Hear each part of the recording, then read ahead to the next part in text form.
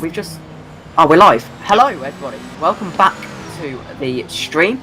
You are watching part 2 of the Daytona 24 Hours here in VISC. You did actually miss something. We've just had both our leader and the last overall car go off. So that's a bit unfortunate for them, but it's not going to lose them too much time. But anyway, without further ado, Don Bessel, welcome to the commentary box. You said you had some stuff to say, so I guess we'll let you say it. Oh dear. Yeah, there's a lot to say. To be honest, I just want to smack talk the teammates because they're ahead of us, and I'm not too happy with that. Remind me what car you're in. Well, the 57 Ferrari. Oh, okay. Smack talk your teammates away. It's 11 o'clock at night. Nothing better to do. Nothing better to do. Quite right. So yeah, we made the switch to wets, and we might have made the wrong choice. So we're a little annoyed about that. Well, I mean, from what I'm seeing, it looks like a bathtub. So I'm not sure if you did make the wrong decision there. Yeah, we're very much in the sort of a tippy toe of it's kind of even out between half the track is wet and it's fine, and half the track's dry and it's not so fine. Yeah, the wipers aren't on the cars right now, so it's not raining right now. No, just the ground is wet, unfortunately. So, I'm sorry, I just got back from a long break, so I'm not completely up to date if something changed, but it seems like you guys have just been recovering from some unfortunate events into sunset, basically. Yeah. We lost 3 laps earlier, maybe 3 hours in, during a driver change, where our driver couldn't change the camera view, so we're stuck on the broadcast sort of outside camera. So he had to do a lap on this sort of precarious eagle-eyed view thing to switch it over to another driver so he could then get himself set up. If you don't mind me interrupting, we are going to get a code 80 here, I imagine.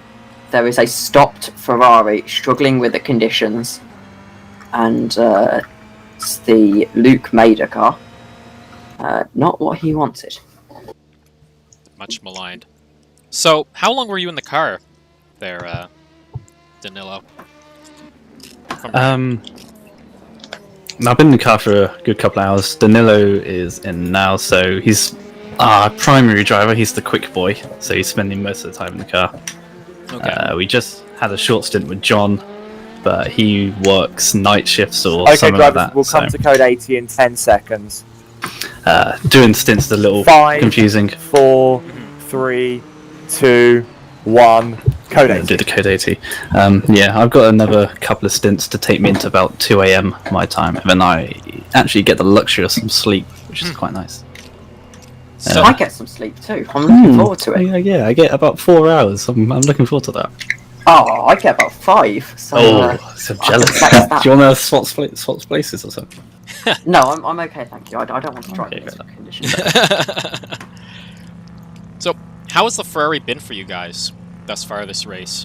Are you kind of enjoying the handling of it? Little tricky. It's the rear end likes to be places other than where it should be. We found. The only reason we're driving this car is because we had a livery for it. Yeah, your team boss threw that past us. No, there's no say in it.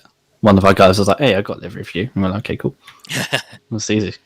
It's good in straight lines. That's basically it. Turn 1 is it's like a lottery or something. You just get a different result every time. You know, game developers would kill for that sort of replay value. It's different every time. That I believe. Yeah, but apart from that, it's actually kind of fun to drive. It keeps you on your toes, keeps you awake at least. Yeah, that's sort of the important thing. Especially it's quite late in the night for you, I imagine.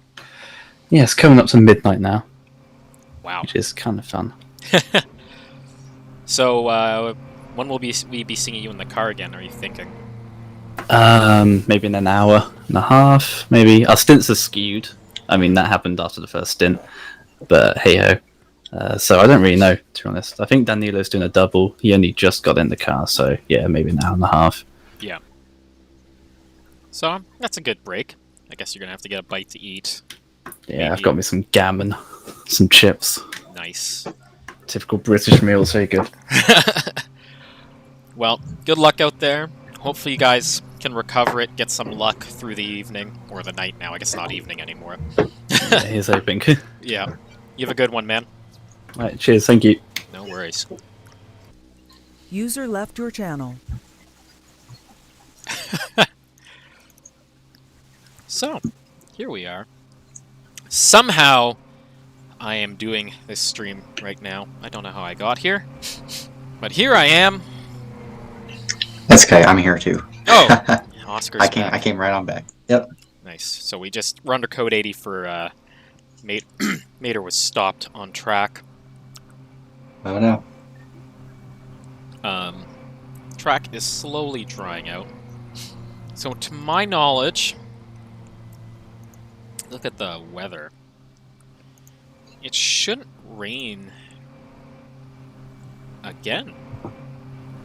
Oh wait, there will be some rain at 11 for us. So it will rain in about 6-7 hours, which will be early morning for the Euros and in this race, because this track is in a magical universe where Daytona is in in the UK, in the British time zone. So That's all right. You do. Well, most of the people in here are European. That's Yeah. all right.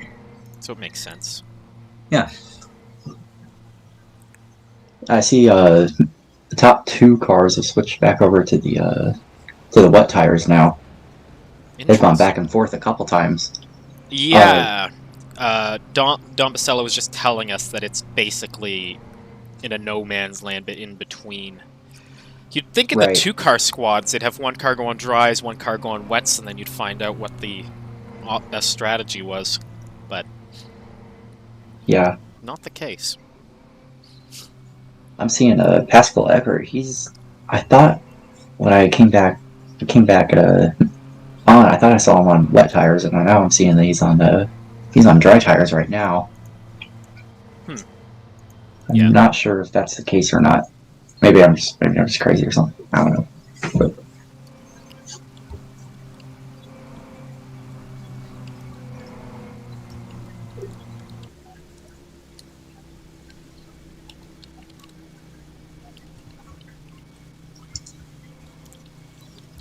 yeah, the lap times are all like completely unreliable right now Yeah, because code 80. everyone on the different. Well, not only that, everyone on the different tires when they are going green. Yeah, that's very true.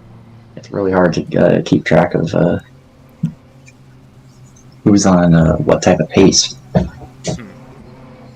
So, here's the question for you. Alrighty. Have you been to an IMSA race? I have not yet. I really want to go. I was going to go to Mid Ohio this year before the whole COVID thing happened. We can't say that. I was planning on it. You gotta call it that boy, as Chris.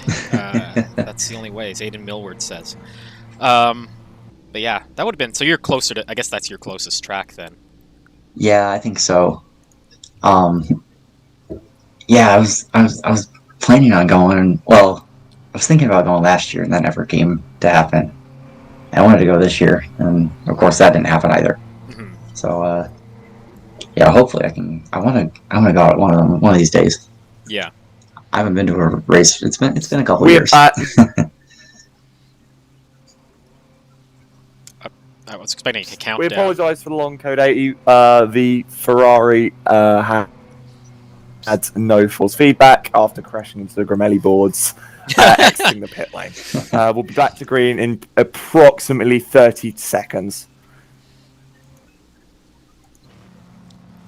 Yeah, I've been to an ALMS race, but I've never been to a IMSA And we'll race. be coming back to Well, green I guess that in is 10 IMSA, but seconds. never been to a current WeatherTech sports car championship 5, race. 4, Right. 3, 2, 1. Green flag. I got to see those Tequila Patron P2 cars and all that, so I don't know. Oh, if that's they had awesome. the Penske, Porsche, but What race was that? was Baltimore 2013. Yeah, Wow, yeah. that was an interesting one. I remember watching that one. Giant crash in that race. Was red flag basically half the race?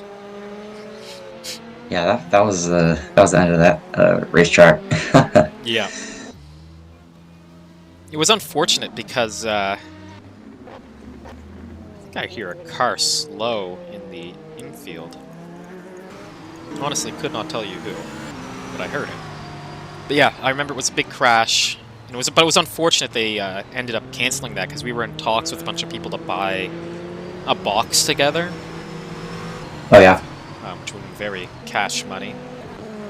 Where were those at for like a street circuit? Where do you find boxes at? So they were just on the outside of turn 1.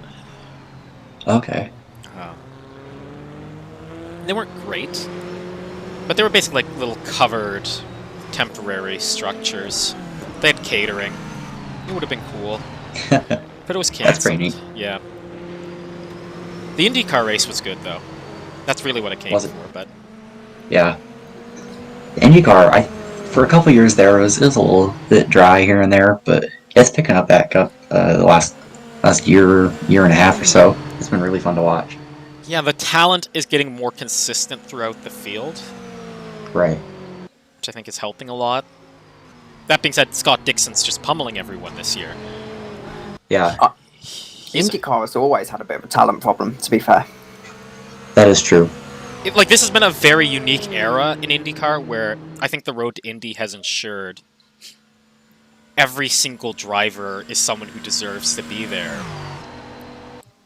But as you said, that's a unique. That's unique. That's like a present era special. Yeah, because that hasn't always been that way. No. It's like, according to people I've spoken to, back when Dario Franchitti, who's heralded as an IndyCar legend, back when he was racing, the field was like not the most talented. Yeah. Right. Like, the only people who were really competitive with him were his teammates and the Penske guys. I even think back to like the first race, the 1996 Disney World race. Yeah. That one was Tony Stewart and was it? I don't remember. It was one other guy. It wasn't a Cheever. It wasn't a Lion Dyke. What happened? Brilliant save from Rob Gibson. Snap of oversteer. Great save. Yeah, it's just like in that period where it's starting to dry. There's sort of a dry line forming, but it's still wet in a lot of areas, especially offline. Is there? Are there any cars left on slicks? Yes, there are. There are. Gibson right there. He's on slicks, and it looks like Eggert is also on slicks. Everyone's favourite Ferrari is back out, albeit 21 laps down. They're still going. I'm telling you. They might have blown their engine, but they are still going. That's what matters. They're gonna make it to the end of the race, and that's gonna feel like a big accomplishment. Yeah. Honestly, Doesn't matter where they finish. they're so content on finishing this race that I honestly believe they could have their house blow up in real life, but they would find some form of power to keep this race going. Right. But Yeah, no, they've been running okay. It's just all these like little things that just keep getting in their way. It takes them back every few laps. yeah. It's like they're taking one step forward and then about 7 steps back. Right. I have to check the points, but I think you get points for 7th. So you'd want to keep running for the points championship, even if you are in the back of the pack in this. Which makes the Einkvist as much as you might want the DNQ, because you're like, man, that's big damage. We're gonna go 2 laps down, 3 laps down. It's like, true, but every 6 hours you're getting points for being there. But it was only him, to be fair. Oh, that's true. I didn't know he was soloing it. I think he was soloing it, and I think there comes a point where it's like, do you really want to do a 24, drive for 24 hours with damage, not fighting for anything? I think he did have a teammate I could be wrong, but One, I think maybe. he switched. Yeah, yeah. It wouldn't be. I mean, it doesn't make a huge. It makes a difference, but not much. But yeah, My prediction for an 800 lap race for the LMP2s, or DPI, sorry, seems about right, actually. The way it's panning out now. Get and open another monitor so I can have all the... Because I'm interested in the battle between Boda and Eggert for third place honors right now, because I think they're on the same lap. they are, and so is Roland Zooks. He's a little bit further back. He's 57 seconds back of Buddha. Nothing says Boda. endurance racing more than getting excited over a 27-second gap. So it's 30 seconds between Boda and Eggert. That's the gap. The next I do see closest that. gap is the GTE lead, though. That's the closest gap, actually. Right. And that's closing in constantly, I believe. Yeah, that Corvette has reliably been the fastest GTE car, which brings me back to what Ernst Lappin said. He said, I don't understand why everyone's running Ferraris. The Corvette is the fastest GTE car. Maybe it's only if you drive it right. Well, I know the GRG team didn't really choose the Ferrari. The Ferrari chose them because they had a livery and a sponsor ready to go for it. Right. And then with the Mugen guys, I don't know why they chose the Aston. We'd have to get a Mugen guy in here to tell us why they chose an Aston Martin. Probably because, I mean, there's no really good way to sugarcoat it. The Aston Martin isn't the best car in this game. No. Oof. Daniel Matesi a little bit off track getting out of Newcomb's way. Best looking car maybe, but not the best. I think, to me, it is tragic the Ford is not in this game. I know Alex, who runs the series, hates the Ford. I love the Ford. That is my favorite of the GTE cars. I think that's my favorite too. Up until they, I mean, I know they don't have it in this game, but the new Corvette C8R, I love that car too. Yeah. I think it's quite clear that Studio 397 could not afford the licenses for that one. Yeah. Afford the licenses. I wasn't sure if you were to the Corvette or the Ford, but Either way, you didn't miss the opportunity to make a pun. were you guys here for the one early on, the donut one? The what? I think you guys missed it. We were talking about donut. What was his name? Let me double check on that. I get his name right. Nick Newcomb is on his 300th lap of the day. Oh, jeez, Chris Gistoff just went off in the West Horseshoe. Or was that the International Horseshoe? He's off in the International Horseshoe. Oh, Had to stop the car. That'll hurt. Second place now for that team. I bet Ernest will probably want to get back into that car soon. He said he went to sleep. We'll see if he was lying. He's not asleep. He's watching the live timing. I believe that. You can't sleep when Yeah, you're that's gonna hurt all that time. Olympic.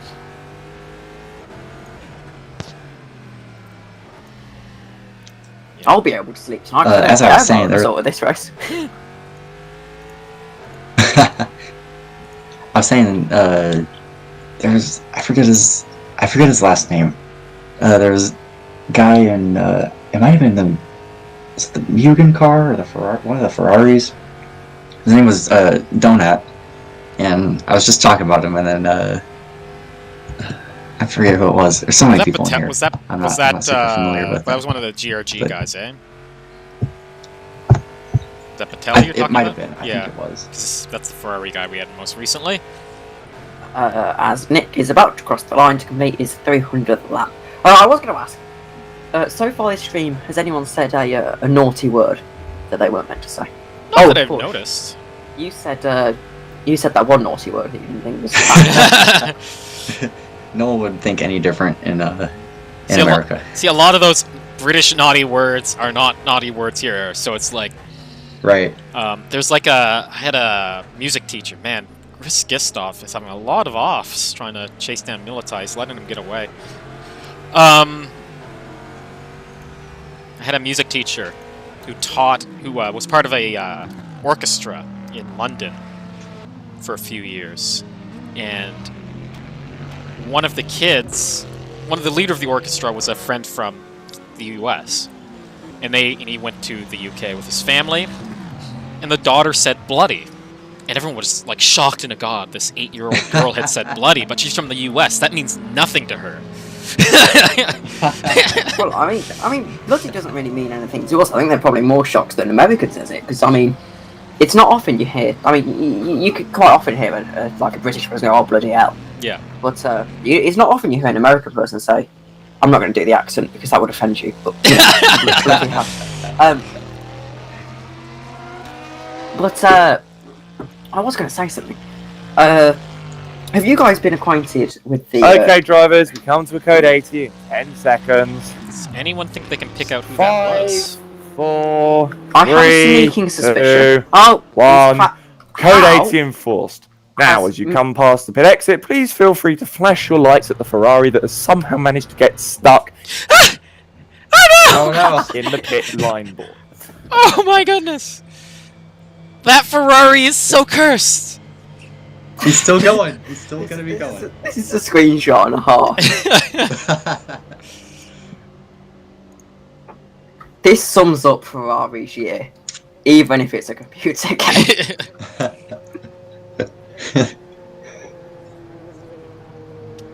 Prefect Zolt is back on the dry tires now. In second place.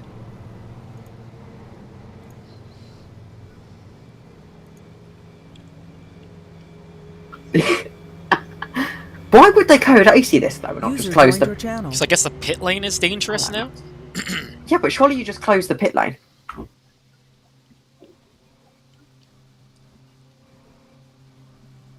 What situation have I come back to now? A Ferrari got stuck in the pit board. Is he still stuck in the pit board? No, he's okay now, but he is 23 laps down to the next car. Well, that's good. Jesus. Oh no, I think they're out. Oh man, No. they're still on the lead lap.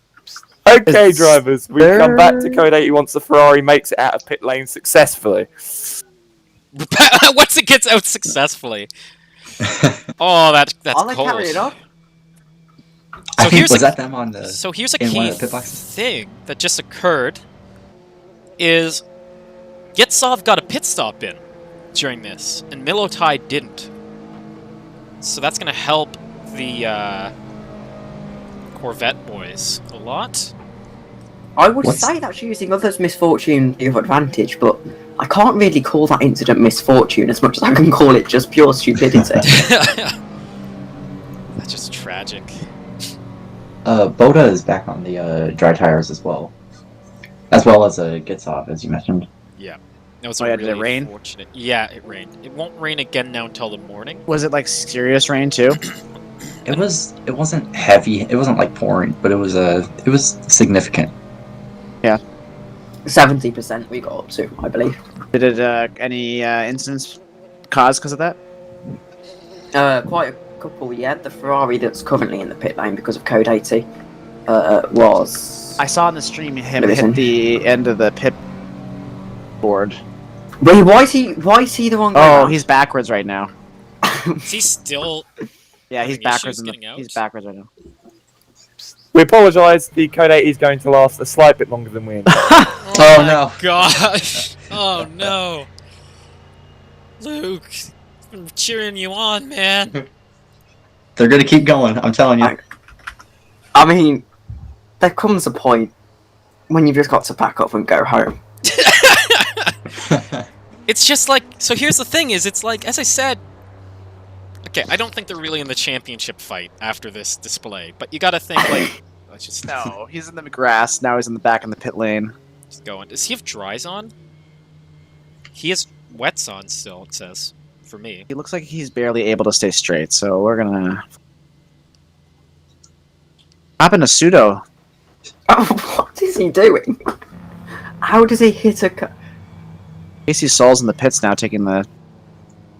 Can we just like watch him for the rest of the race? Just ignore all the battles and everything. Just see all that happens to him. Got out.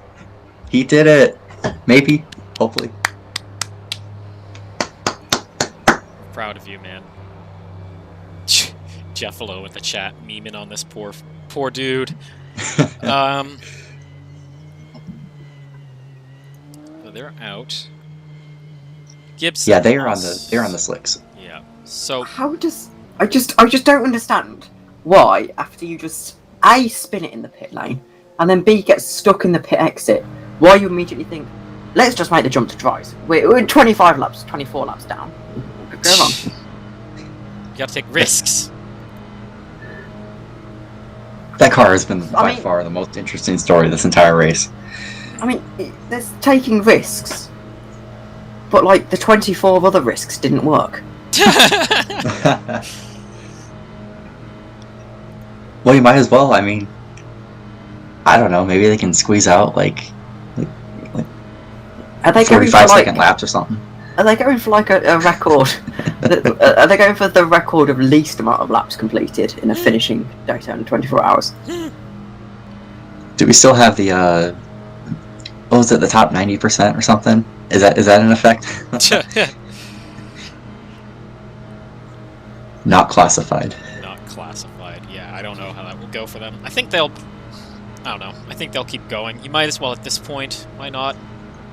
Right. I mean, they are 60 laps down on the leader. Yeah. Which isn't the most amazing feat. You do see cars in the real life race end up finishing that far back or further back. So it's not the end of the world yet. But to be fair to them, that's usually because of like a simple crash, and then they've had to go into the pits for an hour or an hour and a half. Not because they've spun it at the pit exit. Yeah. That is true. Then again, that's the beauty of sim racing, is that you don't have to sit in the pits for hours on end. Yeah. You just pull the DC button and then you come back to the server and you're all good. Yeah. It's interesting. What? He's boxing again? He must have damage from that incident, I'm guessing. Why are we still under code 80 though? Because he did get out safely. I would love to get an interview with one of these guys. Oh no! You gotta do it. What are you all doing? This is very Daytona though, to have an extended yellow in the middle of the night. Because I remember a year or two ago, they had like an hour-long safety car period in the middle of the night. That one was hard to stay awake for. Yeah.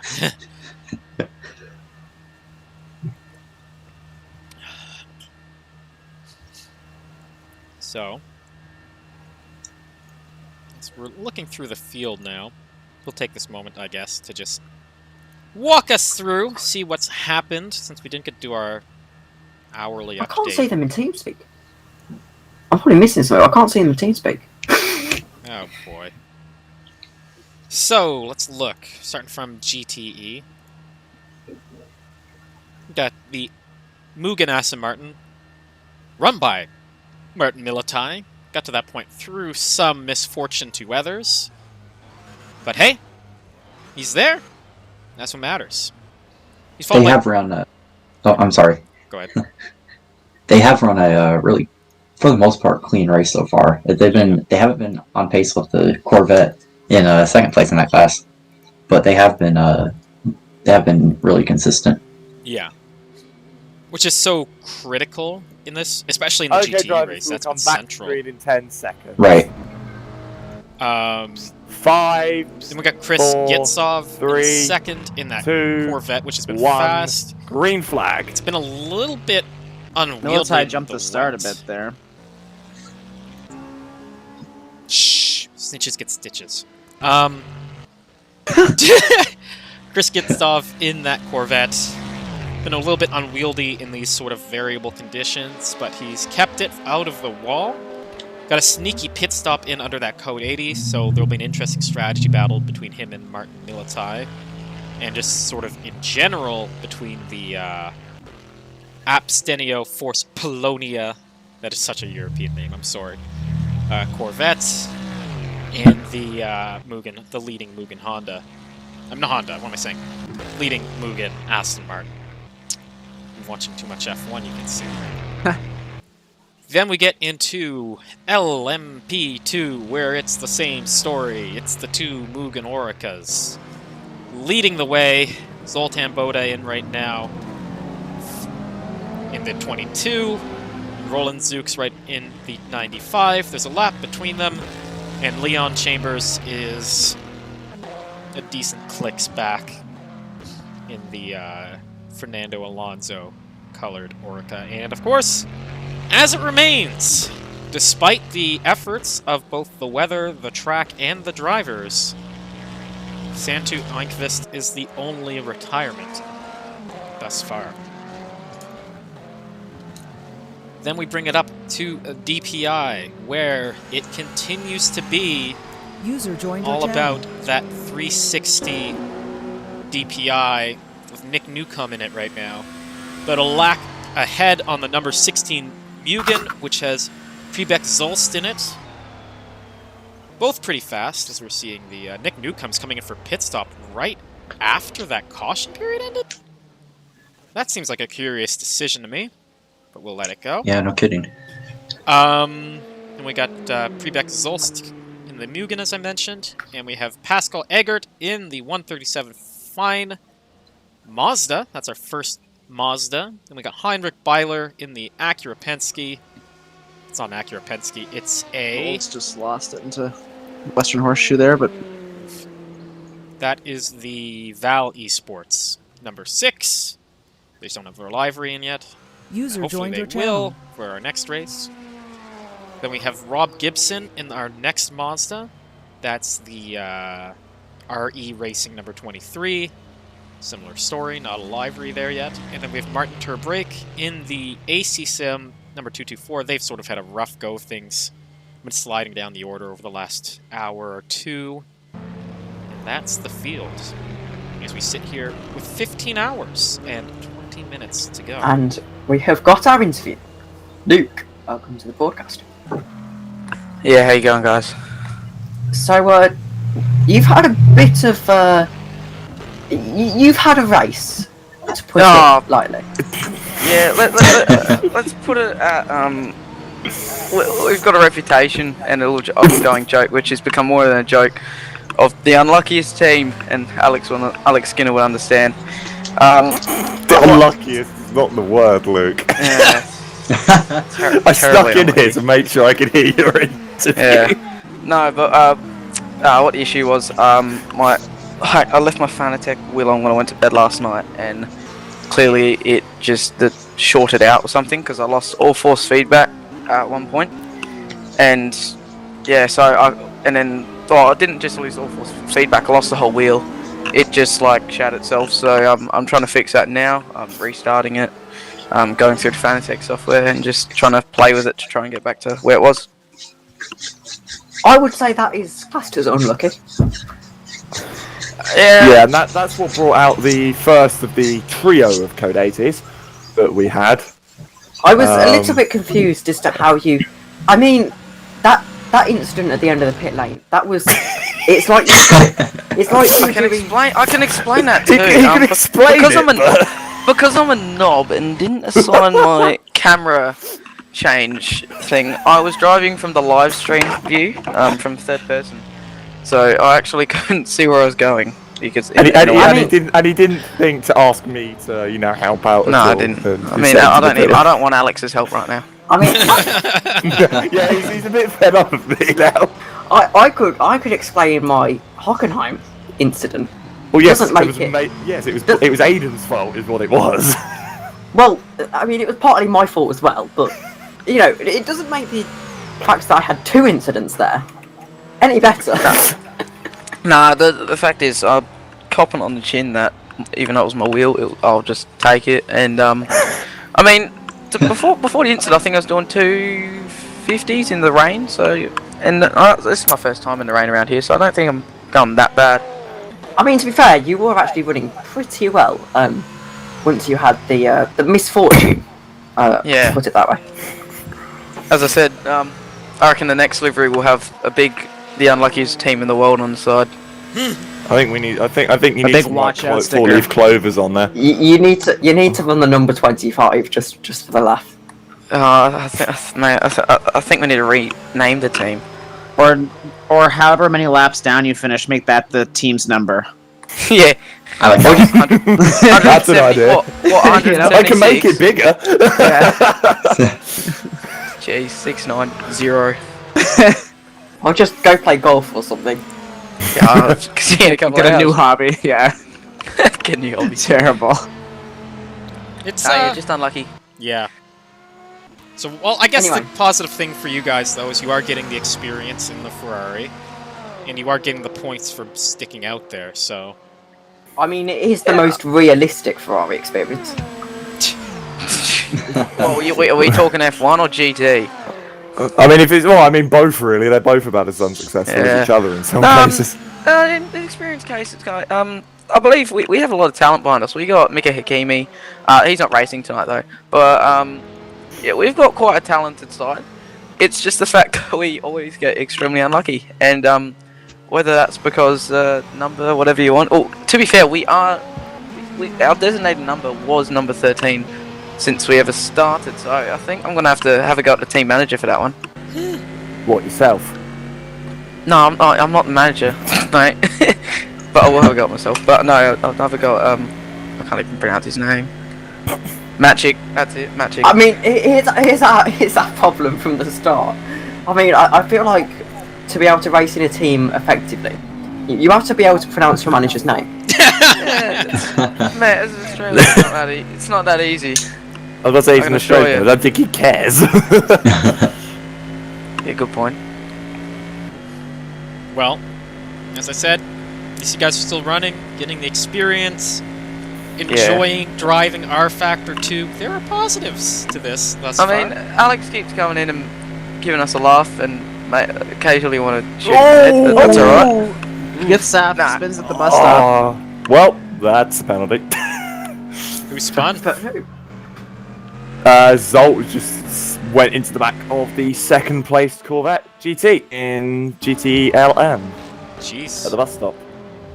Drive spot where through his- penalty for Pre-Spec Zolt for Corvette. Right where his partner had the same Basti did the same kind of deal, same car. Yeah. I would probably call that a little bit silly. It's just You like don't say. I feel like Getsap was getting out of the way. Yeah. Still second, but I mean he's got to have some damage from the rear. My guess is Zolt went offline and the in leaders- the wet to try to get around, and the braking zone was longer than he was expecting.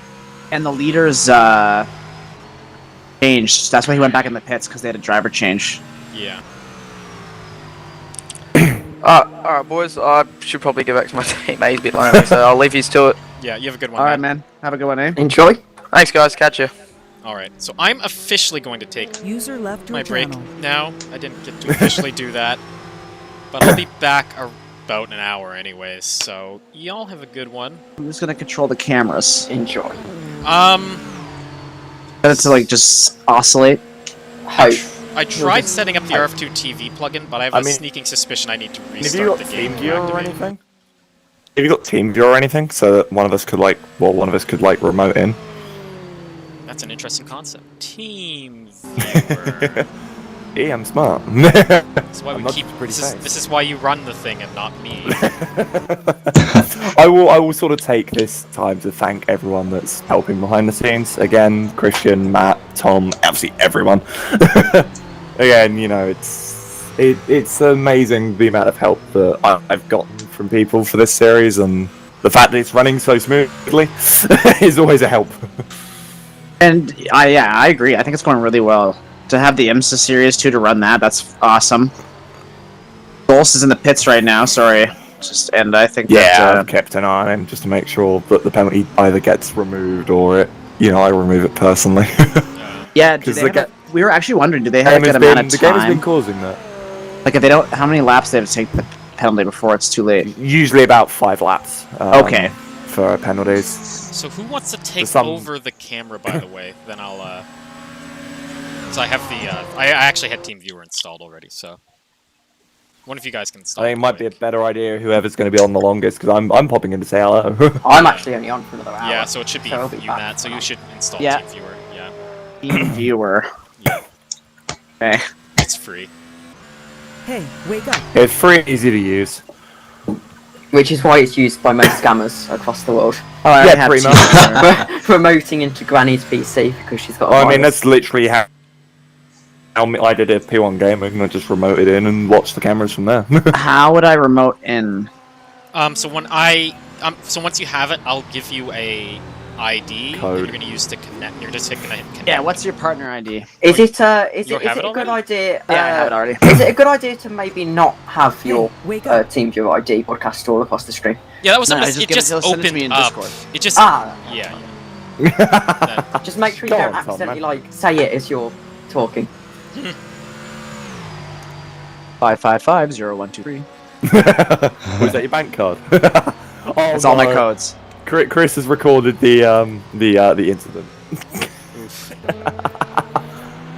What happened with the incident with the AFP car? Oh. Because they were convinced it wasn't their fault. You got it now, Matt? Again, Well, that was what's that was the not- password displayed in your That was computer? You need to reviewed send me by that. a different marshal at the time. Oh. I was taking my break at that point. No. I was Oh. taking a break because I've been running this SIG for about 10 hours. So I thought, I'm going to... Oh, yeah, I've been on TeamSpeak at least for 10 hours. So I thought, I'm going to take a break. So we've got Jeff Close with us in the booth. Hello. Coming Oh, on no. over from the I'm Valve. gone. I'm Smashing out. to I'm out. Saber. Right, bye. Bye. Oh. No. Why is TeamViewer all the way over there? Don't be I on don't the know. broadcast. Jeez and Lord mercy. But yeah, how's it going, Jeff? It's been going good. It feels like just 5 minutes ago we spoke, Jeff. I don't know why. 5 minutes. You have a bad time User thing. left your channel. You literally messaged me in TeamSpeak like 5 minutes ago. Yes! That's something else. So, You You guys good, can't by the really. way. oh, what? You're in R Factor 2. You gotta alt. You can't use R Factor 2. I know, but what is this? Is there a way to choose which monitor you're using? Just opens up his like file explorer and just exposes all of his personal files. Yeah. You've got to Alt Tab over to my Chrome, or move the mouse over to Chrome. I don't know what it looks like on your end. I have 3 monitors. I don't know how you're handling that on your end. Casually flexing its triple monitor setup. But Yeah, I yeah, only have 2. I have 2 Viewer laptops. view is this? it's only giving you the R Factor tab. I don't know how to. What the next monitor?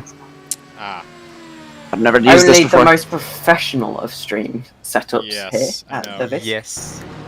but yeah. How are things going, Jeff? Things are going great, actually. I mean, taking into account that we signed up 5 minutes before the race, I hear audio twice. I This might not work for me. think that's your problem. Yes, depending on signing us up for 5 minutes before the race, we are doing, in my opinion, a great job in running on P4 right now. Having a comfortable lead to the cars behind. Of course, the cars in front are out of reach for us because holy fuck, they are fast. Yeah. Especially the leader right now with Lure, Newcomb, and Ericsson. And I don't know if they have another driver. My bad. Apart from know. that, I'm most actually happy with my pace as well. I don't know what's happening here. Don't worry about it, Matt. I'll get back to you if I figure it out. Pain. Yeah. It's only 8 minutes before we have to do another hourly report. I know. Oh my god. So you guys are in the Acura, eh? Yes. So why the Acura over the Cadillac or the Mazda? That's sort of what I've been asking people who've been in the different cars. Well, our boss, Massimiliano, asked us what car do we even want to drive, GTE, LMP2, or DPI.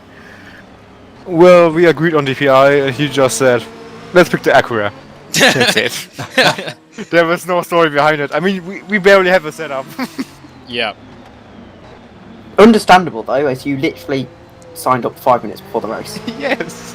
Although I should hope you have done some practice of this track, Jeff, considering you're supposed to be driving for me. If it wasn't for the fact you had to pull out. Well, for the Orica, I had done a lot of practice because I did this race 2 weeks ago for another league Oh, fair. in an Orica, so I was. I really wondered prepared why for you that. had 5 different setups. But the reason we didn't pick the Orica is because I hate the car. It feels so bad to drive, for me at least.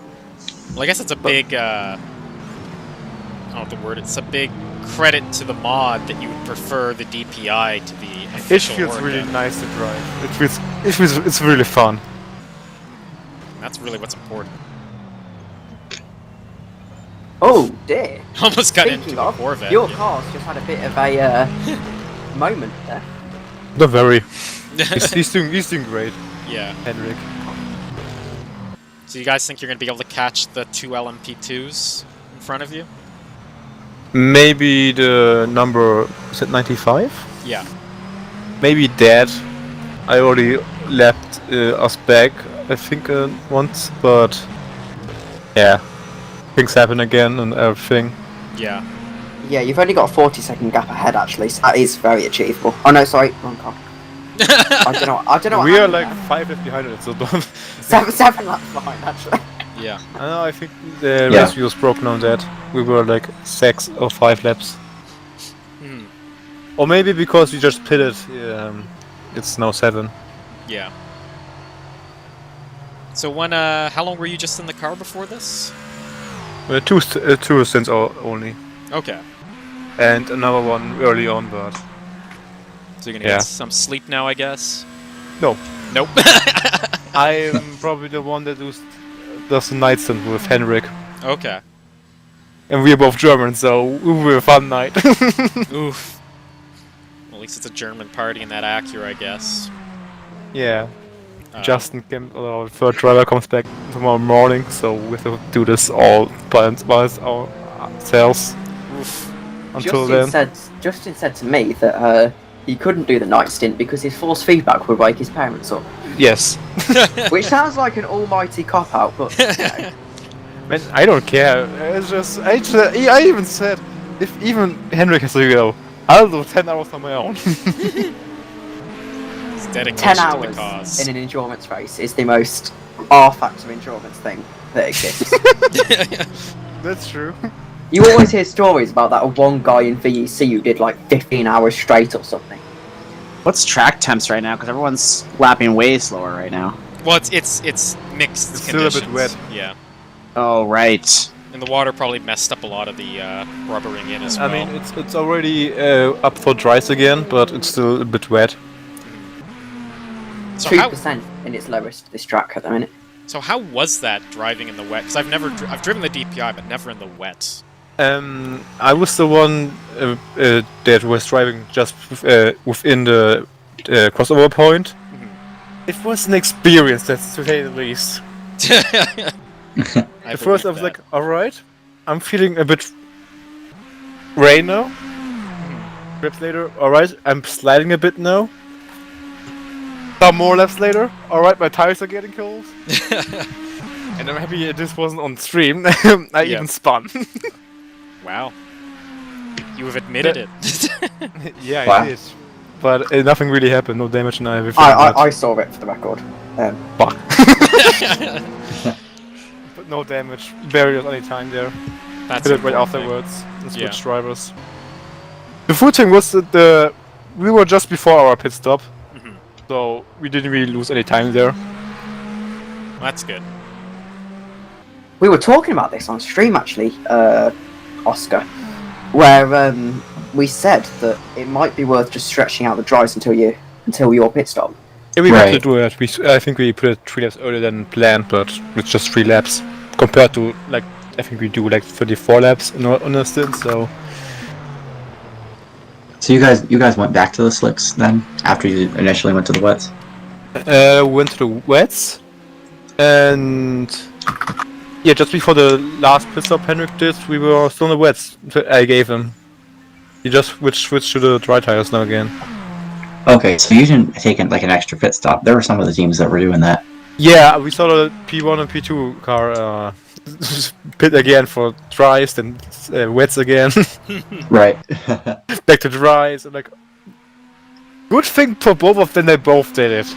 Yeah. Otherwise, one of them would have bit their lip. Yeah, it's almost surprising no one just stuck it out to see if they could get the track position out of it, but I guess it was sort of undrivable. Yeah, I lost like 8 seconds per lap when it was wet on the slicks. Yeah. It wasn't worth it. And you were just fighting the car to stay on the track. That's like, it's so dangerous, I guess, is the thing, especially in an endurance race, because... Especially in oval, mate. Yeah! Yeah, the speeds and everything, yeah. I've seen some people wiggling if they just even get the car off the dry line. So, yeah, sketchy times out there. And in the nighttime you barely see the dry spots on the track. Yeah. Right. So it's also something to take into account. Yeah. Have you ever run wet on the Interlagos track that came out with R Factor 2? Mate, this was my first experience on the wets at all. Wow. Wow, you did well then, considering that. Yeah, it really was. Yeah, the Interlagos track in R Factor 2, the lighting is broken in the wet, so it actually turns into... The whole wet part becomes reflective, like 100% reflective. Oh, like a mirror. Like a mirror, so it's like... it doesn't work, it's very broken. There's surprisingly little leagues that actually run the real weather plugin. Yeah, it's probably because they're afraid of what bad weather might do to a race. Yeah, I mean, we were lucky now. It was only light rain. Yeah. Imagine what it was with heavy rain right now. Well, we might find out, because at 7 AM it's supposed to get heavy. Oh god. Oh, that's amazing! I'm commentating at 7 AM. I'm driving at 7 AM probably. Well, actually, I'm commentating at Tired as fuck as 8 well, then. AM. Because I don't think I will be sleeping until then. Oof. That's I your would guys. probably I don't know try what time to that is sleep, here. or get stuck into a YouTube wormhole until like 3 AM.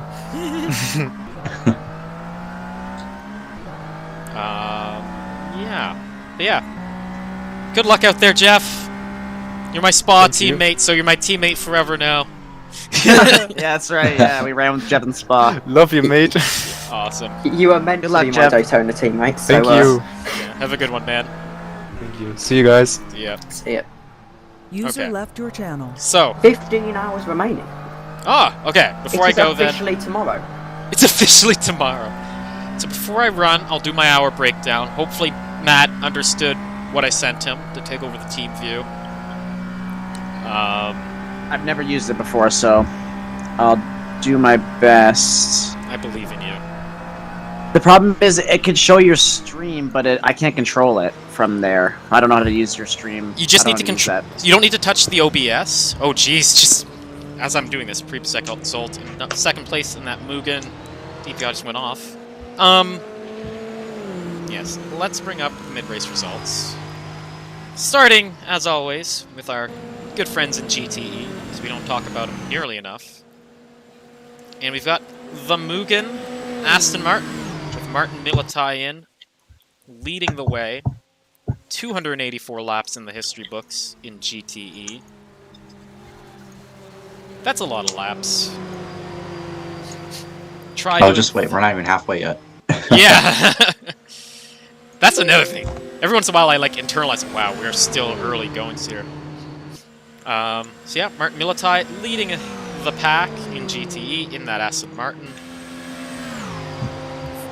Followed relatively closely behind. It's only a 24-second gap to Chris Gitsov in the Corvette, our only Corvette. Doing a pretty admirable display out there. Doing the Corvette well.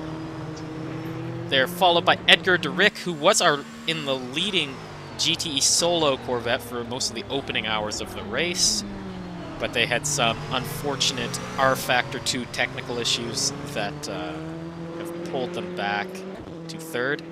It's been a recovery drive. Casey Soul was last in the GRG 75 when they had an incident at the bus stop where they were taken out by an LMP2. She's back in. That car's in fourth. They're only 2 laps off the lead. Anything could happen. They're followed by Danilo Battesi, who was just with us about an hour ago. He's back in the number 57. They've had their own they've had their own issues.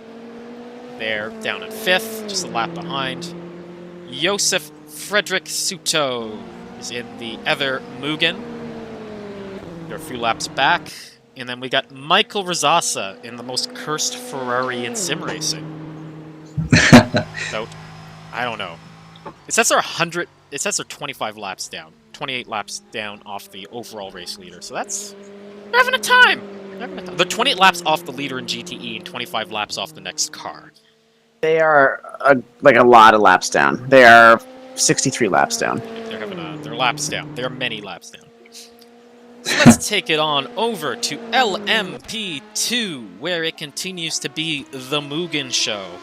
With Zolkan Boda leading the number 22 Mugen, and Roland Zooks in the number 95's Mugen. There's a lap between them, and then further back is Leon Chambers in the in the Orica, in the Fernando Alliance. So, live read Orica. Just having a day. Then we bring it to DPI, the premier class, where Twin Lauer is back in, the leading 360 Civ Sport number 10 DPI. They've been leading for quite a while. They got caught out a bit with the rain, but fortunately second place. Pribzek Zalt in the number 16 Mugen were also caught out a bit by the rain. So nothing lost, nothing gained. There's a lap between those 2 DPIs. Then we have Pascal Eggert, who's 3rd in DPI, 3rd overall in our first Mazda. They've been doing pretty well, recovering to try and get into a position where they can challenge for 2nd. Still 2 laps down, though. Then we get over to 4th place with just Heinrich Beeler. We're just talking to his teammate, Jeff Close. They're in the Acura. They're 4th in DPI, but they're actually 6th overall. Although they are catching to a position where they could potentially get up to 5th overall. Then we get to our 5th place DPI, which is Rob Gibson, currently in the 2nd Mazda. You see them there going through the bus stop, getting put another lap down. Ooh, a bit of contact between them and 10 Lauer.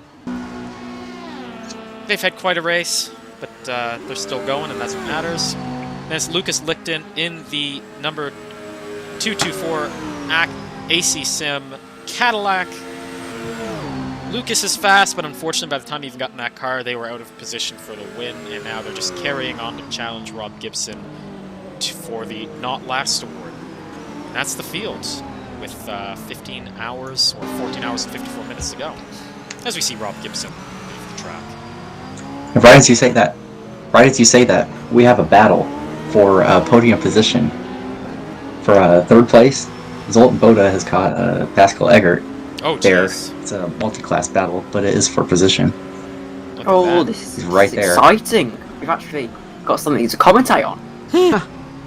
I say, oh dear. I know, you're welcome. The GT gets pushed off by his teammate. I don't think this battle is going to materialise for a little bit yet, to be honest. There's a leader right behind them. There's that whole hour summary. They've been Boda has been closing in on him, and it's waxed and waned just a little bit, but he's been closing in on them for a few laps now. It's just about now, though, where the track's at 60% on the rain. But importantly, in the lowest area of, as you can see, massive squirm. Impressive save, but massive squirm. You can see that one part of the track is completely dry, according to the... in fact, you can see the dry line on the circuit. one part of the track is completely dry, but then you get up to 60% rain, which is full wet conditions in these cars at the highest point of rain. So I think it's really going to be about now. These guys need to start clearing some of that water offline and need to really sort of not get complacent, because all it takes is to hit that bit of water a little bit awkwardly and suddenly you're in the wall and potentially have no rear wing.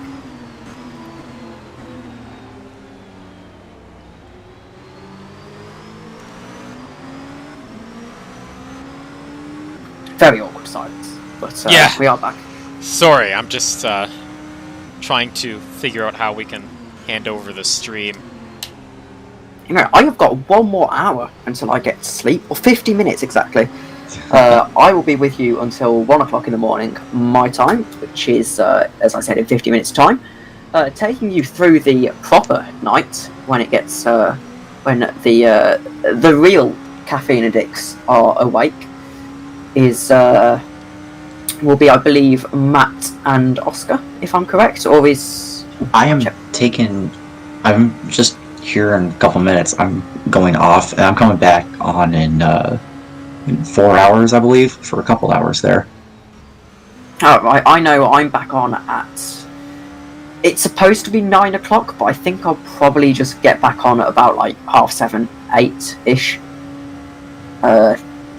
Depends if I do actually wake up. I try my best. Looking at the commentary stints, just to see who's taking you through the night. So you've got me right up until... We've got the second place LMP2 just crashed going to NASCAR 1, got into the tire wall, so some damage on that car. Sorry to interrupt. It's okay, that's far more important than what I was talking about. Trying to find out who that is. Oh yes, they've got some... Now, this is interesting. He's got suspension damage. I imagine it'll only be light, but what he's got to do is he cannot change his tyres. I made this mistake last week, and the mistake ended up costing us the win. Why is that? Because if you change tyres, the game gives you a 100-second tyre change, whereas the damage is only something like 30 seconds. So you end up losing 60 seconds. That's not how math works. You end up losing 70 seconds. Yeah. Either way, that was... Yeah. But as I was saying, there's my final stint at commentator. It says 12 AM, which is actually 1 AM because of the way this works. Taking you through the night looks to be Christian, Matthew, and Ray. I haven't spoken to Ray. Interesting. Second Yankee in the house. Just change that over here so it's not on the display. You haven't any luck there, Matt? I don't know. I've never used this, so I'm trying. And I can hear my voice, so it's the worst talk. So you will have their lovely voices accompanying you through the brunt of the night stint. You hear your voice twice. Tired. Fine. The reason you'll hear their voice twice is because you've got desktop audio coming through the team viewer. So if you mute your audio on TeamSpeak, then it should work, I imagine. Yeah, because you only hear it from my end. Yeah, I know. Just make sure you hear it from his computer, otherwise the stream won't be able to hear it.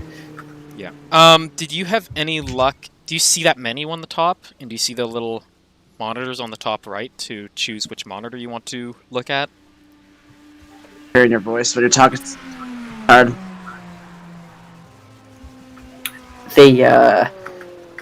So it's sort of now the 1 AM stint, or the 12 o'clock to sort of 4 o'clock stint.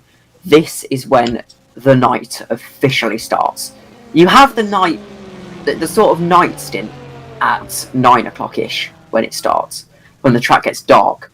But the actual, the time when you're struggling to stay awake is when it's now. You need to really not get complacent because you can make a mistake, and it is now, where everyone's tired, that it's very difficult.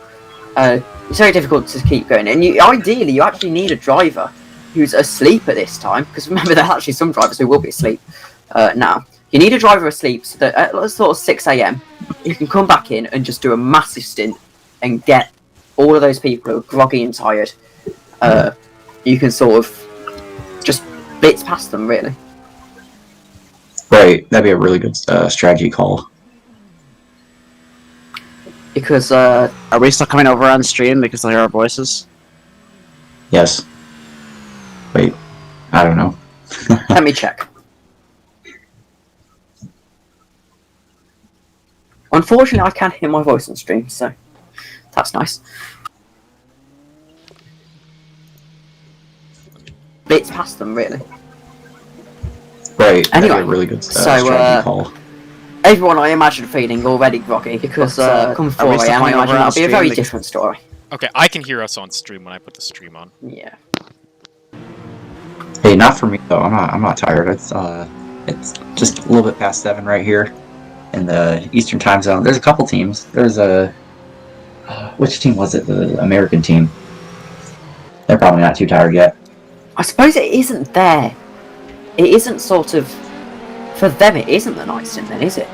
I forgot Not to factor yet. in time zones because for them, obviously, it's 7. It's just the evening again, Right. which gives them a massive advantage. But that would mean surely that the race ends in the morning for them. Yeah. Because it starts and ends at it was 10 a.m. Wow, so they've got a few hours yet until their night stint starts. But it must be so weird to drive in the day on there, and it'd be the middle of the night for you. It must be really weird. What time is it? Or not what time? Which team is that? Because we'll have to watch that come morning for you guys. So it's about now. That was sort of have the advantage because obviously all of us British and European people, we're starting to feel a little bit tired as most of us, or most people with normal sleep schedules, unlike myself. Right. It's about now that they'd be going to bed normally. Yeah. Which is why I always find it's really good for a 24-hour race to kind of sleep in the morning and wake up just... I'm an Aussie, says Luke Mader. I forgot the fact that... Oh dear, that's a massive accident. Oh dear, it's even bigger. Who? Where? my What? goodness When? me. Why? Tell things. Which There's a Positions. car. That was a huge accident. Who? Casey Sol involved. The team we were talking about. Huge crash. Massive. Oh, geez, that's a Ferrari without a top. Casey Soul, that's tragic. She was back up to 3rd. She cannot get a break in that GRG Ferrari. I think one of the LMP2s had a coming together. Let me just quickly see. That was nasty. 4 cars involved. One of the cars, that's in fact the leader of the second place in GTE. Oh, one of them got loose on the horseshoe. They went 3 wide. One of them got loose, and they all came together, and that was a massive high-speed accident. That was and then Casey Sol. Okay, drivers, we come to code 80 in 10 seconds. That's the biggest accident I have seen in R Factor 2 full stop. 5, 4, 3, 2, 1. Code 80. Casey Sol is in the pits. She'll be looking to get back out there, I imagine. Chris Gostov is coming into the pits. I wonder whether he's going to have any issues. His suspension is so bent. That is 2nd place. First That place changes- seems to be running fine. But that changes third- everything. That does change everything. Casey Sol spun it in the pit lane. And is now going backwards. I So- think I saw her so hit the who- wall there. So who was it in LMP2 who was affected? I mean, sorry, DPI. DPI, sorry. It looks like an LMP2. I was looking further away. It was Eggert. 3rd place they were. Oh, That's bitter disappointment. That's what I mean by the night stint can bite you. Everyone's a little bit tired. You go 3 wide, and that was the wet line actually. The wet line getting is having an effect. Could we get a replay on that on the stream? Because it was a pretty impressive accident to look at. that takes I guess it looks like they just pitted the Mugen 22. Okay, drivers, Boltan. come back to green in 10 seconds. That penalty, that crash that's happened is under review. Will most likely result in a stop and go 30 for the prototype. 5, 4, 3, 2, 1. Green flag. thing is, for me, that was a complete racing incident, because I'll describe it for those who haven't actually seen the incident.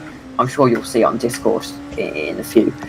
But basically, the prototype and the two GTEs were 3 wide, and I think it was the prototype was just on that wet line and just got a little bit loose on the slicks, and it just ended really badly for them. They all 3 came together, and then Casey Soul, she just doesn't expect it and hits the 3rd place GTE Aston Martin, the Mugen car, and the Mugen loses a wheel. Everyone's very lucky to get away with that. It was Suto, sorry, who had the incident. Very, very lucky to be able to carry on in this race. That was a massive accident.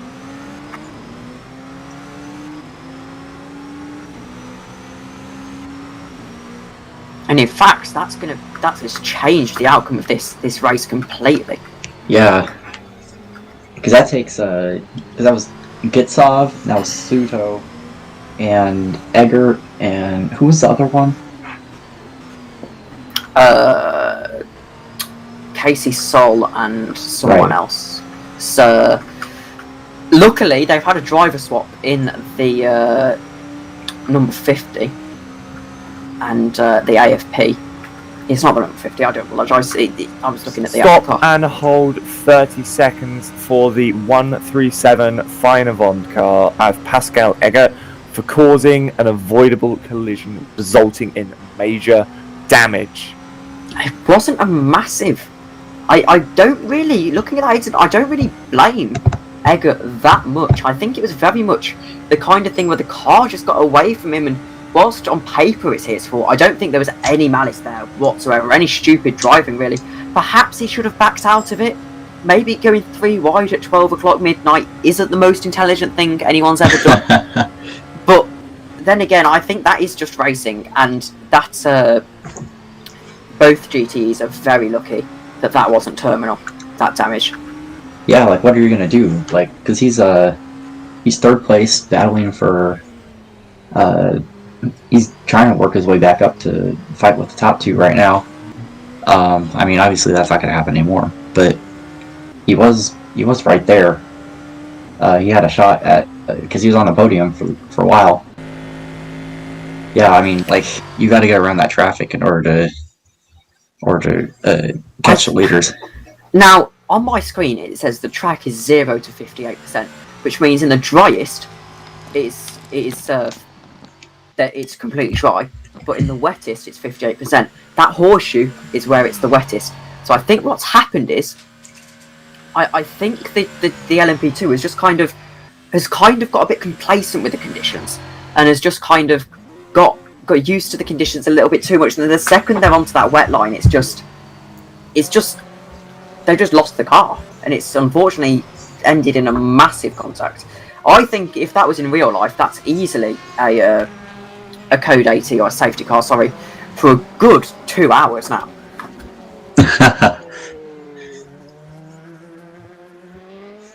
Speaking of hours, I think I'm gonna get off now.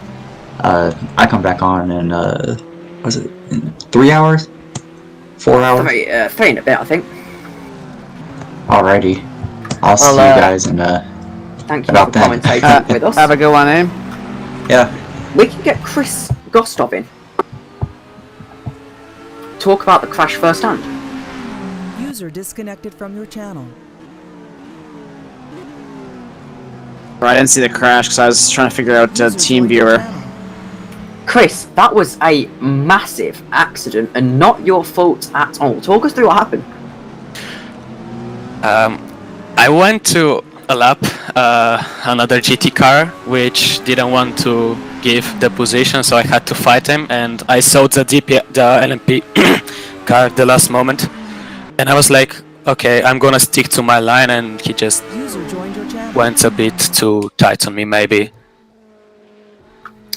Well, User left your channel. On the Kurtz side, we Warning fixed for car number 75. all which our I believe is still damages, case so solved for an unsafe we're now with rejoin, Kurtz about car, I 20 laps believe. ago. We just had time to review it. We had a lot of damages, so right now I think we're fine. well, you're still in second place. You've had so many misfortunes, and You've got 14 hours to go. You can get that lap back, I am sure. It was a very unfortunate accident. I mean, it gave me some pretty good entertainment. I can't lie, it'll be at your expense. But I don't think the replay function works out of the box of the streamer yet. No, it doesn't actually properly. Anyway, how are you finding the wet conditions out there, Chris? Actually, The wets was actually pretty good for us. I decided to get a lot of time, which I lost before. Sadly, at the beginning, it was a bit weird with the whole thing because we were going from dry to wet, so everybody was making mistakes. I spun a couple of times, probably others did as well, but I tried to learn from it, and then I started gaining a lot of time. At some point, I believe I was even ahead, but then I had to pit, so I still came back into second place. 30 seconds stop and hold for the Mugen car. Yeah, For Mugen number 69, Stewart Joseph Soaking. Frederick Sorry. Suto for not holding the brakes during an accident. We will be penalising these. There will be automatic 30-second stop and goes for each, especially due to the nature of the track and the fact that they have all caused major incidents. Please be aware of this. Please hold your brakes when you are having an incident. Thank you. thing is, that's interesting because if you hold your brakes whilst you're having an incident, that flat spots all of your tyres and completely ruins everything. Yeah. So, I'm not sure how much momentum you actually lose there, if it's actually worth it. Actually, it's bad, but not that bad. I had a couple of them, especially after I came from the pits. I thought we were not having the Code 80 anymore, so I went full speed, and then I realized I was going triple the speeds of everyone and just stopped the brakes and waited for I don't know how many seconds until Alex said it was alright for me to continue.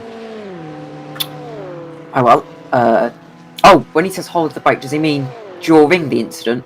Yeah, Or does he while you're mean- crashing, he wants you to slam the brakes so that you stop without sliding all over the track. But That makes sense, actually. you know, Well, I don't know. I think that the best way of avoiding accident is to stay as far from the track as possible. I don't know if in all cases it's the best way, because especially when the track is wet, when you start braking, you start aquaplaning because you're like your car doesn't have any grip and you're basically going against water, and your car doesn't have the downforce which has when you're driving in straight line. So I don't know. Anyway.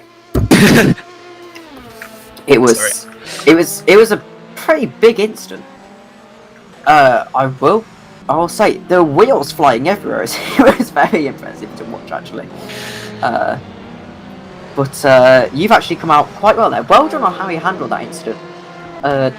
Not your fault. You did exactly what, and you're the only one who hasn't come away with a penalty. So, congratulations on that.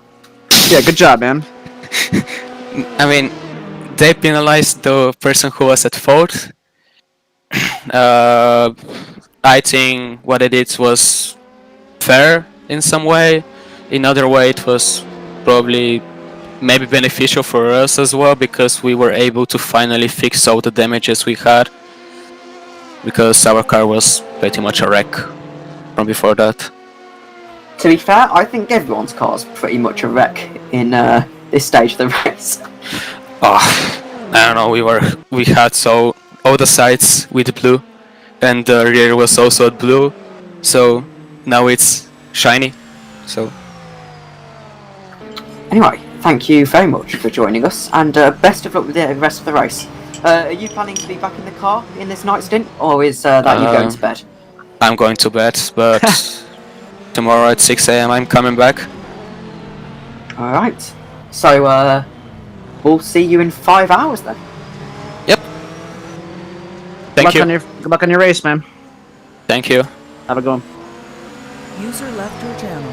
I do have to feel for that car, because just as Chris started to really find his rhythm, it felt just as he kind of got used to the wet conditions, he suddenly is just thrown that. Yeah. And he can't really, as a newcomer, you just can't avoid that. But props, like, massive respect to him for how he handled that incident. Really, just took it for what it is, I guess. Very easy for drivers to get a little bit ahead of themselves and drop expletives in the chat. Yep. And whilst I'm sure he probably muttered a few unkind words to his team, I think everyone would, but at least he kept his cool and applied the brakes and just kept on going. I've just been keeping an eye here. I have the control now of the stream, so I can go through the different camera views. The closest we have right now in a gap is Edgar Derick to Danito Battesi, but Battesi seems to be pulling away slowly, ever so slightly per lap. As we say that, it is 12:30 in the evening here in the UK, midnight, and 331 laps the leader has done. We haven't given the leader much love, actually. The leader is Mr. Lure. Here he is, on stream now.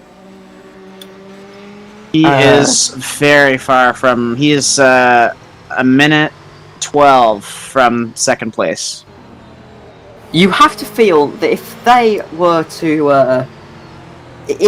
to sort of bottle the win now, you have to feel that they'd be very disappointed. Okay, drivers, we come to code 80 in 10 Code seconds. 80? Why would I don't know. 4, 3, 2, dear. 1. Who is it? Oh no. Code 80 enforced. That's the car we were just speaking to, actually.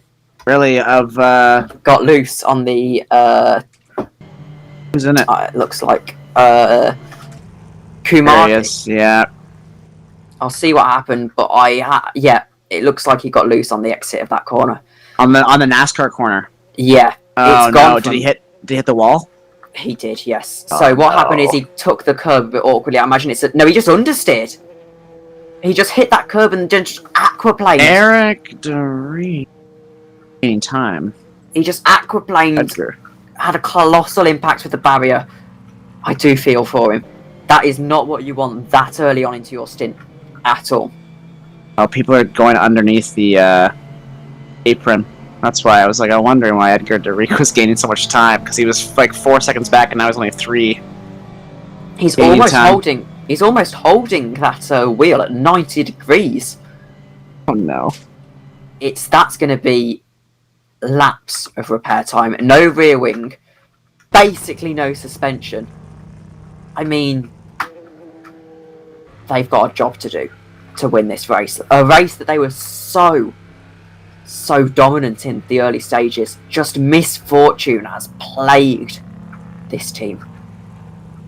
And well, they've had 2 crashes now, 2 major incidents in the last couple of laps. Prepared to come back to green. See if anybody else. And that's what I'm talking about. These conditions, just how changeable they are, and how awful that wet patch can be. Yeah, just caught him out. 5, 4, 3, 2, 1. Green flag. And that's going to be a couple of laps of repair time. They're going to... Well, looking at this, they're going to come out behind Casey Sott. Probably. All the way down in P14 overall. P5 in class. Not what they want in the Hikes-and-Veld livery.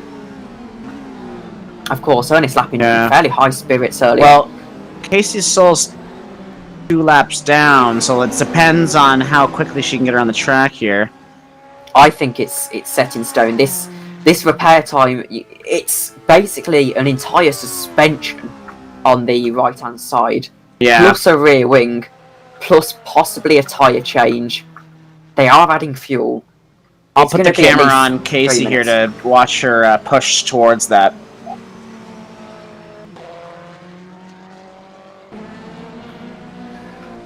I mean, I have to say, I think this commentary stint has been the most eventful, as Suto is off the track in the Aston Martin. Nothing major, though. Normal. But They can return. I will say as well, I don't know if he is watching the stream, but massive well done to Alex and Chris and Nick for how they have handled these Code 80s. There's barely been a disruption with the way they've been handled. They're doing an excellent job. There's been a lot of Code 80s, but that not massively bad though. Like No, pretty, it's- but not like Code 80s where like someone smashed somebody else. You know what I mean? It was like pretty good. I mean, we've gone almost 10 hours almost actually, and we've had like 5 or 6 Code 80s, and I mean, Code 80s are naturally going to happen at 1 o'clock in the morning because people are just tired. As that car is back on track, still second in class actually, though not for long, I imagine. That's it. Are they going to stay third in class? Fourth. in. Wow. Only fourth in And class. yeah, still only fourth. That's what I was trying to say. I was like, I don't know if we can catch up.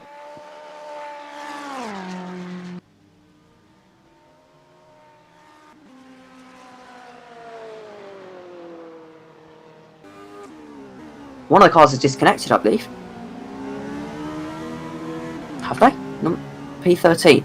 Yes! Yes. P13 is Danilo disconnected. Battesi. Danilo Battesi is disconnected, and he's on the pits there. Let's see if they can get He'll back. be back, but that is a blow, and Kamadi is really struggling now. Oh dear. That understeer is not treating him well, unless they've got some shadow damage or something. He needs to watch out. He needs to take it easy. He has got an almighty night stint ahead of him. 4 hours. Oh Put him dear! in there. Oh, Someone's my off goodness. big. Who's that? That's That's a massive accident. I need to see what happened, but that Aston Martin, huge accident. Who's that? That's the car of the Militai, the leader. Militai has no Oh my! That's not even a huge accident. That is just Wait, such wait. a comical Is he- accident. Is he not pitting? And so what's happened here is Oh no, he's gonna. Militai has, after the Code 80, has locked up his cold brakes into the NASCAR corner, hits the tyre wall. That's not too bad damage by itself, a carbon copy of my accident last week. And then Durish, Okay, we come to code 80 in 10 and then seconds. Durish has made the exact 5, same mistake. 4, 3, 2, 1.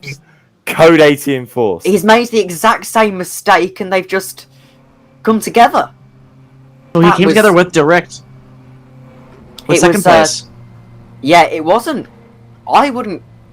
It is The race. Durich's fault, but I mean, Militai can't really blame Durich because he made the exact same mistake 3 seconds just- before. It just so could've- happened that there was a car there when Durich did it. Yeah.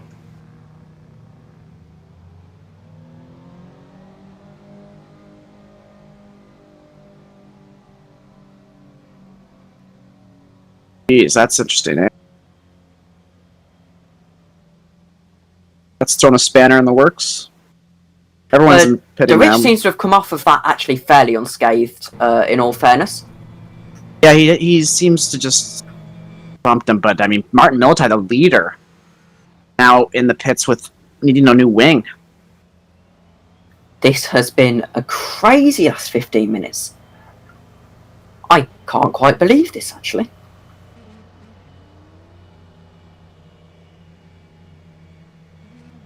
Bolst pit as It's, well. That was probably smart of him. He's probably just the right spot. But Tessie is back on the track now. 4th in class, so not too big of a loss. Where's the Heixenfeld AFP car? Okay, drivers, back to green in 10 seconds. Who's driving the car you're starting? I've 4, forgotten his name. The one 3, that, 2, 1, green. his name is failing me. Gustus. Sorry, it is 1 o'clock in the morning. I'm very tired. No, don't worry. Mike Cherwicki's in the car. They could have had a driver change. Talking about, I'm trying to figure out.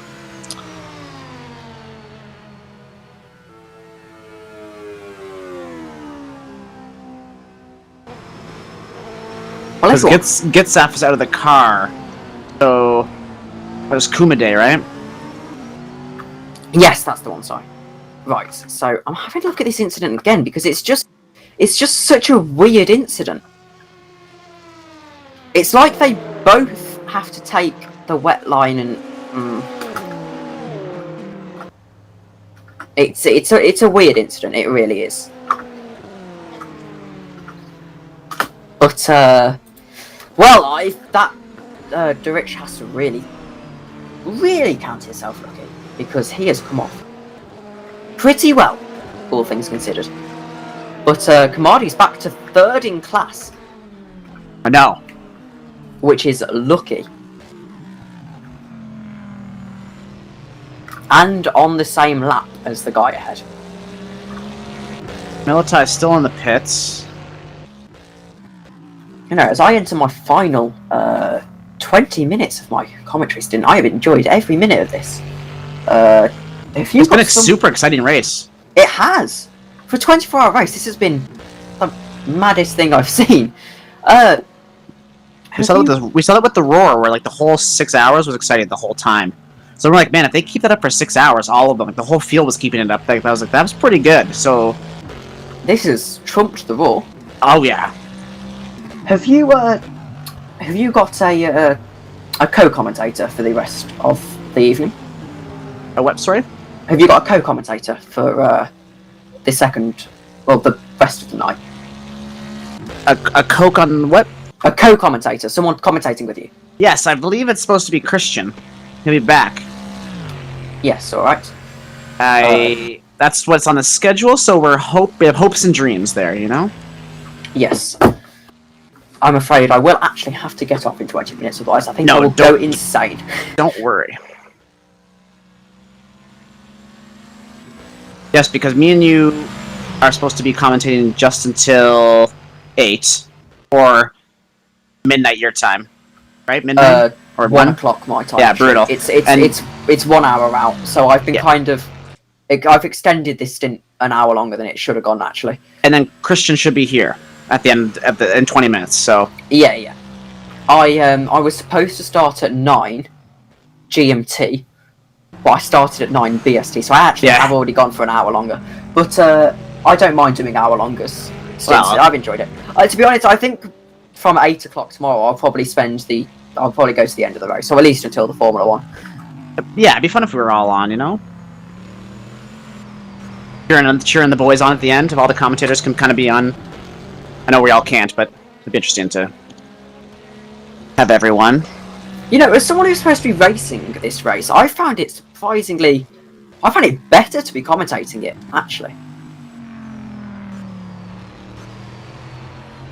For once, you get to actually just sit back and enjoy the racing. Yeah, exactly. There's no stress of, I'm going to crash, my stint's going to be... You get to just sit back, you get to just talk, have a laugh, and enjoy the event. Yeah, then there's less stress. We're just watching this. People would be stressed. Militai's on track and still first in his class, so pretty good on his engineers getting back out on the track quickly. I'm never stressed about about my teammates. Sorry, I'm always stressed about me.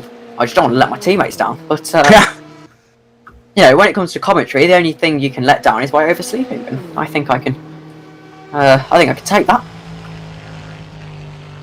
And right now, a lot of the cars are very spread out at the moment, so it should be interesting to see just how strategy works out here during the night, and a lot of mental fatigue will take place. So everyone has their spreadsheet that they want to stick to.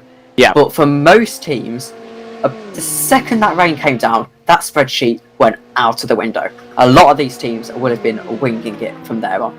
I think it's very much a case of we're going to fill the tank up, and we're just going to go until the tank is empty, fill it up again, and just repeat.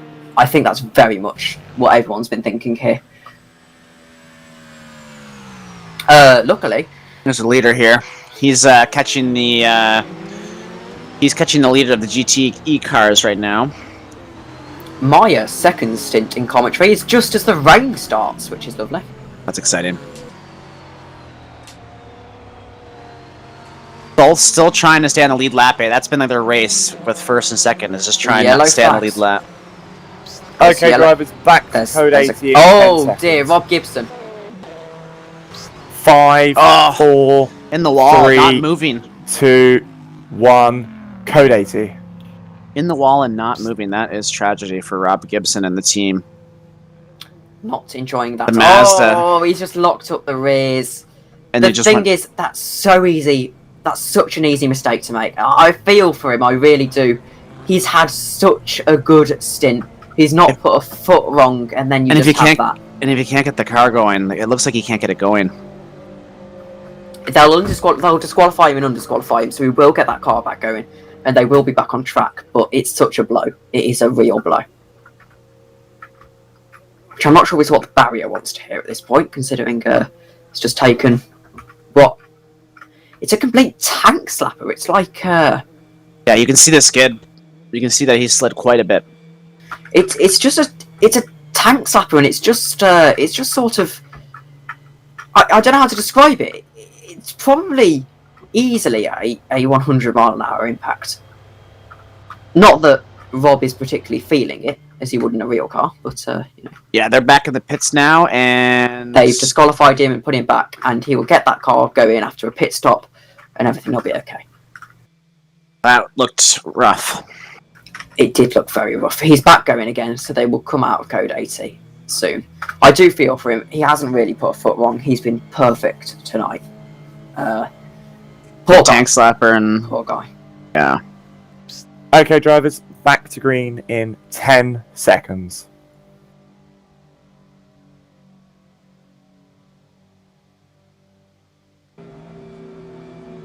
Kumande's only 9 seconds behind Dorit 4, now. 3, 2, 1, green flag. Drive-through penalty for Martin Milotai for overtaking under code 80. Oh! Penalty for Martin Milotai for overtaking under code 80. Martin Milotai now gets a penalty. So that would help. I think that will help Edgar Dorit get back on the lead lap. And I think as well as Eric Kumade. You've got to be so careful under code 80. This is the problem with the night. You make these silly mistakes. We've seen drivers that haven't put a foot wrong, teams that haven't put a foot wrong all race. They just make mistakes. Everyone's tired, and that's when these silly little mistakes kick in. You can't blame them for it. It's just how it happens. Your brain is just not working at this time of night. Yeah, it's very hard. It's a different kind of exhaustion than racing in real. It's a mental exhaustion. Yeah. It sounds really stupid, but in a real race car, you have so much like adrenaline that you're not really tired and you're kind of like really alert the whole time. But when you're just in like a room with a screen on your face, it's so hard to stay motivated and awake, and you know. And it sounds really. Oh, as he makes another mistake. This is exactly what we're on about. He's going to reverse. That's very clever of him to reverse, so that he doesn't actually come on the track and surprise anyone. But this is what I'm talking about. It's just. You've got sim racing, and it is, in many respects, it is harder to stay awake and to be consistent in sim racing than it is in the real world. I'm not undermining real world racing drivers at all. It is a different kind of. But if you make a mistake in real racing, you don't feel as demoralized. I feel as in sim racing, because in sim racing, everyone's so consistent. You know, it's a different kind of consistency. I feel like the sport's the same. But there's just little things that are different. It's like, in a real world race car, you can feel everything, you're in tune with the car, whereas in sim racing, you have to force yourself to concentrate. Your body doesn't make you concentrate, you have to... As Martin Milotai comes into the pits here to serve the penalty. I was talking about it earlier, and it applies to the day as well. All it takes is your mom to walk into your room or something. You know. Yeah. And suddenly... your brain just is drawn away from the simulation. All of a sudden, you just, it's just the little things. And there's no, I know it's, and there's less of a, I don't want to say less of a commitment than a real race, but you know what I mean? it's easier to be drawn away or distracted. And as well, you've got the thought, and it's really petty, but in a real race, you have a paycheck at the end of it. That's true. If you let the team down, your money kind of consoles you, in a way. Whereas if you let the team down in this, I suppose as well, it's just because it's seen as a computer game, you don't want to... It is more of a commitment. It is, because you've got to plan your weekend around it, and it's not really like you can, if you know what I mean. I know what you mean. Well, it's kind of like how here, luckily in the sim racing, we can restart you if you have a tank slapper, right? But if he had a tank slapper in a real race car, that's just nothing except for sadness. But in the same way, I feel like it's a lot more difficult to make mistakes in the real world. Yes, because you have fear of death. I only race go-karts at a very low level. But even there, it's very difficult to make a mistake. Yeah, and usually if you make a mistake, you like spin a little bit, and you're like, "Well, that was dumb." Yeah, or like you hit the wall. I mean, don't get me wrong, I've had crashes in a go-kart, and I have felt it, but nothing. I shouldn't say this. I shouldn't say that I've had nothing bad, because the second I say I've had nothing bad, so you know full well what's going to happen. Bit of a shout out to our friend Jeff We Close, come to running code right now in the 80 in Acura. 10 seconds. Oh, code 80. For what reason? 5, 4, 3, 2, 1. Code 80. Oh, Zoltan hit the wall? He was running first in his class, so this is going to be really poor for them. As Pascal... I just feel like in a real racing car, is that the... He has got his lights on, sorry. I thought Luca turned his lights off. But in a real racing car, I suppose, you don't have to force yourself to concentrate. You've got the adrenaline. Yeah. Whereas in sim racing, you don't have that feeling. And unless you're in VR or something, you can easily get drawn away from it. I don't know, it's a weird one. I feel like the driving and the skill is very similar, but there's just little things that make it more difficult to be consistent in a sim, I'd say. I agree. Again, the feel you get in a rattling car is so different than in your stationary seat. Car feel. The force feedback's very good, but that's another thing. If you crash in you don't really fear crashing in a sim race. You fear the consequences of crashing. But I feel like in a real car, if you crash, you don't necessarily feel as bad, because whilst you've got to focus on the team accepts that this kind of thing happens, and that you're risking your life pretty much. And if it crashes, it happens. It's a lot harder in sim racing because you've got this massive commitment. I feel like Christian hasn't got his mic. He's got his mic on accidentally. Anyway, yes, I think you can hear him. But you've got this I am controlling his screen, so 1 second. Yeah, you could mute it. There you go, I muted him. That's funny. He's probably done him a favor, to be fair. His mic is so good. Like when we played, and he boosted it one time, and you could hear him like in his kitchen, which is like on the first floor of his house, and like super far away. Like he just showed it off one time, and I was like, I could hear everything. But no, it's just like I feel like in the real race car, you don't feel like you've let your team down as much, perhaps. Mainly because most of the time you're professionals. And the leader had a pit at that time, so the leader didn't lose any time. Brilliant move by the Flower 4, Ericsson team. 3, 2, 1. Green flag. I mean, yeah, I suppose if you crash in a real race car, it's like, it happens, and your teammates are professional. Whereas here, everyone's amateur, and it feels like if you crash, you've just wasted everyone's weekend. Kumade is up to second now, behind Militai in their class, and I was saying our friend Jeff there, my teammate at 24 Hours Stop Spa. and hold 30 for Oh, no. the random racing Ferrari for causing an avoidable collision which resulted in major damage. Kumadi's having a few more issues. He's finding out about the cold breaks. Anyway, I have 8 minutes until I am off to go try and get some sleep. Yeah, they all handle that cold breaks. It wouldn't be so bad after this race. Tomorrow, I've got another race I'm supposed to be commentating. This old R Factor 1 series that's still somehow going, because R Factor 1's still somehow a thing. Yeah, well, once a game, it's like the old NASCAR game everyone plays still, right? That's like once it's good, it's like Yeah.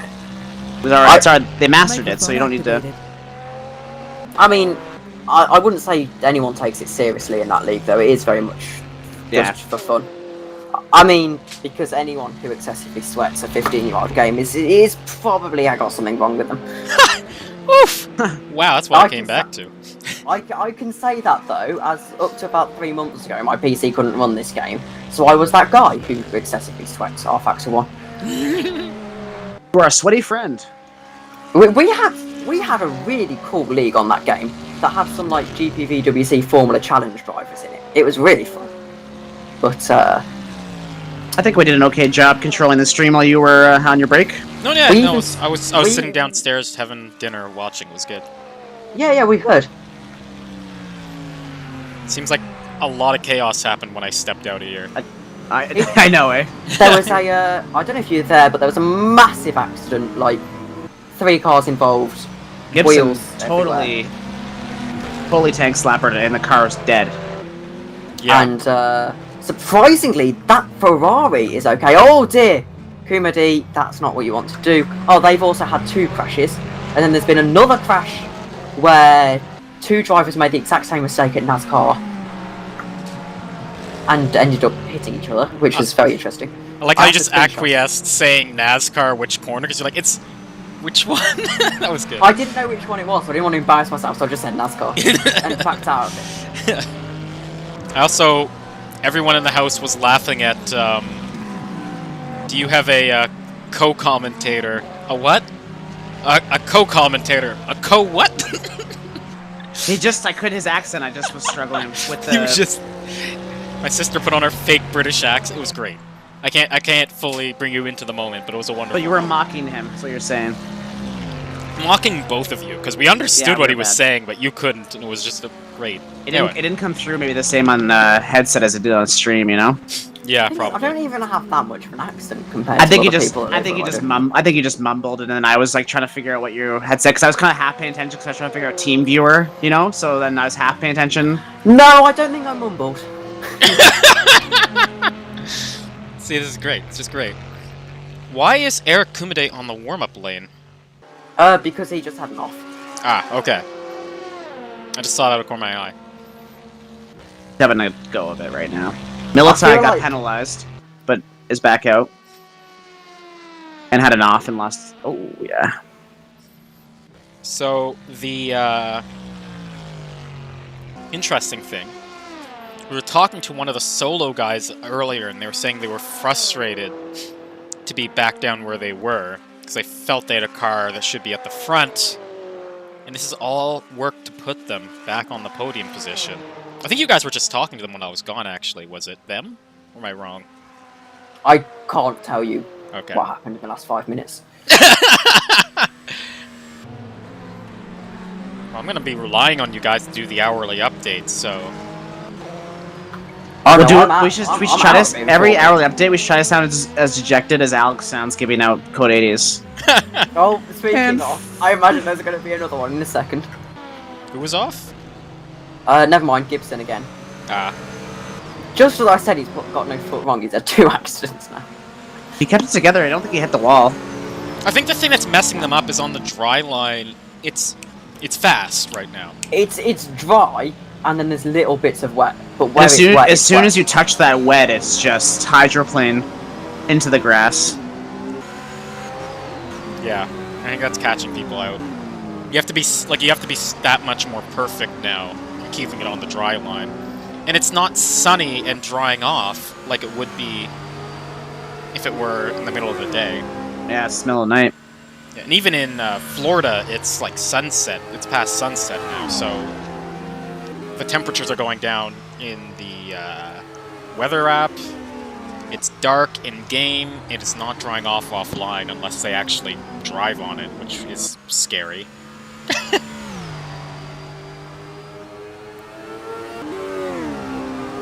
There's no real close battles right now. Everyone's kind of really spaced out at the moment.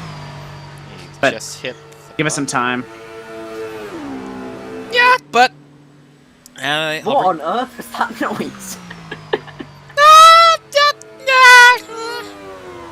I got a whole repertoire, you know. I'm wearing... Oh my god. I'm wearing earphones. Mike Trewicki has no wing right now. He has no wing. That is a wingless... That is a... Driving very fast for no wing. He has some balls taking the horseshoe with no wing. Whew! At that speed. That was spooky. Got a bit up Here's into the the pits. wet. Yeah, he's going into You the gonna pits. come in? Yeah, thank goodness. Good move, because that was that's terrible. Man, GTE is straight up just survive. It's like objective survive. It's a battle royale in GTE. GTE is like reading the Hunger Games again. Margulli's in the pits. I don't... Looking through the field, there isn't a GTE car that hasn't crashed yet. Yeah, no. See, the only reason anyone leads at any given point is they were the person least affected recently by the carnage. The thing is, the Ferrari has kept out of trouble in the last hour, and it's now got one of their lap laps. Yeah. One of their laps, right? Oh, never mind, no, they haven't. It looks like a driver swap for them, actually. Luke Maida will be out of that car. I believe get some sleep. In fact, that's what he said, yeah. In fact, no, he's got another hour to go. One more stint for him, and then he's going to bed. But speaking of 1 minute and 19 seconds, until we go through our hourly update, and then I go to bed. Jeff Close is... No, it was not Jeff. Who was I looking at that looked like they were going for the pits? It's Rob Gibson's going for the pits. Not gonna lie, the Acura and the Mazda look very similar. I don't know, I just see a DPI car and say it's a DPI. I don't actually know what the makes are. See, it goes in quality of sound.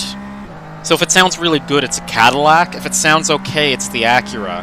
And if you're not sure if it's a car or a vacuum cleaner, it's the Mazda. I've been commentating for 4 hours, like, the engine sounds don't even affect me at this point. They're just background noise. That's fair. Yeah, I tried. I'm just looking for gaps and... Oh dear, there's been a pretty big accident. That was actually really anticlimactic. Oh, wow, yeah. I Between, get who's that? Is that Egbert and, Kumade, I think. Kumate? Oh, no. What happened there? They basically just both met that wet line again. And touch it, man. They touched. Oh my god! They touched, and it looked like they were going to have a massive accident, and then no, they just both scraped the wall. Yeah, Jeff Close has been lapping quicker and quicker as his stints are going on. Yeah. Good guy, Jeff. Jeff is a very good guy. Got some Formula racing experience. An Automobilista in our factor. I know. I'm an admin on the Automobilista League. Yeah, look at that. Wow. References that are topical. I am the lead of the broadcast there. No, R-Factor 2 now though. No longer. Automobilista. Yeah, they switched to R-Factor 2. I mean, would you believe that anyone put me as the head of the broadcast? But apparently they did. Hey, mistakes were made. What are you gonna do? Well, given how I became the head of this broadcast and the way it's gone, I don't sure it says much to be the head of a broadcast anymore. It's gone great. What are you talking about? So, Martin Militai. Oh no. Anyway, should we do this hourly update so I can Good. go to sleep? Let's I've needed a wee for the last half an hour. Let's do it. Well, let's do it how we always do it and bring you back to GTE. Why don't you guys take it away? We have to wait. The GTE class is currently led by Martin Militai And he is running the Orca Mugen number 90. Oh no, that's wrong. He is in the Aston Martin Vantage GTE Mugen number 88 car, followed by Eric Kumite in the Corvette C7R GTE number 51. We got Edgar de Rit in the Ferrari 488 GT Solo number 14. And Danilo Battesi in another Ferrari. Same Ferrari, but the GRG number 57 car, followed by his GRG teammate Mike Trowicki in the number 55 car. And an Aston Martin Vantage, we have the Mugen number 69, who is Joseph Frederick Sudo. And following them up is Luke Mader in the Ferrari 458 GTE number 1 card. There's been a lot of drama in that class over the Every last one of those people have had some kind of accident. Yeah. And not even just one, like multiple drivers in each car. It's been interesting, especially with the wet weather coming in and ruining the racing line. Take it over to LMP2. Why don't you take it away, friends? You got this, Tom. Do it. LMP2. Oh, I don't have the lifetime enough. Oh. All right, in LMP2, we currently who is leading the LMP2 right now? Is it Martin Mergully or is it Zolt? It's Barkani Zoltan leads the LMP2 car in the Orca Mugen number 22, followed by Martin Mergully in the Orca Mugen car as well. He's in the 95 car.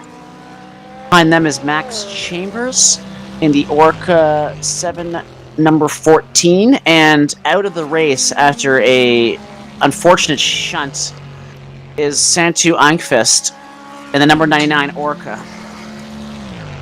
Oh, incident, but it's okay. Something happened, but that's Yeah, it. Martin Turbrick spawn in turn 1. Oh, it's Turbrick. Turbrick I've been spawn saying in turn 1. Turbrick. Turbrick. Turbrick. Yeah, it's like Martin Turbrick, you know? Could be Turbrick, I mean, I don't know. I mean, I don't know, that's why I'm asking. I've heard its name said, and I thought that's... Ooh.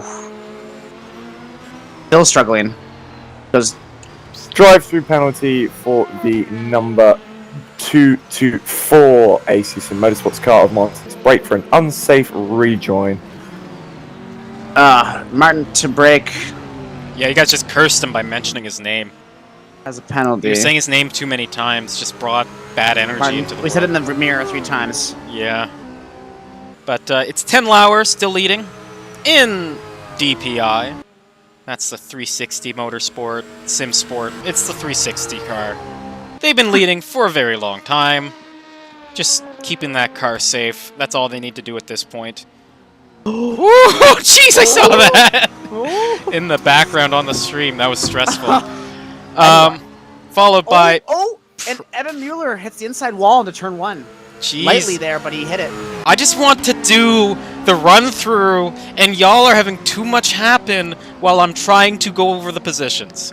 So anyways. As soon as you go over the positions, it's like everyone's like, crash the car now? Yep. So it's Pre-Big Salt in the number 16 Mugen, followed by Pascal Egert in the leading Mazda, the 137 Fine car. You got Jeff Plos in the Soul Acura. I believe Pascal Egert is 3rd in DPI, but it's actually 4th overall.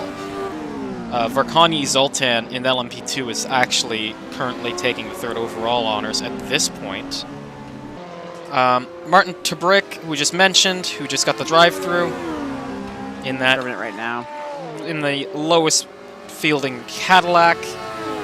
And then last in DPI is Evan Mueller in the 2nd Mazda, who we're on board with there.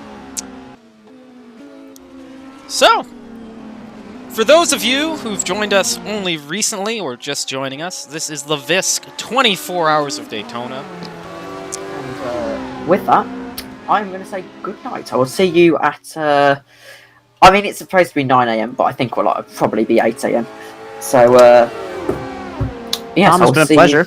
you in 7 hours' time. Awesome, I'm happy man. that you came on and you got to, like, immediately have some excitement to commentate on, you know? Yeah, it's been great. Way better than my first hour stint. Anyway, goodbye. I'll see you in 7 hours' time. Cheers. Oh, there's just been a big off in turn 1. Yeah, but who was that? Oh wow, User Zol's. left your channel. That And, was... who was it with? That was Zol's Mater, slow. I He's going believe. super slow. Zol's is going slow. Yeah, it was Zolst, it was Mater, and it was, I believe it was Mueller? Zol's, Mater, and Mueller. Yeah, just had a big incident there.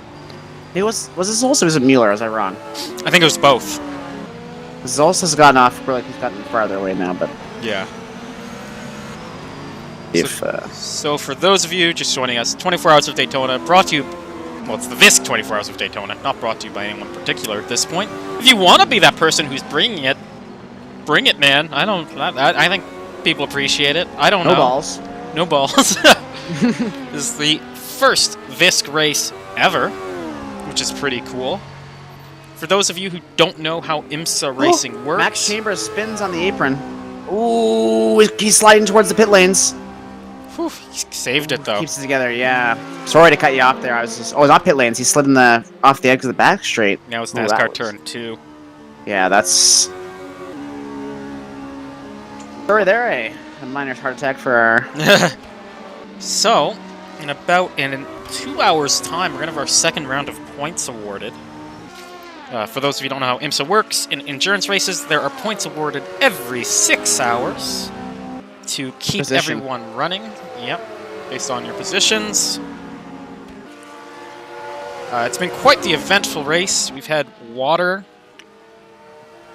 We've had water. What am I talking? We've had rain. We've had accidents. It was a flood. There was a flood. We've had turn 1, frightening every driver to his core as we see Mater once again go off Off turn again. 1. But I think he was moving out of the way of the faster cars because he knows that he's 70 laps down. Yeah. But, yeah. Herbert in the pits still. Says he just got out. Oh, he just got out now, yeah. But it seemed like a while. On board the leader 10 Lauer in the 360 DPI. That Cadillac's been leading for, I'd say, almost half the race at this point. Yeah, they got by Silvassi there, and they haven't looked back. Yeah, getting close to Edgar de Rick there in the Ferrari just ahead, as he passes him on the backstretch out of NASCAR Turn 2. Coming now into the bus stop. You know what we're going to do? I've been wanting to do this all race. Haven't really had a chance because it's been so chaotic. But you know what? I think we're getting close to the time where we can do something I've wanted to do since we started commentating a whole week ago. Since we're experts now. We're going to take you on board for a lap of Daytona, brought to you by 10 Lauer in the 360 car. So here we are past the front finish line, coming into turn 1 hard on the brakes. You're going to want to bring it as close as you can to that inside line if you dare. Getting an exit here is really difficult as you come through the kink, just past pit exit. And now here we are into the International Horseshoe, down to about 2nd gear. Gonna get the Really apex. smooth through there. Very good. He hasn't put a foot wrong all race. And getting that exit, really difficult, very easy to put a tank stopper on. Now here we are through the dog leg. This is going to be flat out in DPI. Most of the cars should do it flat out. And here we are into the Western Horseshoe. Probably the hardest corner on the track, I would argue. Because it just seems to go on forever, and it just wants to spit you out. But he gets a great exit, because 10 Lauer's been on the ball all race. And here we are for turn 6.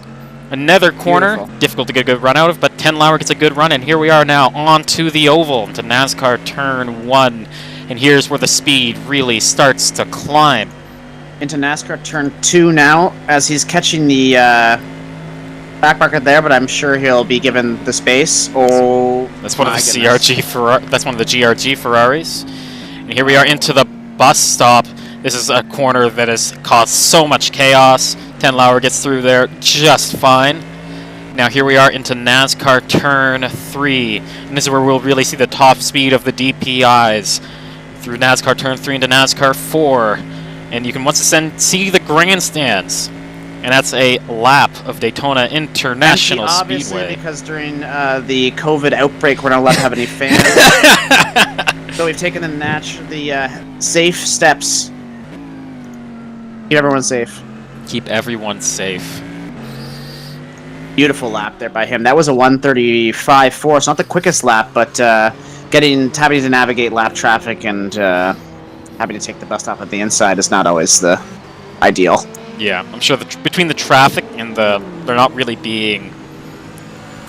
There's only really one line on the track that is safe right now. And you see so many people get caught up trying to use other lines to get around traffic. Goes deep there to that, though, in the western horseshoe. Yeah. Hard.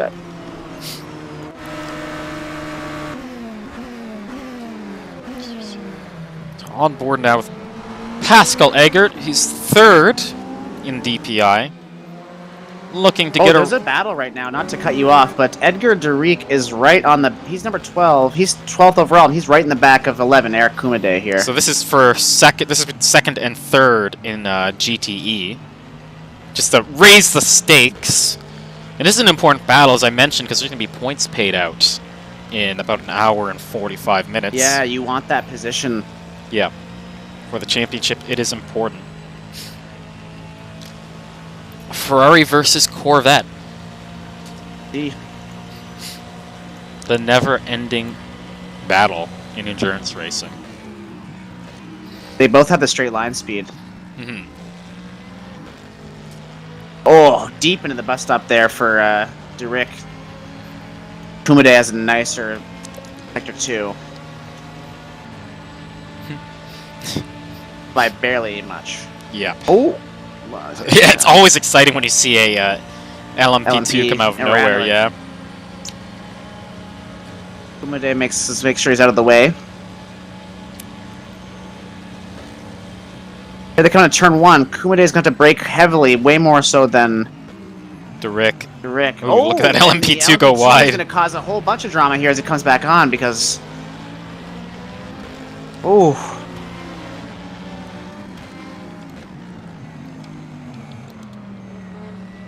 Hey, right on his bumper now. Yeah, this is going to be... Wow, here comes that LMP2 again. Yeah. Gonna go through the... it forces Move. Kumade offline in the dogleg. Had to go through the water. Now this is basically nothing to separate them. This is the closest they've been now, so... Derek's gonna have the draft going down. Oh, into the bus stops. Yeah, let's see how this goes. Both of them take that very nice. A little wide for Kumade, but holds it there. And now Derek is going to get the slipstream and try to hold that high line, which could be fast up at the top. Oh, he's gone back. But top of the track can be really quick. So the thing you got to wonder with both these cars is how much aero damage are they carrying as well. Yeah, because when he pulls out of that draft, he doesn't have it. Yeah, that Corvette. If I was him, I would have held longer into the draft, and I would have tried around the third and fourth into the first, into turn 1. Just completely messed up the bus stop, so he lets Kumade get away. Yeah. This is the battle on the track right now. There's nobody else this close. Although it looks like Eggert is close to Zoltan, but only by like 7 seconds. So that'll be the next thing to look at if he can build that, or he can shorten the gap. Sorry. Yeah. This is always my favorite view of these cars at night. Just look at the flashes from the exhaust from that Corvette. Oh my gosh. I like the other view where you get to see the guy's hands a little bit, where you still get the front cockpit view, but you get a little bit of the dash in the hands. How about that one? Beautiful. Oh my goodness. Oh, there we go. They're close now, eh? Again, it's the inside track where Derek has the advantage, but on the outside, quicker parts, it seems that Kumade has it going on. Yeah. That's BOP for you, though. Very true. The tough thing is, you don't want to go offline to force any issues. Both because it's a long race. If you look at the front, though, of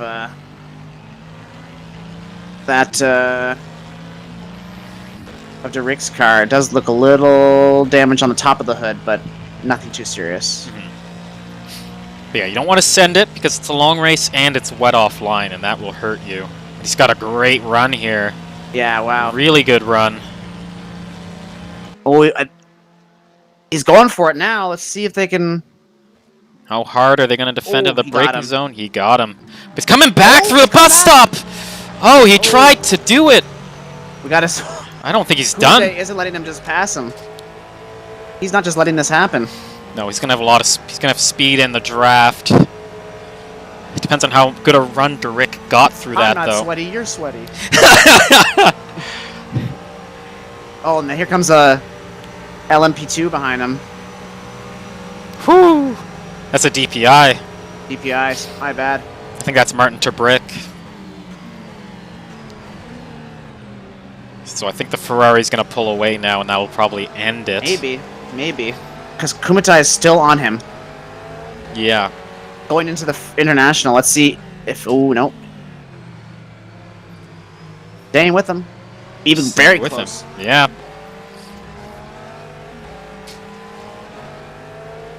Man, this battle going on with 13 hours left to go in this race. Yeah, but this is... But if you can get this position and pull away, that's a big deal. So it's like, I understand... And I understand, too, you know... We aren't making $100,000 to do a race, right? Like in real life, so you kind of want to race when you can. You want to race to have fun, too. So I understand how it's hard for them to just hold back sometimes. Although right there, that's... Ferrari's pulling away now. Yeah. Seems to get a much better run onto NASCAR Turn 1. Whatever the line he's taking, it's much better than the Corvette.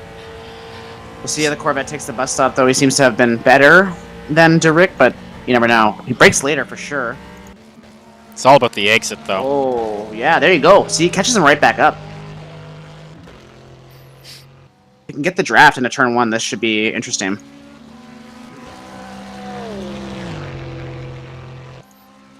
And as we have been talking, Pascal Eggert has gotten that distance down to 3 seconds between him and Zoltan in third place, so overall podium there. It could be interesting in a lap or 3.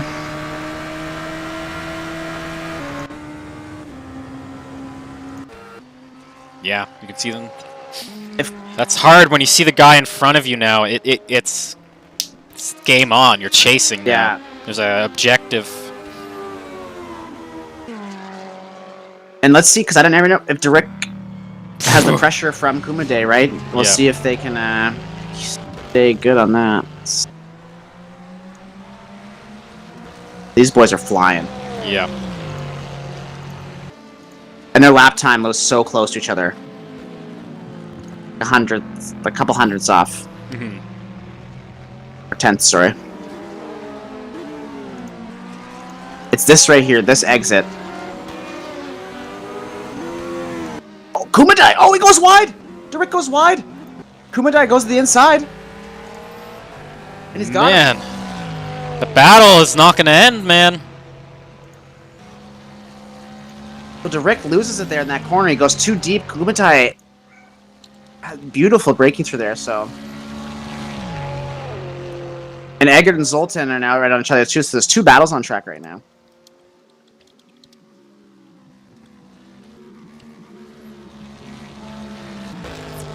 I'll keep an eye on the Derrick, Kumatai if you want to give the other guys some...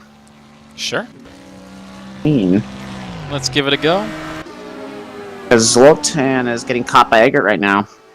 Eggert is half a second off him, and Derrick is half a second off Kumatai, so it's close. Oof. Yeah, see, they're close there in the bus stop.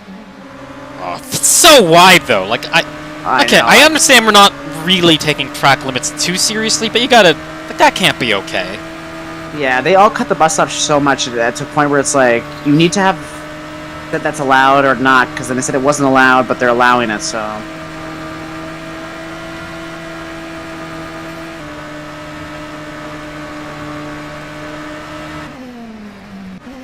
Kumatai wrecks his exit of the International. Derrick is much closer now going to the Western, so we'll see how that goes. Oh, he's going for it. Pascal Eggert's going for it in the west, inside of the International Horseshoe. And he's got him. He's got him. And so, Tom was complaining. And Derrick and Kumate went side by side there to turn 6. as they exit onto the first NASCAR. They're side by side. Oof. Oh, Contact! they contact. Oh my gosh, these two are fighting so hard. Direct pushed him out there. Wow. Woo. And Zoltan now is losing time to Eggert, but it's harder with those fast runs. But Direct and Kumatai. See if Kumatai is. What is calm? Not looking for vengeance, you know? Ooh, he's caught him quick in the bus stop there. Look, there's the leading DPI trying to get around this battle. Bye, please. Yeah. Kumatai is all over Direct now going into the first turn as Eggert very liberal with his bus stops there. Yeah. All right, Kumatai's going for it. On the outside. That's brave. Is he going to try to go outside and then cut inside? Yeah, he is. That's what he's going for, yeah. Yeah. I just didn't Nowhere to go. realize the way he thought. Yeah, well, Rick got a little bit... break really well. Yeah. But I saw what he's trying to do. It's a good move. Run deep, cut him. It's just a great duel going on between this Corvette and this Ferrari. Yeah, Zoltan is going to lose Eggert, I think, because Eggert is in the DPI and Zoltan's in the LMP2, and they just have a little bit of a speed advantage. Yeah. So long as that DPI is in the right hands and the setup's good, should be faster than an LMP2. Yeah. Top 3-year-old DPI. The Corvette got a better... Oh! It's contact! Contact Direct spun! Direct spun! They both spun! Oh, no! Kumatai must be letting... Oh, Oh my gosh! no. I can't believe it. That was... They were side by side. Oh, no, Kumatai's letting him go. Yeah, he had No to. further action between Yeah, Eric yeah. Medea and Edgar Derick. Oh, and Car runs receiving the wide. position gained Yeah. from the incident. I'm happy to let that continue as a battle. So keep it clean, keep going. Direct flashes lights to thank Kumatai for letting him back, so I think it's just a racing incident, water under the bridge. They both were racing so hard, I mean... Yeah, that was the right thing to do. Yeah, that's hard to judge. Wow. It's the middle of the night! It's the middle of the night! I wonder if that caused any damage for them. And their battle's not over, so... No, I think this will carry on for a while longer. Great fights, though. Yeah, Zoltan is now losing about a half second a lap. Mm-hmm. He's a full 9/10 down.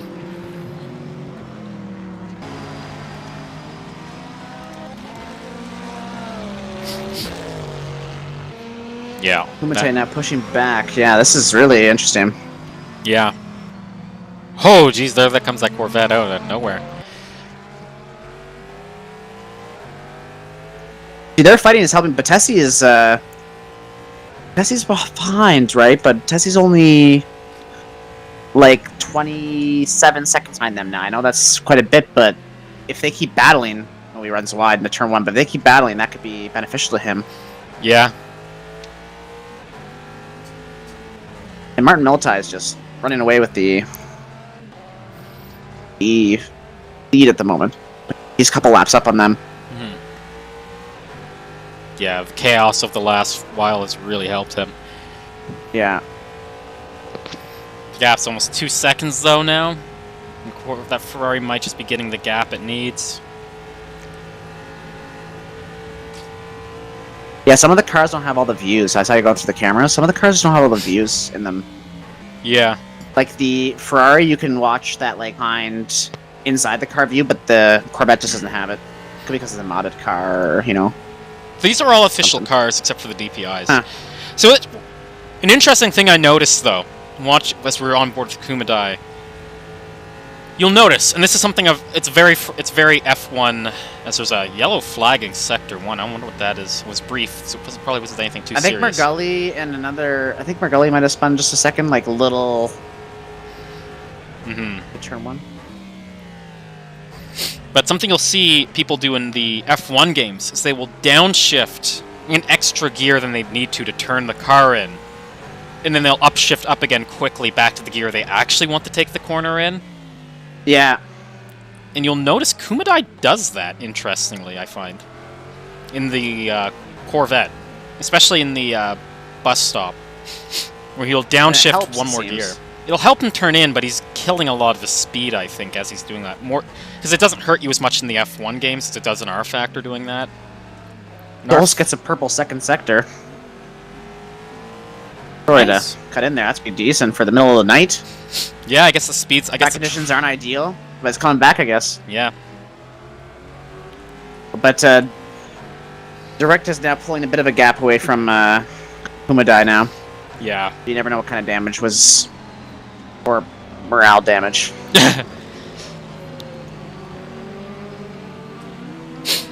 What else goes on around the track? That was a good battle for a second there, but they came together. I mean, wow, that was exciting. Yeah. We'll see if I'll keep an eye to see if they get back to that distance again. But for now, it seems like a 3-second gap and kind of steadied. Mm-hmm. So, as we go down the order, Evan Muller's trying to bring in Martin Tobruk. Both of those cars have had a lot of misadventures, but they're on the same lap now, so that there is a race for not last and DPI still going on.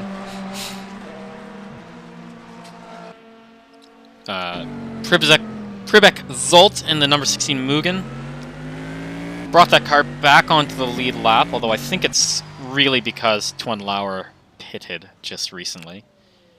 He's exiting the pits now. Given Zolt's just on NASCAR 1. It's quite a gap.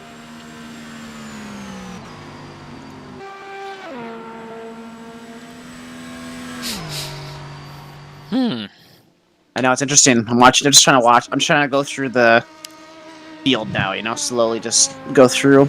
Take stock of everything after you ignored it for that long. Yeah.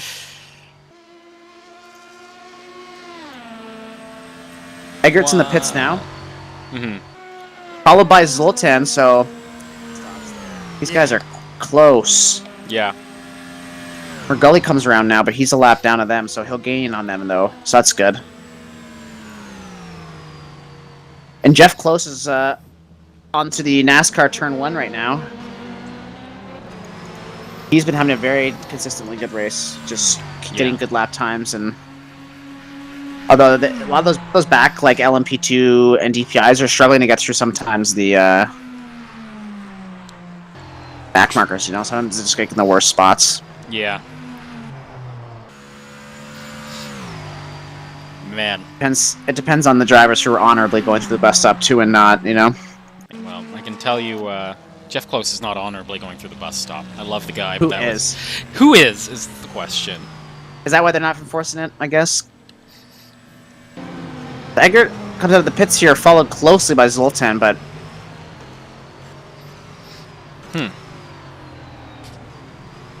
And Mergully has, I think, a Zolst right on his tail here. Yeah.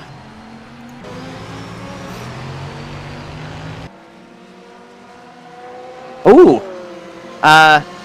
Mueller runs wide into the, oh, I think he's letting lap traffic by. He ran right into the Western, though. Mm-hmm. I don't understand. I would make them pass you, you know?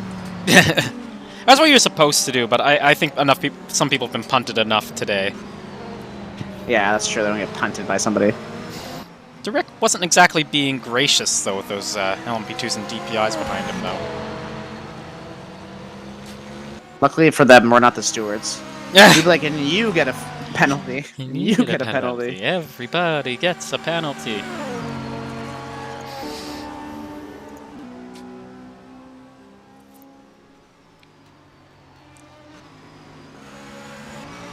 He was on the apron there.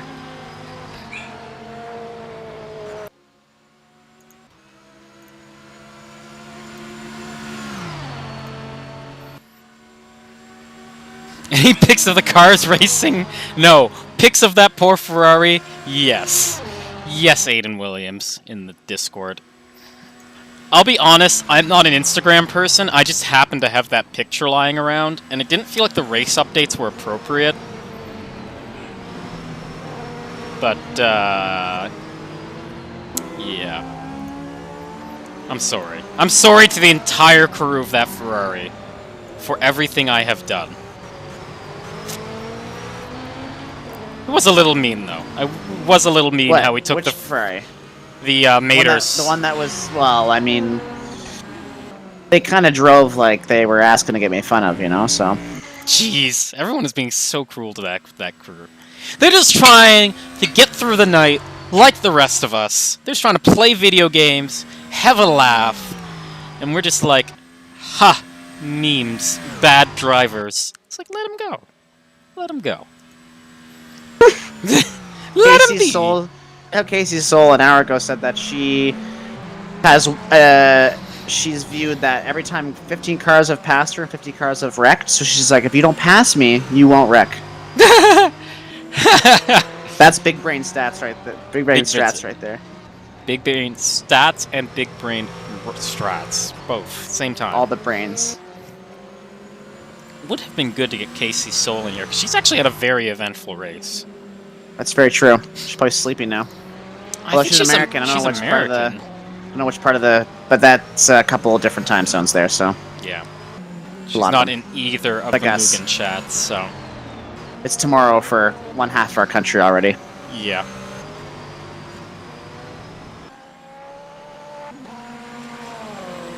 He was running really well too, so you feel, you know, it's racing, right? So you feel terrible for them, but it's part of the game. Yeah. Racing. Mm-hmm. Ferrari way offline, letting Exalt get by. That gap is coming down in DPI. You leave that Ferrari alone. No, I'm saying he's given a lot of space. He actually took the escape lane out of the bus my stop, god, too. no! No! Look where he is right now. Oh, buddy. I'm trying to defend you! I'm trying to defend you, Luke! I'm trying! He's on the apron now. Oh, Luke!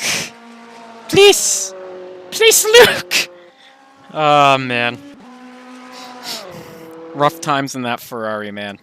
That's the new Ferrari lawn care service that they've started. Yep. Try to do a good thing, and this is how the world repays you. So, yep, then Yellow Batessi's brought the gap down to 18 seconds now to Eric Kumade.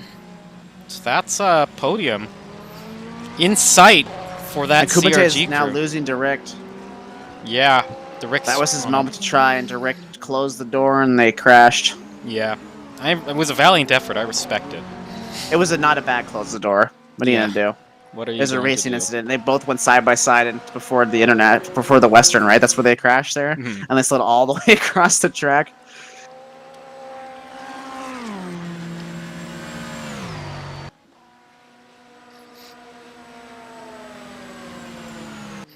There we go. Let's get rid of all that.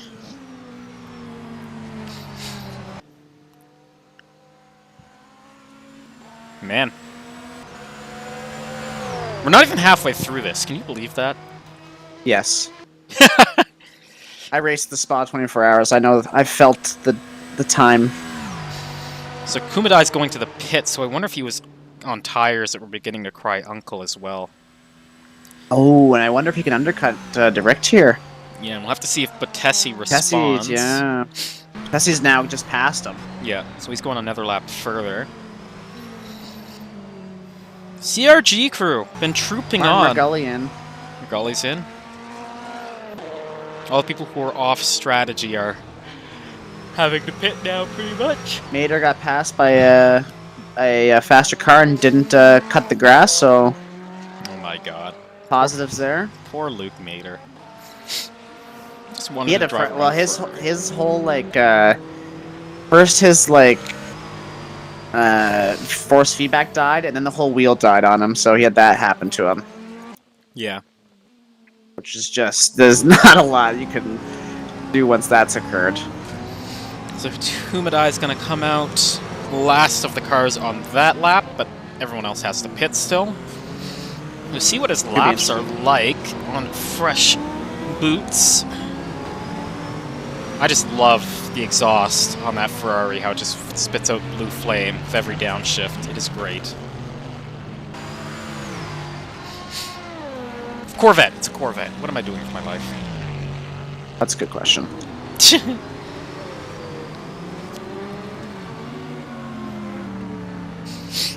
Rick hasn't pit yet. He stayed out.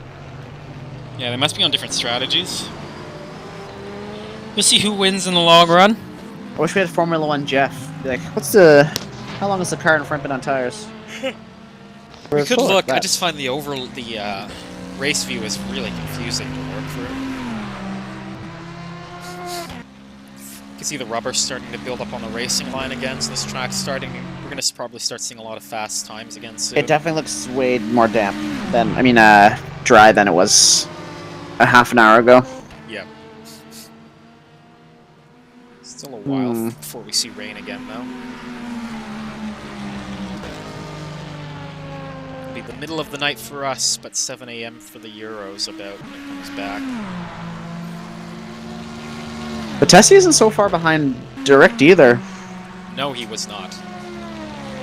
20 seconds, that's not a lot. Lauer got a purple last sector.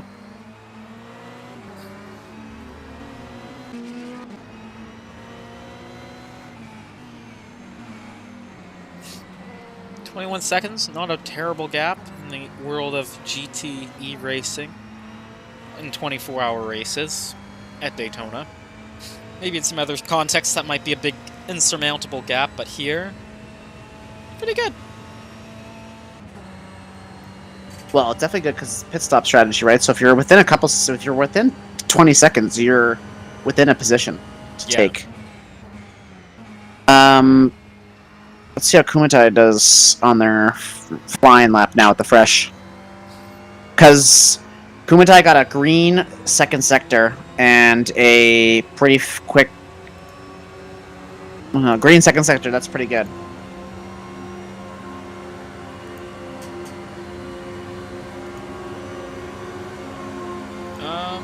Watching that DPI go by. It's like driving on the highway at night in a road trip. Yeah. But it's, Lauer goes purple in the second sector right now. He is so quick. So is Zolz, though. Credit to Zolz. He's stayed on the lead lap and he's gaining time, so.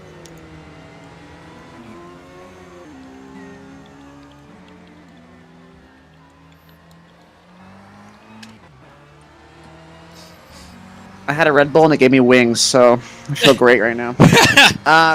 Jeff passed a car on the apron.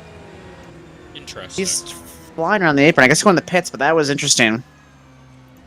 What's our pal Jeff doing? Right in the middle of the pack. It's, who is it? Going in the pits right now? It's At the bus stop, there's almost chaos. chaos, because Zolz got cut off big time by Tricky. Tricky's cutting him off. I cannot. It was Mater. It was Luke Mater who he passed to go into the pits, so. Yeah. They're both on the apron. I guess he's so much faster, right? Yeah.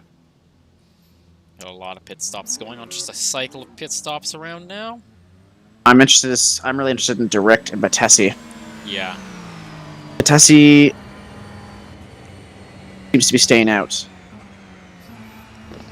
So, so there's a very interesting driving difference, though, you can see between Batesi and Kumade from being on board with him earlier. Is Batesi lets off the gap, Batesi lets off way earlier and he downshifts at much lower revs. He's not engine braking, basically, but Kumade is aggressively engine braking, which is, I think, that F1 background. Oh, and here comes Batesi into the pits.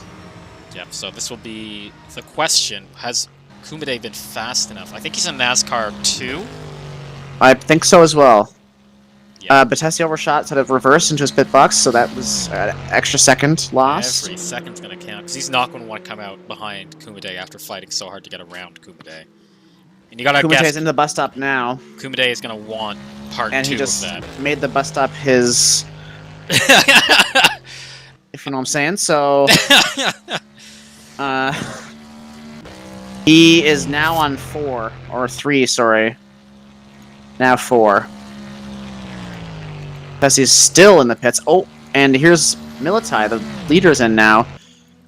Wow, Oh, but Tessie's and still Jake Foucher's in now, so... And Kumadai's back in front again. back in front, and they had a driver change. I think that extra couple seconds might have... Well, we expected him to get in front of that car. The question is, will he get in front of Direct when Direct hits? Militai is still so far ahead. Militai's they're gonna need some tragedy to befall Militai before He did crash Militai and lose his wing, but still stayed out in first. Yeah, he didn't have a significant repair, I guess. Oh, and they had a driver change to Kynyak. Ah. So Christopher Kynek's back in that Direct car. stays out.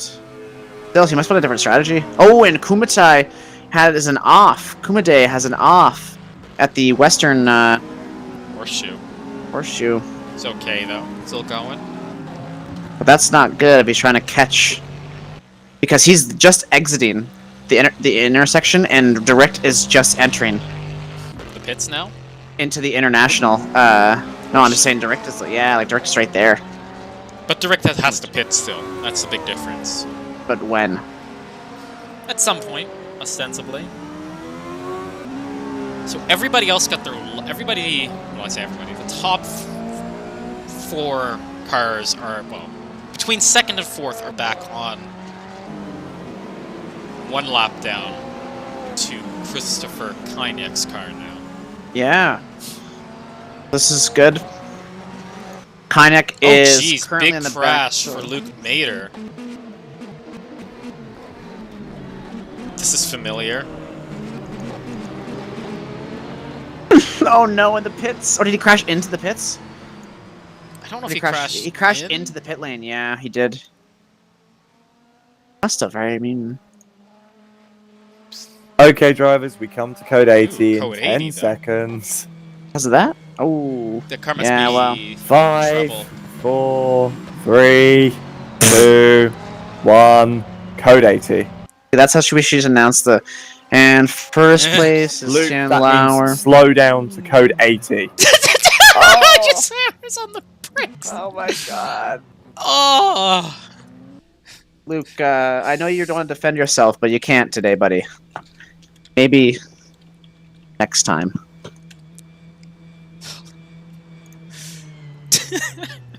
Tragedies befallen poor Luke. Wow, look at... Go to Pseudo right now on the track. Look how close all those guys are right now. Let me pull that up. And Wow. when the restart happens, that might be... Hopefully they're not in a bad corner. Ricky's taking the time to go in the pits. I wonder if Direct is taking the time right now to do the pit stop. This could work out really well in his favor. Oh, that's gonna completely... That ends the battle. Kumbai's not That gonna ends get it. back. Yeah. Good move by that Ferrari team right there. Yep, that is the... Solo team. Yeah, it is Solo. That's- Solo number 14 Ferrari. Good on them. Yeah, that's big. That is a big moment. That's gonna also help Trewicki get some ground back as well. I know he's a lap off, though. He needs a little bit more luck like this. Yeah, That's because a Kynyak is now passing him. Yeah. So... Herbert comes in.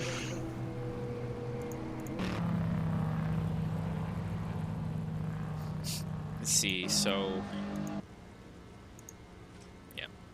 I mean, I wanted to say that he's really still in the pits, though, and Kumada is entering the bus stop. Yeah, so Kumadai probably would have come up very close to Derek. They had done the He's race gonna come without in- this. Yeah, he's going to come out way behind Derek now. He's going to need a little bit of luck now to catch. He's going to need a lot of pace or a little bit of luck now to get back to Derek. Just Derek's leaving the pits now. Behind Kumite Zolst. Yep. Who's a minute 44 behind, but that's because we're on... I think he's like 55 seconds behind the first place car. Yeah. Yeah. And wow, and there's Derek out. Malcolm they had a Schneider driver swap. Yeah, Malcolm Yeah. Schneider's taking over in the Good solo. job, too. Now they can switch to a fresh driver. Man, that was good strategy right there. Yeah. I'm impressed by that. Well, part of it's luck, but that's endurance I know, racing. but it's also luck and then having like the knowledge to be like, okay, now we need to do it. We need to change drivers, get the fresh guy in. Yeah. That was a good decision. Mater, I think, is making his way to the pits. Front of his Ferrari looks a little...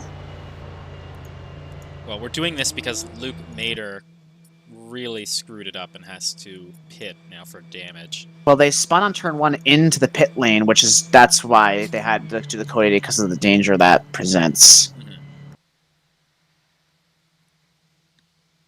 Okay, drivers back to green in 10 seconds.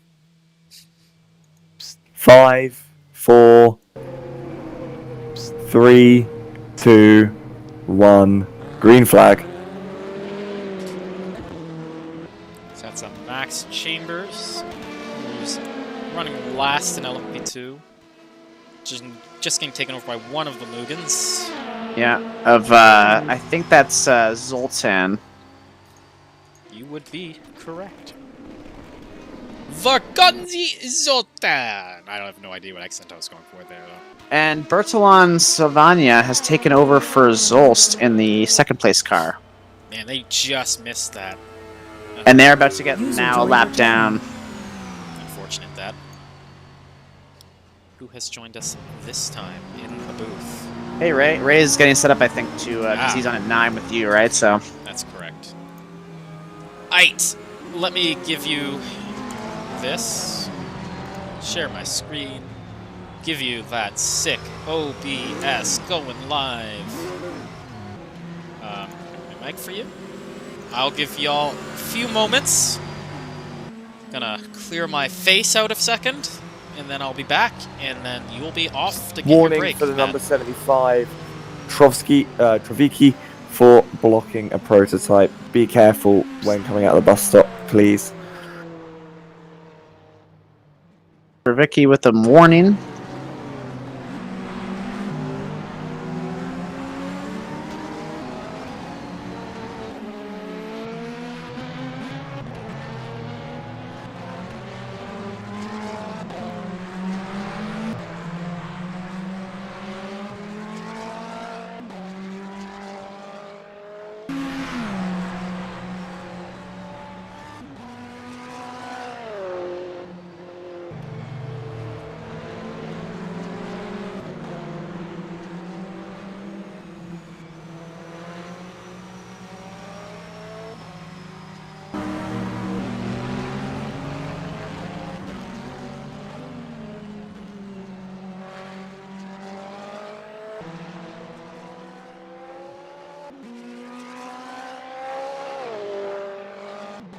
Woo!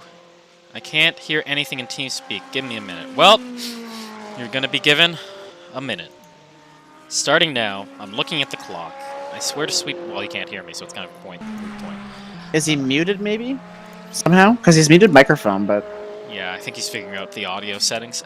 Yeah, something must have... He's a Zoomer. He doesn't understand our millennial technology. Oh my god. Like TeamSpeak. And Skype. And MSN Manager. I mean, MSN... What was it called? MSN Messenger. That's it. Yeah, that was pretty cool for a second. for like a whole 5 seconds, that was Jack fun. Foucher across the grass here in... Oh, what is he going? Big Foucher. All over the place. Yeah, it's been an interesting race for the entire GRG crew.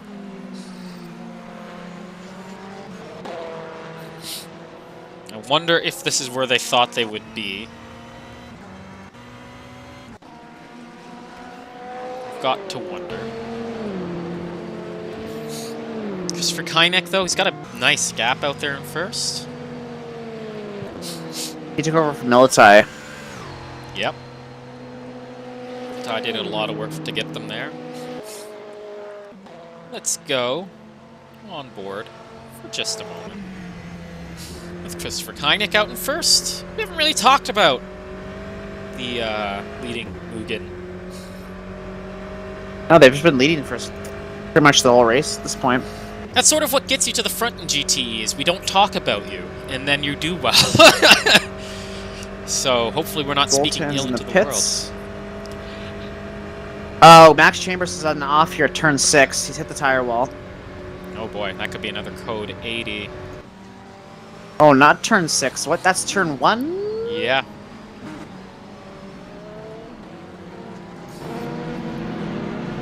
Oof, just comes out in front.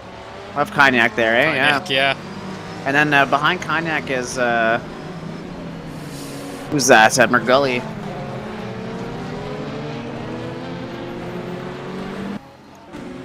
Well, they're letting it go, I guess, eh? Yeah. Well, he got out. If I look in his car here, what's the damage? Look like too any steering damage. Oh, Who's that? he just got blocked a little bit by the Ferrari in front of him. I think it was just an accident, but He's out of the way. his car seems to be fine. Oh, there you go. Wasn't too bad then. Leading LMP2 is just getting out of the pits now.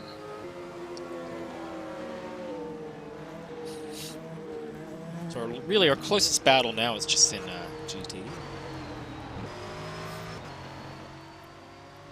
Jeff is right behind Mergully. I know they're on different laps, but if he can unlap himself, that'd be... It's just he's got a lot of laps of work to do, I think. I might actually be wrong. Yeah, he does, actually, you're right. Yeah, that's a tough 14 thing. laps down. How many? Michael Raz is in the car now. Luke, out of the Ferrari.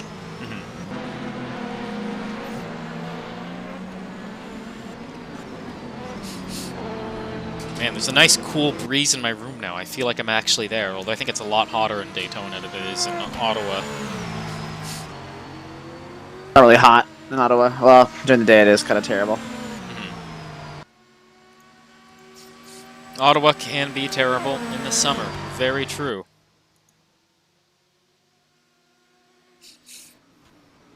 Oh, Mergully goes wide, and he spins the Western Horseshoe.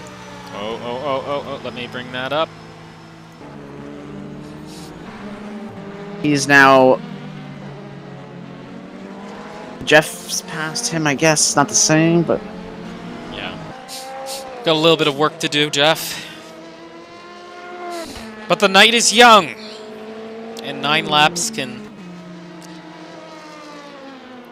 You need a lot to get 9 laps back, not gonna lie. Not gonna lie. But you never know.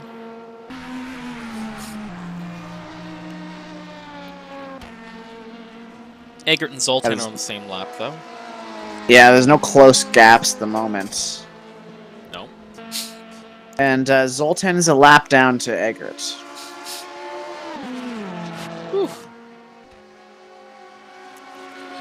So here's where we get to an interesting question. We had some discussion earlier about someone having a Fanatec wheel. I think that was Rosasa, or was Rosasa's teammate. Can't remember who. That's Mater. Mater. And it's the one that died on him. Yeah. Makes you wonder how much like your rig actually matters, especially in these endurance races. Not just in terms of... Well, I think it's not like it overheated or something, you know? Yeah. It's like the ability of your gear to stand up to use over time. The actual comfort of your rig. Like, are people just driving with the G25s clamped to tables? Who's sitting in a $1,000 metal 80 by 20 rig with a nice actual seat? Who's just sitting in a wooden chair? When you're this long to endurance race, all that stuff sort of matters. Yeah, I have a Mazda seat to sit in, so I'm pretty comfy. Yeah, that is a pretty good rig you have. We're gonna have to fix the table at some point, though, because that's wrong. It does wobble, but I don't hate it. Yeah. I just mean to lower it, because it's a bit high. Yeah, that's true. Yeah. I have an accuracy from a, an Acura. I don't know which one anymore. I knew when I got it. I think it's one of the smaller sports cars. But yeah, seating's important. If you ever are wondering where you can get... And liquids, drinking water. Yeah. Oh, contact! Who? Between Max Chambers and Kumata, he hits him in turn 1 as he passes him. I I Oh, would man. say that's not Kumatai's fault. I would say it's not Chambers, but whoever smoked him there's fault. Now the question is to see if damage. It was Chambers, right?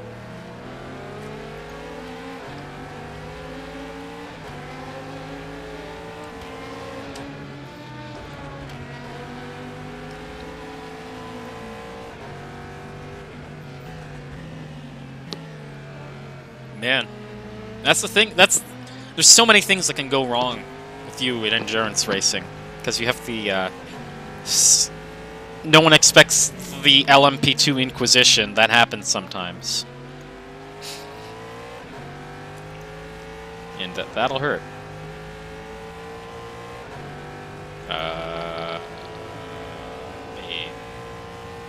Where is TeamSpeak? Where do I have that? User left your channel. Oh. When was it on our channel? That- Oh, must have been Ray. It was Ray. There we go.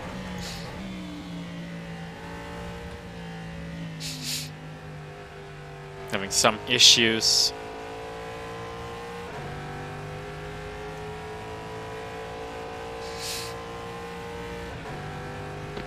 Kumadai seems fine. It was interesting. Yeah. Drama, but came out okay for it. The back User marker joined hit him. your I think it channel. was Mueller, Evan Mueller. I don't know though. I can't remember which car it was. Yeah. So it says Ray is not muted. It says his headphones should work. There we go. Is it working now? That's working. Welcome to the show, Ray Clark. On the broadcast with us. I'm gonna It stop took me now. long enough to figure out TeamSpeak there. Yeah. You're saying you're a Zoomer and you can't understand our millennial technology. See, the problem is it disabled my headphones for some reason, but like I didn't actually disable them myself, so it was either someone else or it was just like the client itself. Yeah. Curious. Very curious. Well, welcome to the show. We're about to do our hourly update, which will be convenient for you, because you don't know what's going on in this race, having just gotten off work. But how you feeling? I'm doing pretty good. I'm just watching whoever's on the screen right here. Is he in third? Yep, that's the third place GTE car of Eric Kumadai. Had quite the eventful race up to this point. That car has been all over the place. It's been first, it's been last. That car's been in every situation. A lot's happened in that category of racing. It's been driven into stuff. Yep. So for your stint now, I think I'm off. And then I'll be back on schedule here to make sure I'm back on the right time.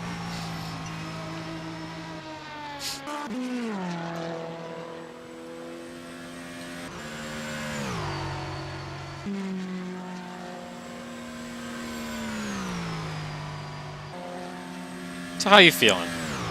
Oh, I see. I'll be back on at 11. Nice. All right, gentlemen, have fun. I will be back shortly. Awesome. See you a bit. See ya. So yeah. All right. So you said you're gonna catch me up on what's going on here. Yes.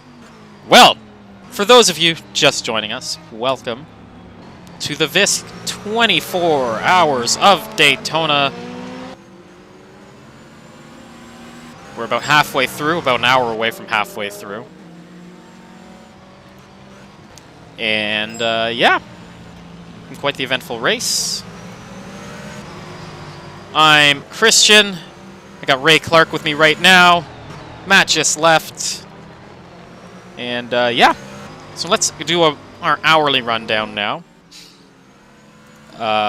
We'll start, as we always have, with the GTEs. So for those of you who are new to IMSA racing, GTE This is technically GTLM, GT Le Mans, which is based on the GTE specification of cars. Not even based on, they are literally GTE cars. Basically, they look like your average road-going sports car. Leading in that category is Christopher Kynick in the Aston Martin Vantage GTE from the Mugen team. He came out in front in the last 2 hours about all sorts of chaos. That car, I think, was 3rd or 4th going into hour 14, and it was just somehow, through the grace of not getting into the worst accident, because every GTR car was involved in an accident in the last 2 hours, because we had rain, it was wet offline, they were trying to get out of the way LMP2s and DPIs. It was a mess. Christopher Kynick had the number 88 Mugen had the least damage, so was able to basically get 2 laps on the field in GTE, so they are clear sailing ahead right now. They're going to be very unhappy with themselves if they throw this away. Second place is the solo Ferrari, with Malcolm Schneider behind the wheel now. They had quite the dramatic battle a bit ago when it was, who was in the car? It was Eric DeRick, I believe, fighting with Eric Kumide. They had contact, a spin. Kumide, though, being the gentleman driver he is, gave the spot back to DeRick. And after the most recent COVID-80 period, Malcolm Schneider got into that car, and they're running second. Now a car back from them is Eric Kumide. He's about 40 seconds back. That car has had quite the race. They've been first, they've been last, as I said. They've been all over the place. But they're currently running third. Behind them is Jake Foucher in the first of our CRGs. And then 2 laps behind from that group of cars is Mike Terwicki in the second set of GRGs. And then from there you go to the second Mugen, which Josef Frederick Suto continues to run in. And then we have Michael Rosasa, who's they've just had a race. It's been unfortunate, we'll put it like that. They don't want me to bully them anymore, so I won't. Then we take it over to LMP2, our second highest category.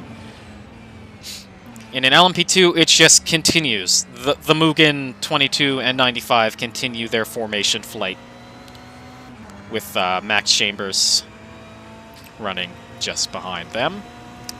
That race continues very much as it has for the last 6 or 7 hours. And then we bring you over to DPI, the fastest group of cars. DPI cars are based on LMP2, but a lot more speed, a lot more a lot more downforce, more horsepower. And it's 10 Lauer in the 360 car. That's our leading Cadillac. They've completed 386 laps. Whew! And I can tell you that's a lot longer than a NASCAR race. How many laps are going to be in this race, then? If this continues, we're about an hour away from halfway. So we're probably safely going to hit 800 laps. We'll probably be 850 to 900 in the range, if you want me to guess. So, a lot of laps, when you consider that these cars are doing about 1 minute 33 was 10 Lauer's last lap. Behind 10 Lauer is the Mugen Cadillac of Bertalan Savayan right now. He's in that car. They've somehow managed to stay just a lap back despite having quite a lot of drama and penalties. They would probably be fighting with 10 Lauer up at the front if they had stayed out of trouble. Behind them is our leading Cadillac of Pascal Eggert in the 137 Fine car. Jeff Close, who's 4th in DPI, but he's, I believe, 6th overall because of the LMP2s in the Acura, our Soul Acura. That entry just signed up for the race pretty much hours before it started. So that's quite a commitment to make on a whim, a 24-hour race at Daytona. Behind them is Martin Terbrook in the 224 AC Sim Cadillac. And then Evan Muller is rounding out the DPI field. Our only retirement is in LMP2. for that crash at the bus stop around hour 3 or 4. And it was tragic, but that got rid of Sanitu Eindquist. So yeah, welcome to the show. How you feeling? So wait, there's a bus stop at Daytona?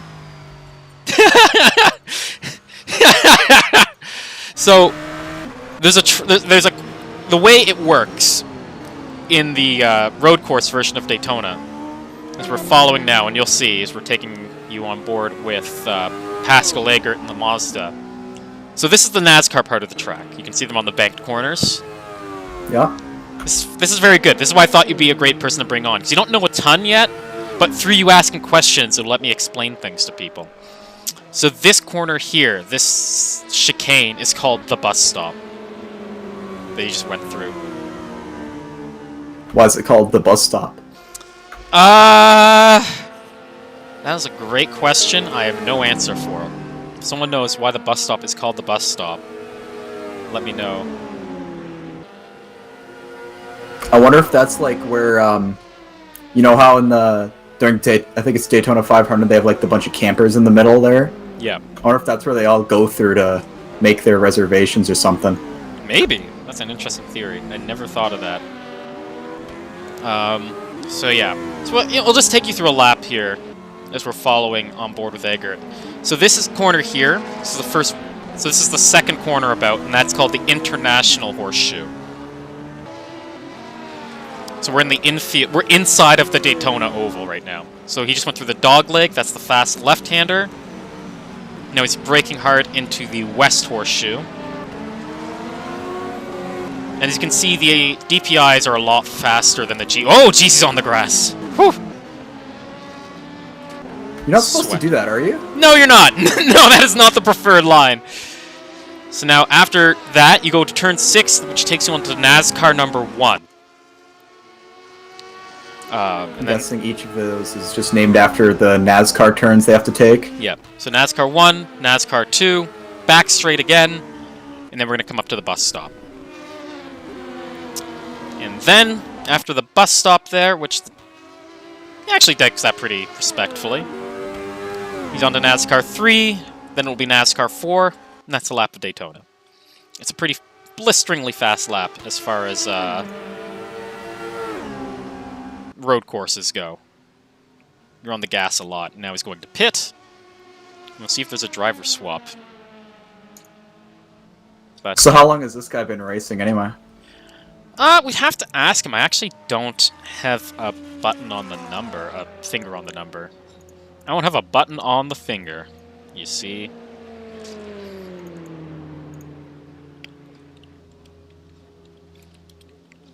And how do driver swaps work in this?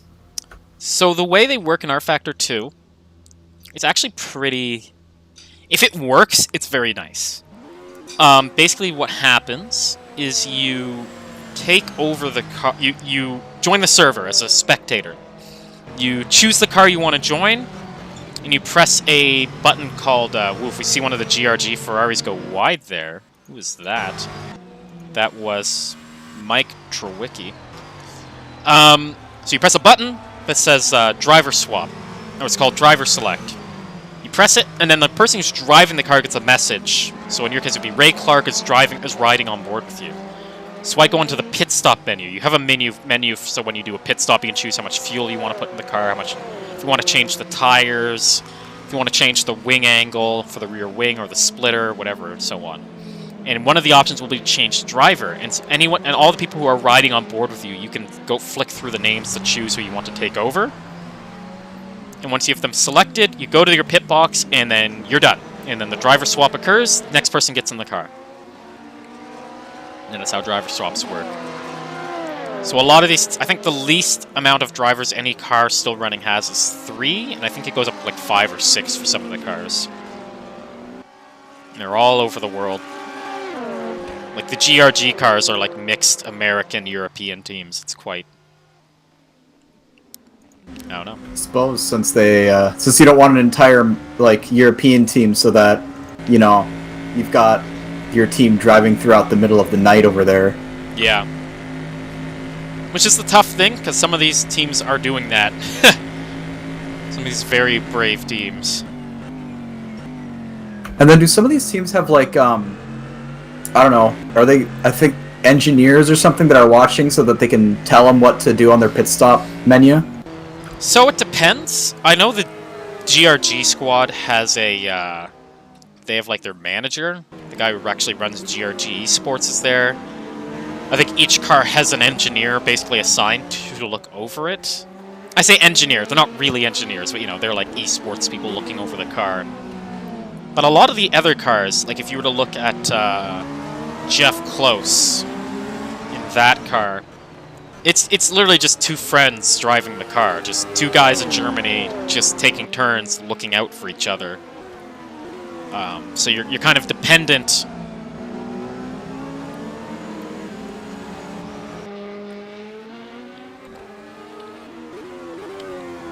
Yeah, so it's kind of dependent on the car, the team, how organized they are, what kind of resources they have. It's all over the place. It's not quite the R Factor 2 24 Hours of Le Mans virtual they did with like actual Penske. That was so crazy. Toyota. That was so crazy, Dice. That. What was? That's what that they're like the commentating, and they had like a full on like truck. Like, do for the 24 Hours Le Mans. Yeah. They had like the entire actual engineering team in a room together, actually running fuel numbers and strategies. And the actual race director who directs like the cameras, like the... Yeah. That's pretty cool. So, Pascal, how Hello. you doing, man? Yeah, a little bit relieved after the stint. Well, let's walk us through it. How did that go for you? Pretty good actually in the rain. Like, I always had the right tire when it was wet. They went to the wet tires and I stayed for the first time on the slick tires. Then the rain came back and like we had a code 80 where I was able to get the rain tires then. And always had an edge over them with the tire switches in that phase of the race. Yeah. So you But guys yeah, are actually then- Oh yeah, go ahead. Yeah, then the other moment came where I threw it all away. Oof. So I wasn't actually there for that accident, so what happened there? Yeah, I had two GTs in front of me that went side by side, and I went to the very outside, and it was still a little bit wet, and lost it for a little moment, and then yeah, it went down. it all happened. I'm really sorry for ruining other people's races there. Next time, I definitely not gonna do that again. But yeah, it happens. We have to move on. Yeah, you gotta learn your lessons by making the mistake, I guess. Yep. Well, fortunately nobody's retired. I think everyone's been trooping on, so that's been pretty good to see. Even Casey was back in the race. I heard she lost the tire. Yeah, everyone's back. No, there's only one DNF, and it's a car from like hours ago. Yeah, that's Santo, yeah. Yeah. Oof, someone just spun behind your car. You guys are fine. So how's the Mazda been? Because I've been able to talk to basically people in an Acura and a Cadillac. So how are you guys finding the Mazda? With the base setup, I found it better to turn in, so that's why we went for it then. Maybe it's not that fast in the top speed, but I think we were able to keep up with them pretty okay. And yeah, overall, I think we have a good race car there. Yeah, that's good. So, purple. Yeah, you guys have actually been fast. It's just unfortunate that you're not up there at this point. Early on, we were like 2 laps down, and we are still around that gap now. Yeah. But only half the race gone, so everything still can happen, I guess. We just gotta let those times still. Yeah. Certainly if things in DPI kick off like they have been in GTE, this is really still warning everywhere to go. 5 for blocking. Do not move over across the front of a prototype. You need to hold your line. So how long were you in the car? So now it was 4 hours. And now Peter gonna drive like 1 or 2 stints to give me a break, and then I'm gonna go in for another 3 to 4 hours, and then I'm done for the race. Wow, so you're just doing all your 8 all at once. Yeah. So, I like the night stints a lot, so it's good that I can take them for the others and they can drive at more humane hours. Well, I don't want to cut into your break too much, so good luck. Enjoy your moment of peace. Have a good one, man. Yeah, and thank you for commentating all the time. It's quite interesting actually to listen to while racing as well. That's great. We try, man. You have a good one. Thank you. You too. See ya. User left your channel. I figured I wasn't tired, so I would just stay on. nah, I just had a Red Bull before I got here, so I'm good. Well, there you go. What flavor of Red Bull do you actually drink? Regular. I've actually never had too many of the other flavors before, so the other day I bought the red and the blue, which is cranberry and blueberry respectively, and they both taste scarily like what they're supposed to taste like. Like, you know when you drink something and you're like, oh man, this is gonna taste like the that artificial tasting cherry or whatever, because it doesn't actually taste like a cherry. Yeah. That's what I was expecting, but then it tasted like cranberry, and I'm like, whoa. And I realized that I actually kind of like that. So, like, I don't know. I've also been recommended like the yellow flavor and some of the other stuff, but I don't know. Right now, my preference is going to be going towards the blue one. Oh my goodness. Michael Raza holds up the leaders there. Not good. Yep. So I'm just noticing quickly that Eric Kumadi's had a long off-sequence pit stop, so I'm trying to figure out what's going on with that. This is lost a lot of time. Yeah. What was I gonna say? Yeah. Jeff and Martin are going side by side right now during turn 1. Yeah, I just saw that. Yeah, I was gonna say, I didn't even think about this. I just realized, but it's like Lewis Hamilton's Sponster. One of them is Monster, and I definitely prefer Monster over Red Bull. And now I can't tell if that was because the sponsoring worked, or if it's because I actually just genuinely like Red Bull, Monster more than Red Bull. But well, Monster has more flavors, I find. That's the big thing. Is I like the green tea, and I like the more coffee and like chocolate flavored energy drinks than the straight up whatever the heck Red Bull tastes like. Like, what does default Red Bull or default Monster taste like? It just they taste like just Red Bull and Monster. That's their flavors. Yeah, it's hard to describe. Red Bull just tastes like it does. Yeah. For me, I don't like Monster too much because it goes down. Like, it feels like I'm drinking like cough syrup or something, you know? Yeah. See, I think if I have to drink like the base flavor, I'd have Red Bull. But if I'm gonna have any energy drink, it's gonna be one of the weird Monster flavors. Yeah, my friends really like the pink Pipeline Punch stuff, you know? Yeah. I like the green tea because it doesn't feel like I'm drinking an energy drink.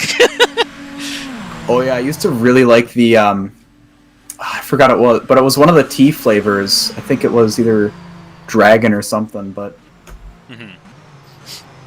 so these two that I'm watching here look like they're fighting for their places. I don't know how to put a good actiony twist on that. So.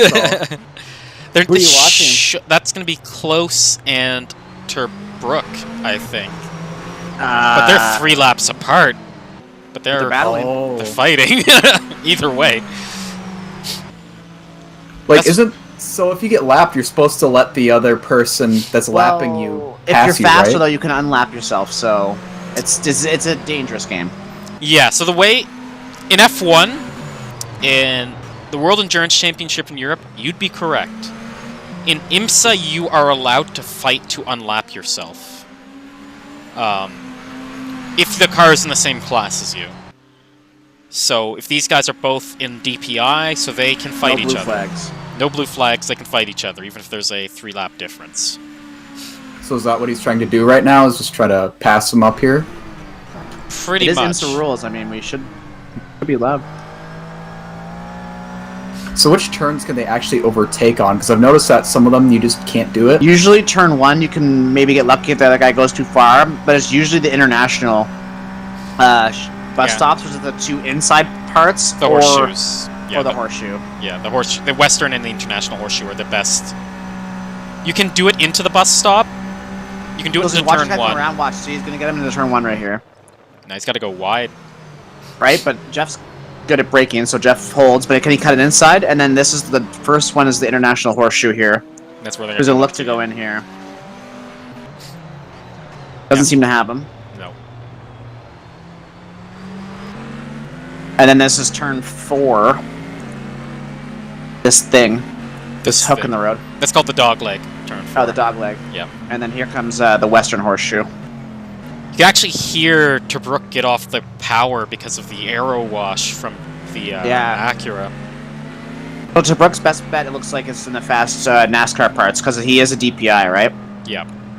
Well, they're both DPIs. Oh, right, it's Acura, and then... Yeah. So there is 3 classes here. You can kind of see it on the scoreboard. There's the black, the blue, and the red class. You cannot make out the numbers for the black class. I cannot figure out how to change the background color on the overlay. Man, he's got a great run here. Oh, he's going for it. Whew. No, I hit the wrong button! Oh well. Jeff went really wide there and almost lost it, so good on him for keeping that together. Yeah, it was a big save. Yeah, so there's 3 classes. In the black class, the DPI, so it's the fastest cars. Who is that? Evan Mueller off the track. Big crash. That's big. Big crash. And we were just talking... No, we weren't talking to his teammate. I'm lying. His teammate's in the is Schoenemann. That's Peter That Schoenemann. is unfortunate. Yeah. Close in the pits, taking the time. Come in after the battle. Yeah, must have been on bad tires. Where's it gonna go? Yes, DPI. There's 3 cars. There's the Cadillac, the Mazda, and the Acura. Yeah, he's got damage. He's gonna have to pit. It's not...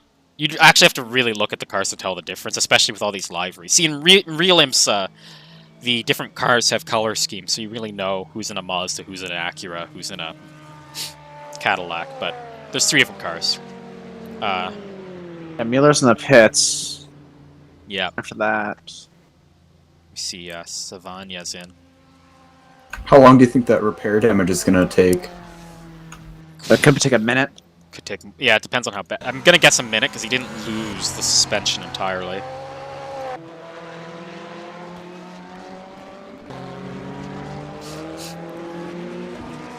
But, actually, let me put that box back on. It's very good to have, so I can tell who I'm watching. That's Malcolm Schneider in the Solo Esports Ferrari. But, yes. Yes, we don't know.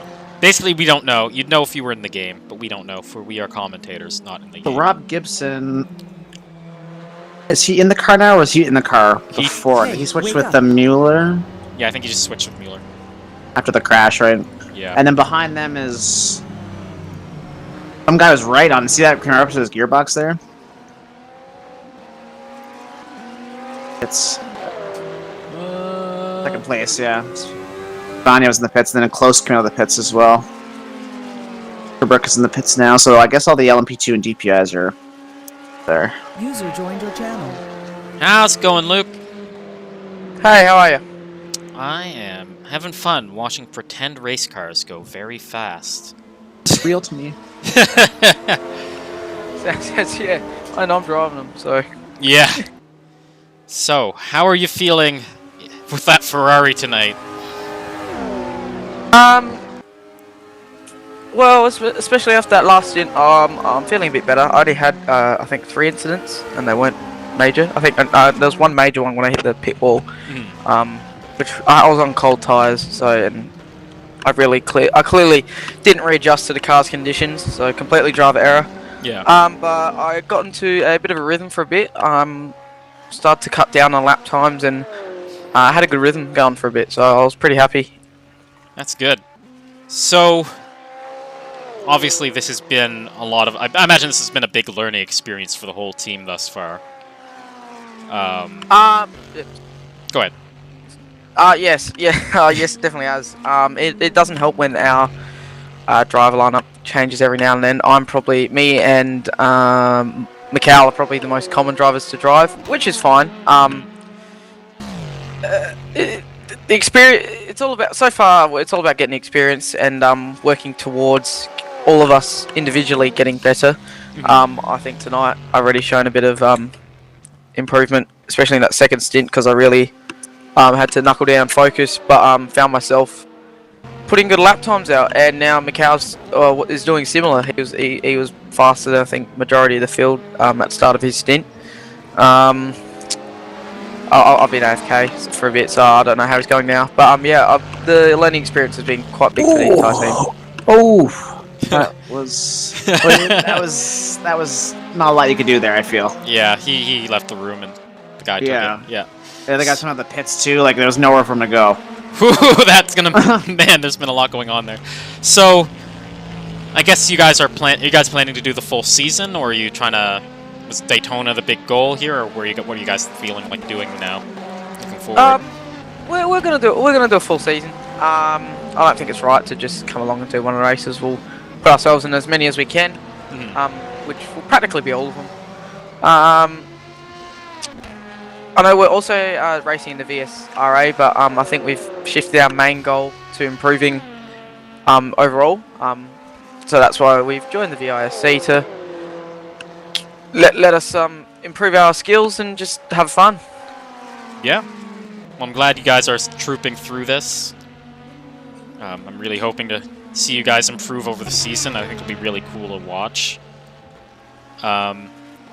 Completely off random question, I guess. It's just something I was thinking about earlier. So what's your setup like? Like, are you running with just a wheel mounted to a table? You have a little bit more of a rig you're building up? So my setup has changed over the last couple of months. It was my birthday, I think, the other week. But so now I've got a play seat, the Dirt Rally one, which looks really nice.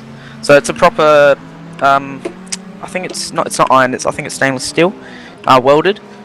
I just run single monitor. I don't see the point in. I do see the point in two monitors, but I don't really need it. I've got one monitor above me for my times and contacts. My PC is just a budget PC, $1,000, but it's pretty damn good for what I spent on it. And my wheel is probably the most expensive piece of kit. I run the Fanatec CSL Elite Formula 1 kit. Wow, that's pretty nice. Yeah, that's a sweet wheel. Yeah, it's nice apart from the fact that it likes to shit itself after being on for 12 hours. Yeah, given what happened to you guys, I feel what you mean. Yeah, but Jeff closed at a purple first sector, getting a 132.8. Nice. But we're actually we're getting sponsors now. We've got a new wheel, guys who make wheels, VPG. Wow. So I'll be getting a wheel from them soon. They've recreated the 2020 RSR wheel, which is quite cool. Nice. That's pretty amazing. Well, hopefully we'll see you guys at that livery sponsoring them next race. Yeah. Well, the original plan was to be LMP2, but we found that we underestimated ourselves. Oh no, not underestimated. We overestimated and decided that GTLM is more where our team comfortably can't speak. So tired. It's all good. Sits quite well.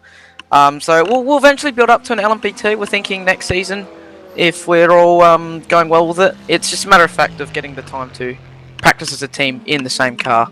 I feel ya. Well, don't let the doubters discourage you, man. Keep it up. I think we're all happy to have you around. Let the hate fuel your fire. Yeah. Yeah. I'm just here for laughs and jokes, and Alex knows that. I'm here to make fun of him and give him a hard time. Awesome, man. Thanks, guys. No worries. Have a good night. Have a good race. Cheers. User left your channel.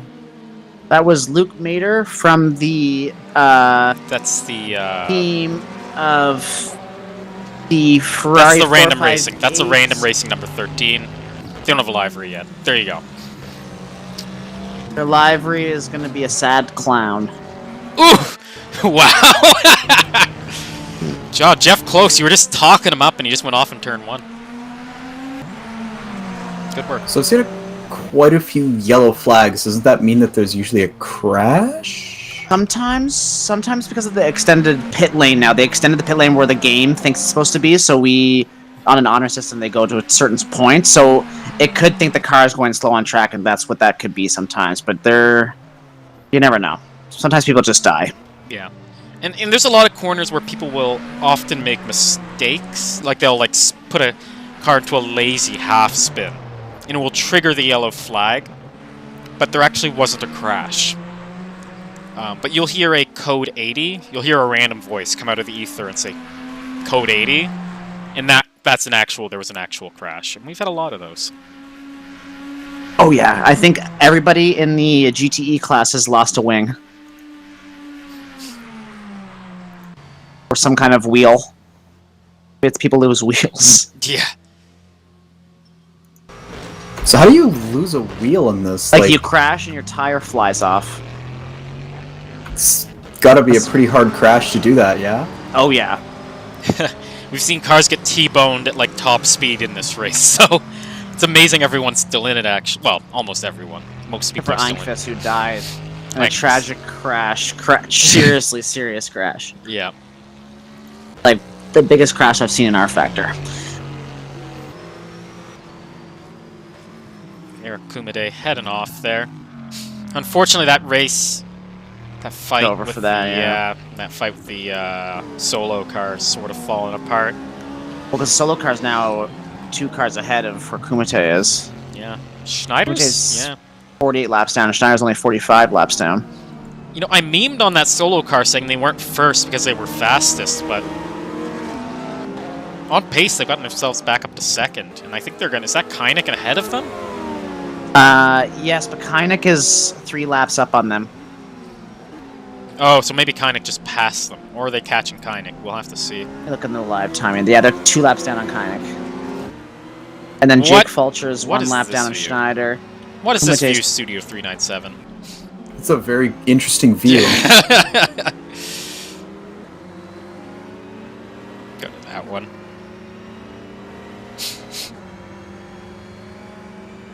So, did anybody watch Formula 1 qualifying, I guess? We can ask that I question. did. No. They're on I was Albon. I don't have access to Knock like on. the live feeds, so Can you guess who qualified first? Lewis Hamilton. Yep. Gold star. Shocked. Can't believe you knew this. Yeah, I'm really shocked. Shocked and chagrined. Now, here's the interesting question. Where do you think the Ferraris qualified? Didn't he get like 2nd or 3rd? I wish. Don't. I wish. I'm in so much pain that you even asked that. You're an asshole. Yes. Or was that last? That might have been last race, yeah, but they're at Spa this weekend. They're currently... Oh my goodness. They're 14th and 13th. Yeah. Big F for Ferrari fans. Hey, at least Vettel's gonna get to race Raikkonen again. Oh no. It's Hamilton, Bottas, Verstappen, Ricciardo, Albon, Ocon, Sainz, Perez, Stroll, Norris, Kvyat, Gasly. I'll say Gasly. Gasly. Gasly's a fighter, like a UFC fighter. Oh, okay. Leclerc, Vettel, and then it's Russell, Raikkonen, Grosjean, Giovinazzi, Latifi, and Magnussen. Yeah, Magnussen had a big And off. Hamilton broke the track record with the 142.3. No, wait, that's not right. He got a 141.2, and that broke the track record by 2 seconds. Jeez. Man! So a thing I forgot to mention, it's important to note about IMSA, to get rid of the, anytime someone pokes me, it comes up on the race overview. Or the race Oh, yeah. broadcast. What was I gonna say?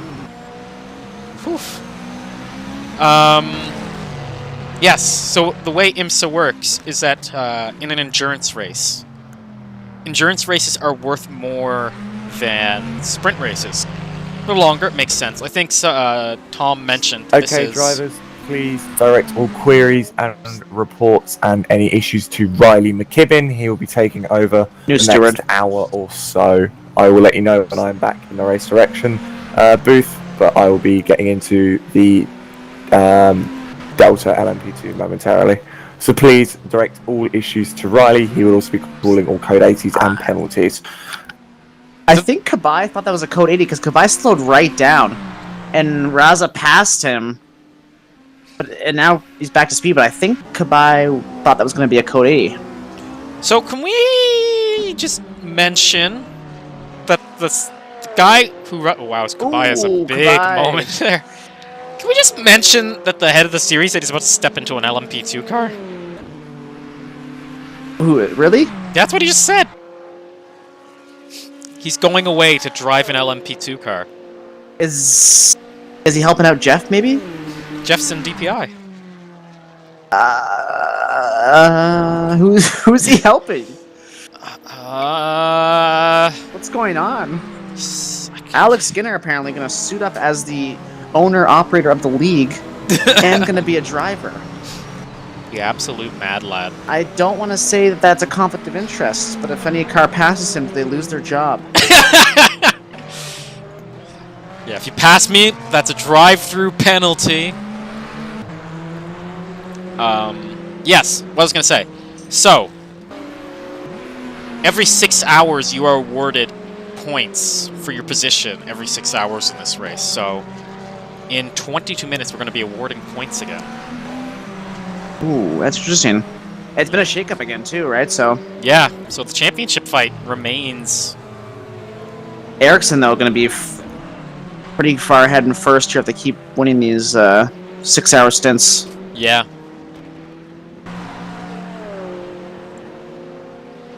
So, the battle continues.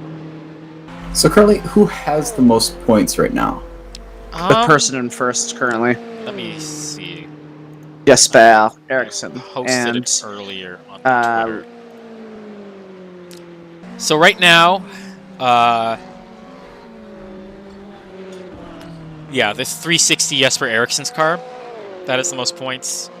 It's followed by the... So they have the most points in DPI. Then it's the Mugen Sim Racing DPI, which I think Savania's in. They're second. Yes. And then it's the Mazda that Schoonman's in. So in DPI, the positions haven't changed since the last time points were awarded. The place where things have changed a lot is GTLM, where it says on screen it's GTE, but it's GTLM. Because R Factor 2 doesn't let me change the title of the overlay positions. Shakes fist angrily in air. So it was the solo number 14 car, which is running second now and 2 laps down, with Schneider behind the wheel. They were first last time around. So let's see. Let's keep going. I should have actually put this... I could have put this into the overlay. I should do that. I'm going to do that for the next spot, I guess. As we continue down through the order, it was the... Apstineo... The Force Polonia car. I'm not going to pretend I can pronounce the... Whoa! Chambers is off in LMP2. That sounded like it's going to do damage. Turn 1. Turn 1 is, it's... If you get 2 laps, turn 1 becomes a murderer. Yeah. Basically, my point is, DPI is the points are the points. In LMP2, the points... The position they are in is the points. In GT, it's all over the place. GTEs get, like, completely changed. The car that was in 4th was leading when the points were last awarded, so... Things change. Things have changed. That was big for... Yeah, go ahead. So for, for a 24-hour race, you'd think that the gaps would just keep getting bigger and bigger. They have...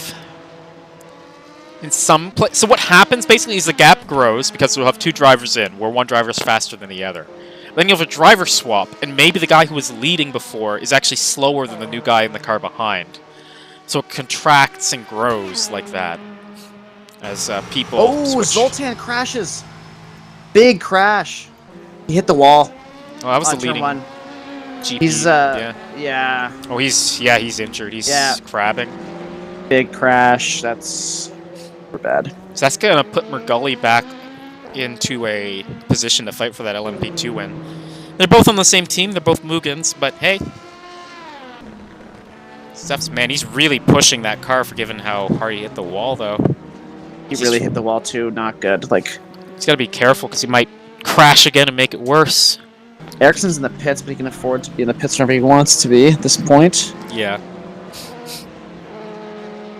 Yeah, the 360 Cadillac guys have just been in another planet. Bertolon Savagna is now back on the lead lap.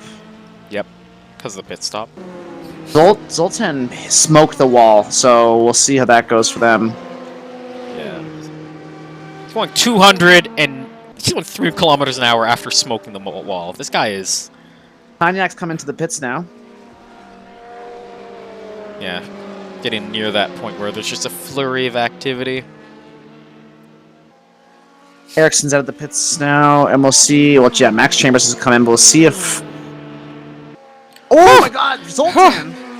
What happened there? I think he was trying to come down. Distracted? No, I think he was trying to get around the GTE and he came the the GTLM and he came down and yeah, he's gonna have to pit. That'll be a long stop. That'll put Mergully back on the lead lap. I'm fairly sure. Alright, I'm gonna step away here for a second. I will be back on my actual scheduled thing. Fair deal. Getting exciting, holy. Yeah. Wait for now. Goodbye. User disconnected from your channel. So then there were 2. Yeah, I was about to say, so they just changed in LMP2, the third car just changed their drivers after that crash. Yep, you're correct, Skinner. Alex, so that's the car. Alex Skinner is the lead runner in that car. Look at that. Conflict of interest. Unacceptable. We should get the Stewarts on that. Put in. I don't know. They're 18 laps down. Go ahead. Yeah, I suppose that crash from Zoltan will also help him get closer to them, so that they're not 18 laps behind. Yeah. 18 laps, one accident like that. It's not gonna do a lot, though. Unfortunately, they need a lot of tragedy to befall those 2 Mugens in front. They need like a disconnection or a force feedback failure, something that's going to take a while to fix. You never know. True. Things have happened like that in this race. I don't know if you saw... Did you watch any of the Virtual Le Mans 24 that the actual ACO put together with all the real teams? No, I didn't. So in that race, one of the drivers, Simon Pagino, who drives for a team in the US, his wheel failed, and he had a backup entire second sim rig to jump into. And he quickly plugged in his wheel into the second sim rig into his computer, and kept driving from there. And he pre-bound all the buttons so he could quickly change into it quickly. I don't know why I said change into it quickly. That made no sense. But he had that much preparation, it was crazy. And he had a webcam on, so people saw him actually doing the swap. It's crazy. Yeah.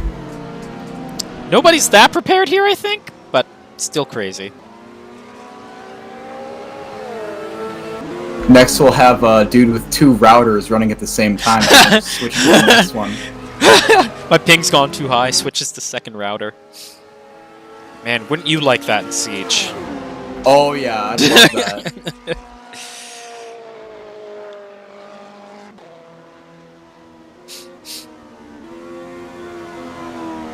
So the weird thing about this, to me, is this track is in Florida, right? Yeah. But they're setting it on they're setting it on GMT, the time in the game. So you think it's Florida, but it's actually gonna start becoming daytime at midnight here. Oh really? Yeah. Or like 1 in the morning is when the sun will start rising in the game because of that. Same way the sun started setting at 3 in the afternoon in the game. Jeez. It's like a Canadian winter out there. Jokes. The sun doesn't rise in Canadian winter until like 10. Yeah, we've got that same problem over down here, even though we're not that, I guess we're a little farther down. Yeah. It's like, gets to the point where, like, in the summer, it doesn't set until 10. I mean, that was, about a month or 2 ago, so it was really annoying. So I just stay up until 10. Yeah. Yeah, the thing with having COVID through the summer is, like, I guess it'd be bad at any time. Because in the summer, right, it's like you're gonna, like, go to bed, like, 1, because when it's finally dark and kind of cooled off. But then by 5, it's already sunny again. And the birds are singing. Yeah. But the thing is, if it was the winter, you'd go to bed in darkness and wake up in darkness, basically. Yeah. The other thing is, I mean, like, you were mentioning the thing, is, like, during the winter, I like to, that's when I actually go to the gym, because that's when I can, you know, because I can't, like, go outside, because it's too cold. And now this has just kind of ruined that, because I was going to start doing that again this year, because I started that last year, but, yeah. Man. Well, at least you went to the gym. That's good. For once in my life. More times than me. That's a lie. I've been once or twice. Not reliably, though. So let's see how the league showrunner's doing it. Or the league boss is doing in that car. 18 laps down. I'd say it's a pretty bad showing from the boss. I'd say they're gonna have to definitely remove him from that car. Can't be 18 laps down. Going wide into the... What the heck was that?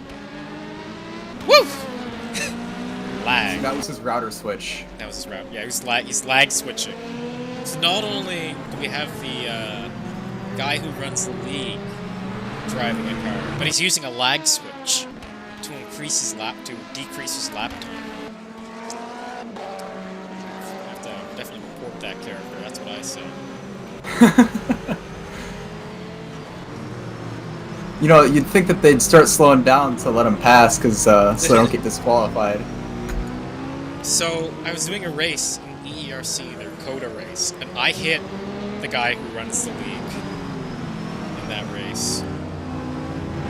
Woo! I think that was Jeff Close that spun out from the corner there.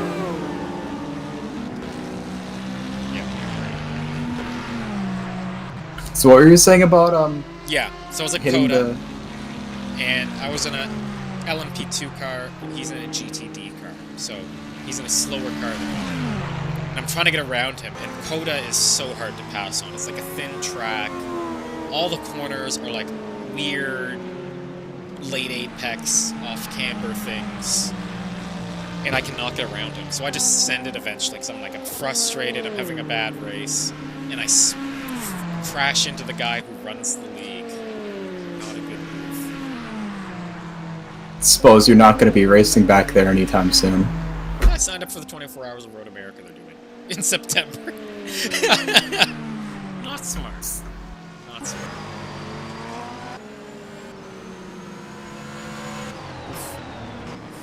What GT car was that? It was Daniel Battesi. GRG. The only American team. In case you ever forget, they have a giant American flag on their Ferraris, which feels so out of place to me for some reason. It's a blue and black Ferrari with a giant American flag on it. Woof! Alex Ooh, Skinner someone just went off into the grass there, yeah. Alex Skinner again. Unfortunate. Having a go. Trying to help some guys out who are just memeing on it. Yeah, I was about to say, I suppose he was gonna join and try and, like, get him up the few laps closer to the first there. The thing is, it's kind of hard to convey it, right? But the guys who are at the front in these cars... Big God! The guys who are up front in this race are really fast. Like, they are really fast. Like, you will put together consistently decent laps, and you'll have no idea how they're still 2 seconds a lap faster than you. They just are. Like, even right now, I can tell they're not pushing. Because they're running 130... The first place car is running 133s. They're running 133s. Their fastest laps are 131s. Jeez. So, yeah. And they're not pushing it because they don't need to, since it would just, like, break their car, right? Yeah. They don't want to crash. That too. Especially if you're Jesper Eriksson out front right now, there's no point to push anymore because it's almost a lap between you and the next car. Might as well chill. Listen to some person music. behind. Go ahead. I was to say the person behind them got a better, closer to them because they pitted earlier, didn't they? Yeah. So they're on different strategies, I think. Yeah, I suppose. What's really helped Jesper Eriksson and the whole them in the 360 car is when you pit under code 80s, you gain a lot of time. Like you get a lot of space ahead of people who didn't pit under code 80 because under code I think it's like almost like 20 or depends on how long it was actually. It really depends on how long the code 80 is, but it can be like 20 or 30 seconds of space you can gain by pitting under code 80 at the right time. So what are you supposed to do when a code 80 hits? So basically what you do is you get a 10-second countdown, and by the end of the 10-second countdown, you have to be going 80 kilometers an hour. Which is like, what, 45-ish about miles an hour? Around that? I don't know. It's in that range. But, I should start learning that stuff so I can translate to any American viewers. Or I can just comprehend it myself, but yeah. I usually just have it around there, so it's probably like that's actually probably more like 60 miles an hour, I think. Well, 60 is 100 kilometers an hour. Really? Yep. It's like 98 or something, but it's around where it is. I know, because when I drive around in the States, in my Honda, the 60 and the 100 are close enough to kind of overlap. Which makes sense, because it's highway speed in both countries. I mean, unless you're in, like, South Dakota or Utah. It's like a, what is it, 70 there? In South Dakota, it goes up to 80 in some places. Wow, that's fast. And then in Utah, I think they upped it to 90 on some of their freeways because, basically people were hitting each other because they were going too slow. And so when they upped the speed, the accident rate actually went down. But then again, that down there, it's basically just nothing but desert, so there's like nothing really to hit anymore, so. Yeah. And some of the provinces here goes up to 110, which is about 70. Jeez. So that's about as fast as it gets. But then again, everyone runs. Like, even here where the speed limit's 100, people are generally doing 120, 130 on the highway, so. Yeah, because everyone doesn't listen to the speed limit. Nobody listens to the speed limit. Keep You know it what's on the funny tracks, kid. What's funny is that, legally, I think here in Minnesota, you get a nice, I think it's like a 2 or 3 mile leeway because your speedometer could be off. So if you're going like 3 miles over the speed limit, they either can't pull you over or they won't. But generally people do 10 over anyway. Yeah. So, at this point in the race, the only two cars... Actually, that's a lie. So, Eric Kumide and Danilo Battesi are on the same lap. And then Peter Schoenman and Veriani, Zoltan were on the same lap. Jesper Eriksson and Bertrand Savagna are on the same lap. So there's sort of 3 battles going on. I'm sorry. But, yeah, things are spreading out. Things are beginning to spread out a bit. I guess we're getting into the night. Not everyone's A team is necessarily driving. You're about halfway through the race here, too. Yes. Thank you for reminding me. We have to make sure I get the points ready to send to the people who are running the stewarding right now. And the hourly update, or whatever. Yep. That too. I'm beginning to regret not getting water before Matt left. But oh well. Through it. Yeah, I ran out of water a little bit ago, and I've been talking for, I guess, most of the time before I got here. And cue our special guest. So the special guest was Alex Skinner. Who's in that car now. That's funny. I was hoping for like a pro driver. I was ready for Scott Dixon to get into that car. It was not Scott Dixon. We're joking that'd be funny if Lewis Hamilton got in a GTE car and just lapped everyone, even the DPIs. That would have been funny. Do you think a GTE car could even beat a DPI in a race? Oh, under no circumstances could that happen. That'd be pretty wild, though. Imagine. Imagine dragons.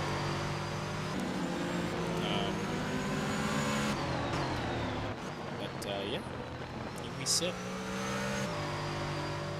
Waiting for something to happen.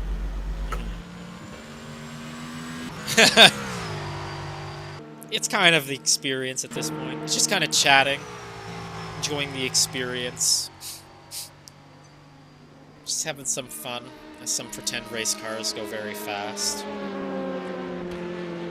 seeing how the strategies play out, waiting for the drama, praying So it will rain. They do have, like, medium, soft, and hard tires in this one, yeah? Or do they just have the same tires? So they do. Medium softs and hards. But it's kind of weird. Nobody... So the thing is, in real life, you'd have a limited amount of tire sets. So you're kind of forced to double stint. So you want to run some mediums and hards that will last double stints. But in R Factor 2, you have unlimited tires. So it becomes a pure question of... Will I gain any time by running in old tires an extra stint? And 10 seconds. Fuck, wrong button. Oh. Is that a code 80? Wait. Okay, drivers, we come to code 80 in 10 seconds. 4, 3, 2, 1, code 80. Oh, that car stopped. Well, Alex Skinner is stopped the car. That has not worked out. But yeah. The question becomes, do you run tires twice? And the thing is, in the US, you can change your tires and refuel the car at the same time. So there's no point to double stint. So you might as well run softs all the time, because they're the fastest tire. Who cares if they're dead by the end of the stint? You can just throw in another set of softs during pit stop. Oh. It's gone. The car disappeared. So, did he just crash and just, like, disable their car, or what's going on here? He must have had a... He must be doing the disconnect-reconnect thing, because he crashed. That's my guess. Wow, these cars look really slow now. Yeah, I know! Like, before, I don't think, like, because of how big the raceway is, you don't think they're going that fast. But now that they're just going, like, 45 or whatever. Attention all drivers, we're going back to grade in 10 seconds. 5, 4, 3, 2, 1. Green. Green flag. But yeah, as you were saying. Like, it doesn't look very, when you're watching it, because of how big the tracks are, you don't think they're going that fast. But when they finally like slow down to like highway speeds or like, big, just like busy road speeds, you realize how fast they're actually going. Yeah. Because of how slow it looks after that. And that's part of what makes it so mentally draining. You're trying to drive consistently at like 180 miles an hour. Trying to drive consistently at like 250 miles an hour for some of these corners, and it's just like, it just gets you having to hit the same braking zone consistently. And then if you mess up, it's curtains, Yeah, because at this speed, you're like, if you don't have as much margin of error to mess up. Okay, so time for me to make sure I get everything in order, and we can do the hourly update. Oh, stream just. Oh, no, there we go. Oof, my back. I've been sitting down for way too long. My body. My body. I kind of want to meme on Skinner here, but I actually kind of want to come back for this commentary, so... Yeah, brought us our second retirement. Unfortunately.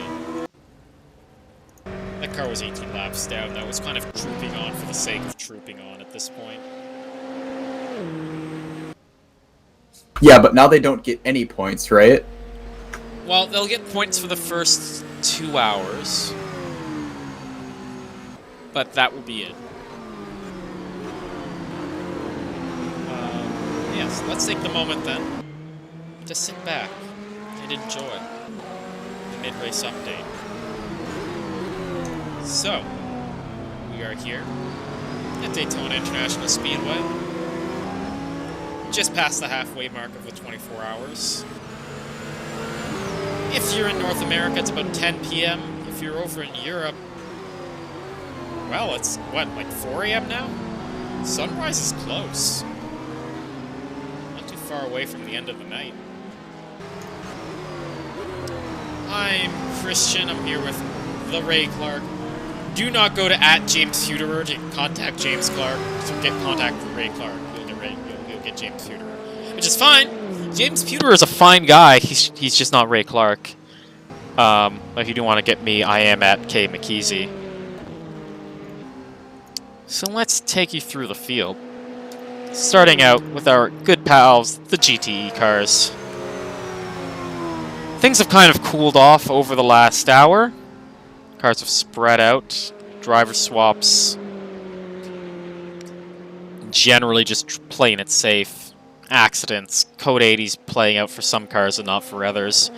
But through it all, it's Christopher Kynick who's basically taken over the... well, not Christopher Kynick himself, but the entire number 88 Mugen team in that Aston Martin have taken over the lead. Code 80s really worked their way, and they've gained about a 2-lap advantage over the rest of the field, or at least the next closest car. Following them is Malcolm Schneider, who's in that GTE, the Solo Sport Ferrari 488. They had quite a good battle in the beginning of this hour against Eric Kumide. When, what was his name? DeRick was in that car.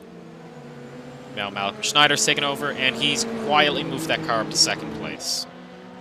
In third is Danilo Battesi in the first of the GRG cars, and a pretty excellent recovery drive, I'd say, to get that car back up into the podium positions. Then it's Eric Kumide, a lap down from them in the Corvette. One of those people who's sort of new to the game, but had a lot of experience in F1 2019 and 2018 and so on. Getting their feet wet in R Factor, and it's great to have them out here. had a really great battle with Rick earlier in the solo sport car, but that sort of cooled off. Code 80s didn't work their way, and they are running 4th. Ramiro Perez is in the second of the GRG Ferraris. Casey Soul was in that car a bit earlier, had a big accident, took them out from 3rd, I believe, and now they're back down to 5th. Casey Soul, through no fault of her own, just having a really unfortunate race, getting caught up in other people's messes, and that's hurt that car.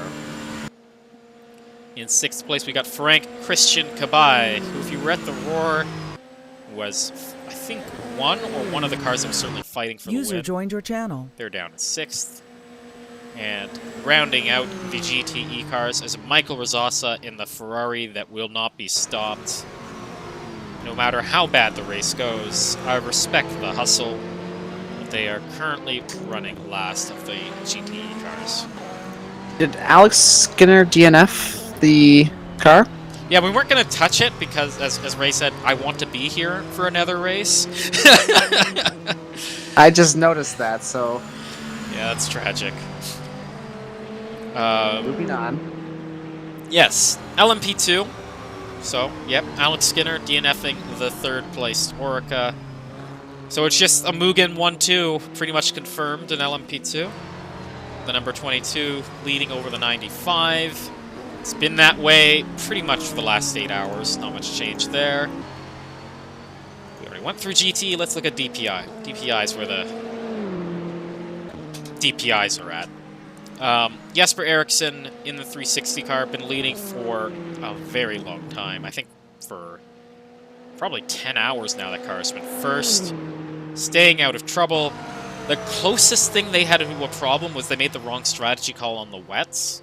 But it didn't matter because the number 16 Mugen also made the wrong call on the wets. So they're about a lap ahead. Bertolin, Savania also, if it weren't for some tragedy earlier in the race, well, if it weren't for some pit penalties, really, it's not even tragedy. The Mugen cars just had penalties. They are literally a lap down because of 2 drive stop and goes. If they didn't have those, they'd probably be fighting for first. In 3rd is Peter Schoenman, who's driving the 137 Fine car right now. They've had a pretty good recovery drive, I'd say. Haven't quite been able to reel in 1st or 2nd, but they've been on the pace. They've been fast. A lot of promise in that Mazda. Skinner has rejoined the ring. Oh, Alex is back.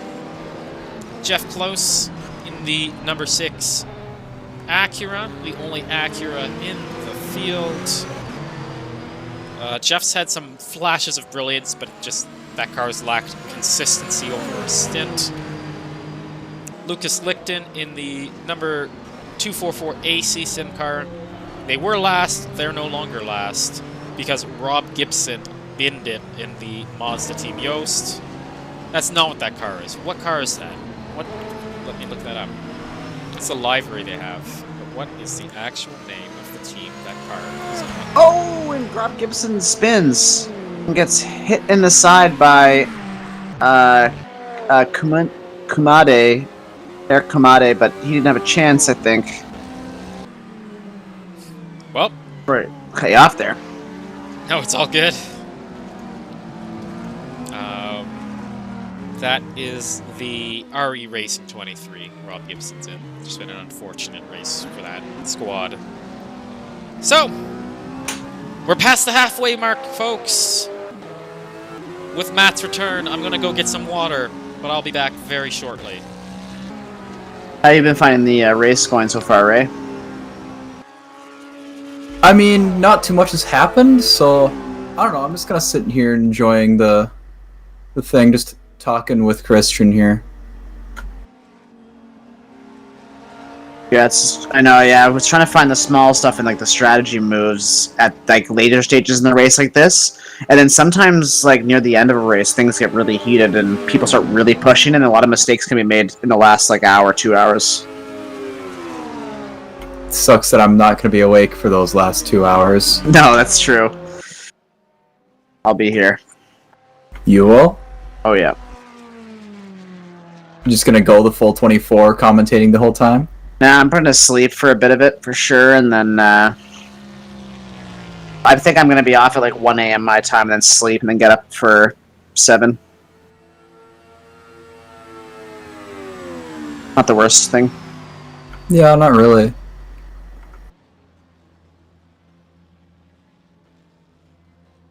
So, who was the one that spun out? Gibson? Yeah, Gibson spun, but he recovered, but it was like a slow spin, and he got hit in the side, so... I think they had a driver change, and I think Evan Mueller's in the car. Yep, they just switched out their driver. Did they do any repairs? Did they need to? Well... No, I think they just came in for a driver change, honestly. Sometimes you can assess and the damage isn't so bad. It's not bad enough to warrant such a thing, but depends on the situation. Hmm.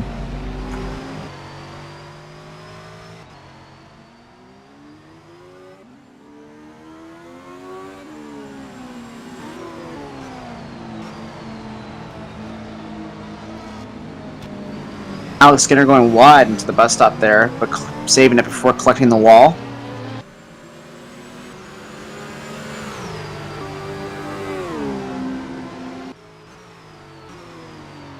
Yeah, Robert just kind of stuck me here with Mueller because I don't have the RF2 to spectate or anything. Oh yeah, to the team view.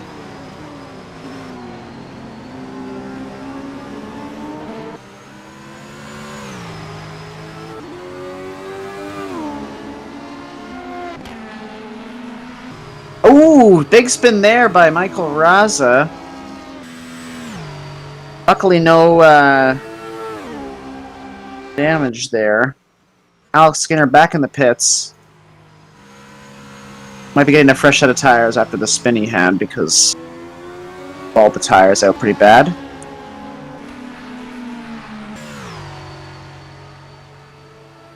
So I suppose tires are the biggest ones that are affected by his spin unless you get hit by someone else. Yeah, because then they kind of just sometimes they'll slide on one side and they'll totally flat spot them, and then it's just horrible to drive. You'll get a serious vibration going. Have to pit. Oof.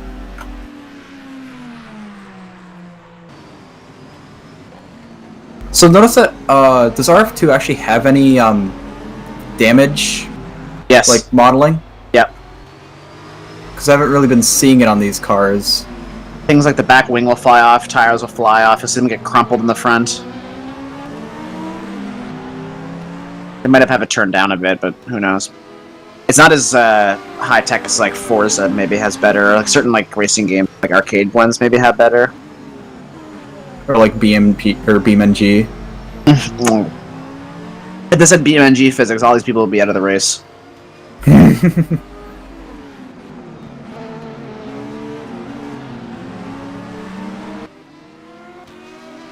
James Stokes is in the car now, replacing Alex Skinner.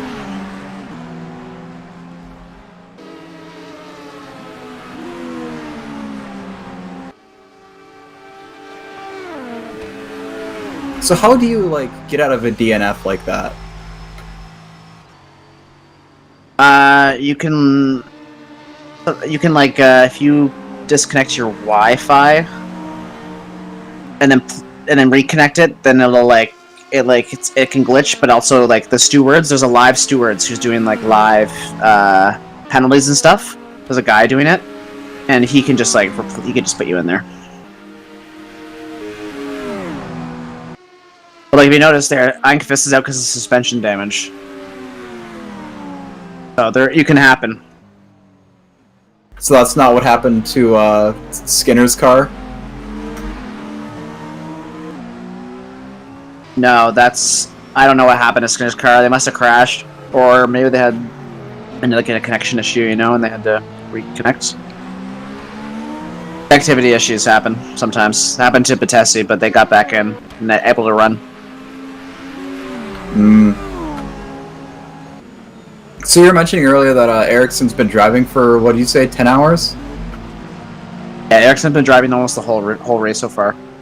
You think He's been on almost that long. He's been really good for them. Do you think they're gonna switch him out at all tonight, or?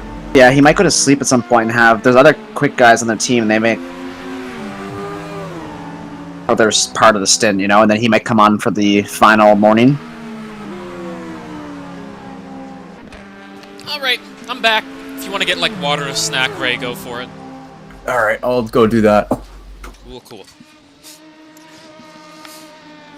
So, here we are. Me and Ray were just talking about, just talking about different strategies and how things are going for certain cars. And he was asking, like, how people can... Oh, big spin by Kumade into the, turn 1. Didn't hit Al anything Skinner on is out of the car now, and James Stokes is back in. Al Skinner had another off in the bus stop.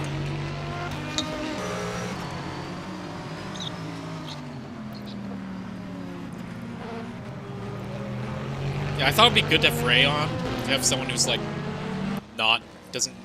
you're not someone who you can't take anything for granted with. Yeah. I think it's good to have that perspective.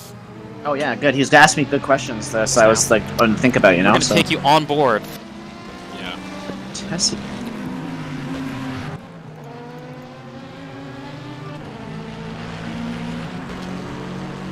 Pontiac leads the GTEs.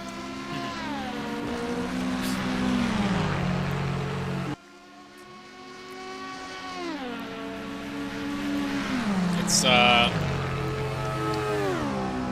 just a matter of not making mistakes at this point in GTE. If you can be the one GTE car to not make any more mistakes for another 11 hours, you'd be good. It's just, that's a lot of time. Considering everything that happened in the first 11 hours. That's a lot of time to not be the one who screws up. Yeah, you don't want to be the one who screws up for sure. You can see, too, some people get in such shorter stints than others. Yeah. Gotta do it. Let me...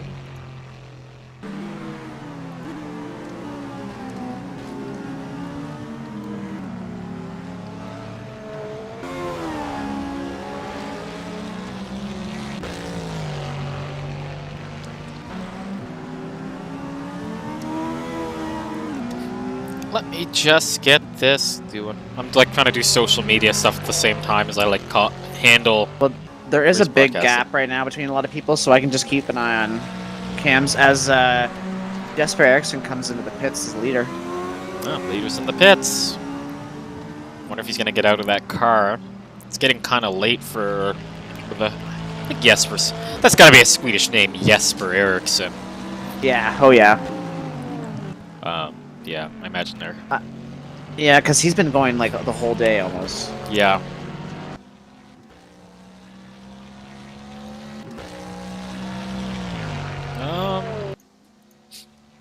Whew. It's windy. I don't know if we have your window open, but man, my room is shaking. Door's gonna slam shut. Oh no, it's not. I'm not bad where I am, but I'm also on like the 9th floor, so. Weather. Nope. I tried to look up Team 360 Motorsports on Twitter, and they got an Indian motorcycle sales company. So, from Navi Mumbai. So, I don't imagine that is the car that Jesper Eriksson is in. That would be something else. That if he would was. be something else. Yeah. Is this it? I think this is it. This has got to be it. It's got to be it. At 360 M Sport. That, guessing. That sounds like it could be it.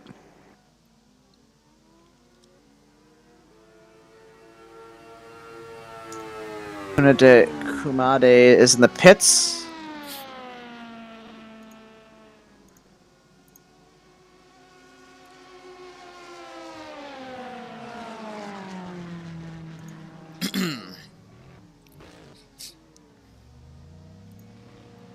Points incoming.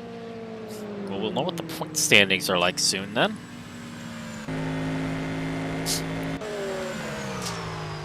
So, And Eriksson is catching second place again.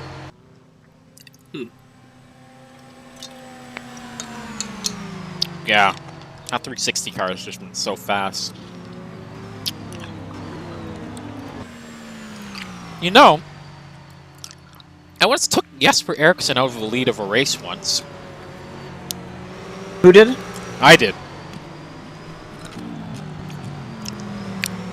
Oh, in the background you saw Stokes spun on his way to NASCAR Turn 1. Yeah, at that Coda race, Jesper Eriksson was leading in GT3. And I just ever so slightly nudged him in passing him and overtaking him in LMP2, and I just sent him across the track and he died. That was the end of the leading race. He'd been leading all race by a massive gap, too. And you just killed him? I just killed him. He DNF'd. Jesper, here he is. This is him. Right here. He did it. Yep. I apologize. Did they accept it? With salt?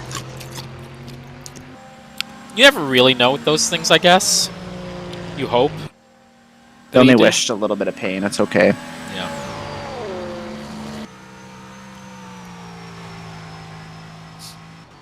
But, yeah.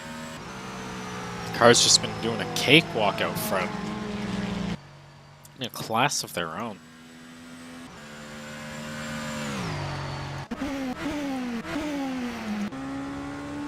So the gap is actually not that far between Zoltan and Schunemann. It's just the lap gap that's just... Oh, yeah, it's just a lap gap because Schunemann's 3 laps down and Zoltan's 6 laps down.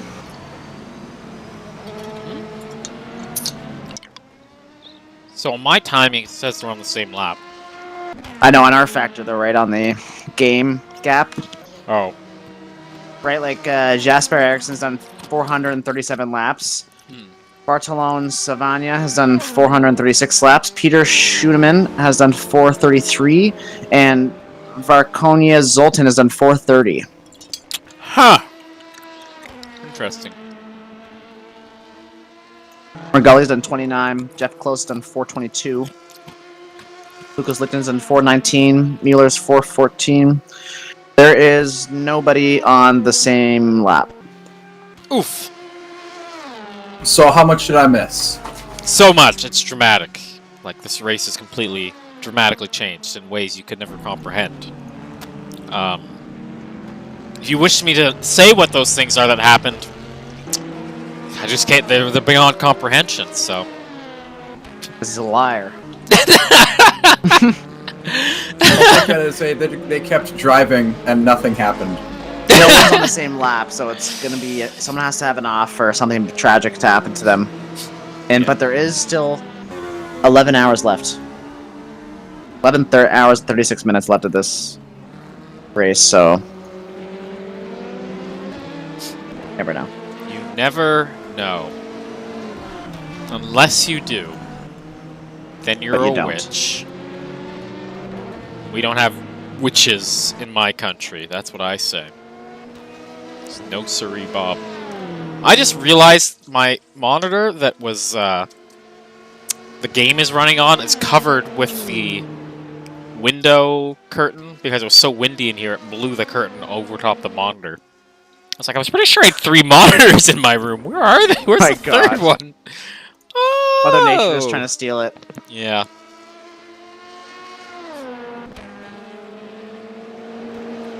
Yeah, Mother Earth, not a fan of my triple monitor. But can you believe I ordered Tournament in the pits. Pardon? Ordered another monitor. Yep. I want Tournament to. in the pits. Can I have one of your old ones? Well, he wants like 10 monitors, like a sports bar. Yeah. So if you're wondering what I'm showing you, that is the points as they stand at this point in the race. I could have put that into the RF2 overlay and seen how it Oh, worked, but I Felcher goes spins in the turn 1. Right around. Running 12th right now. Oh, he's in the pit lane. Just have the pit limiter on. Oh. That's one way to get out of there. So That's, I guess, hey. Yeah. Eggert's in the pits. Or do they switch over drivers to Pascal? I feel like Eggert's been in that car for a while. I might be wrong. What's that you're showing us there? That was the points. Oh. But I wanted to show what you were talking about. But yeah, we'll go over the points real quickly while we are here. So 360 Motorsports. Let me just turn all my best bits on. So 360 Motorsports leading, having led both Stage 1 and Stage 2. And indeed, in LMP2, the number 22 Mugen car has led Stage 1 and Stage 2. Solo Sport Racing, they're first in GTLM, having led Stage 1 and being second at Stage 2. Mugen Sim Racing, they've been second in DPI in Stage 1 and Stage 2. Second Mugen car, they've been running second in every stage. So, Ross is off yeah. turn 1. Let me get rid of the points. Let me get rid of the overlay. Who was off in stage 1? Raza, though, that's all. I'm just gonna discount Raza like that. You know, we just had them on, and they seem like a good bunch. That they know that they're just learning. It's hard. Yeah. You're just learning these kind of games. I think the miscalculation they made is they said, we aren't fast enough to be an LMP2. Let's do GTLM. The thing is... But LMP2 might have been better for them because of grip and electronics and stuff. Yeah. The other thing is that, like, just because the GTLM cars are slower doesn't mean the skill of the teams in GTLM is any worse. Yeah. You know what I mean? Like... They have better lineup, almost. Like, Christopher Kynick... probably just as good as Jesper Eriksson. Just, he's driving a slower car. Doesn't make him a worse driver.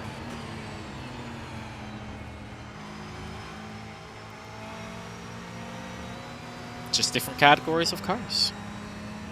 You know what I find... but I... No, go ahead.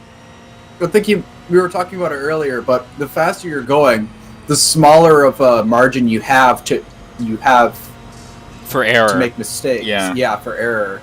So it might actually be better for them to drive in a GTLM than in one of the faster ones. That's very true. That is very true. One thing I find very cool, though, I think I said this earlier, I feel like I'm on a road trip. Especially when you have those DPIs that swing past them when you're in a GTLM car. It sort of feels like you're on a road trip, and it's like when a faster car goes past you while you're driving down the highway at 2 in the morning between two cities. It's got that same sort of feeling. And you're like, wow, you just had to go faster than me. you son of a bitch. I'm already going I'm already going 70. You're going 75. What are you, a lunatic?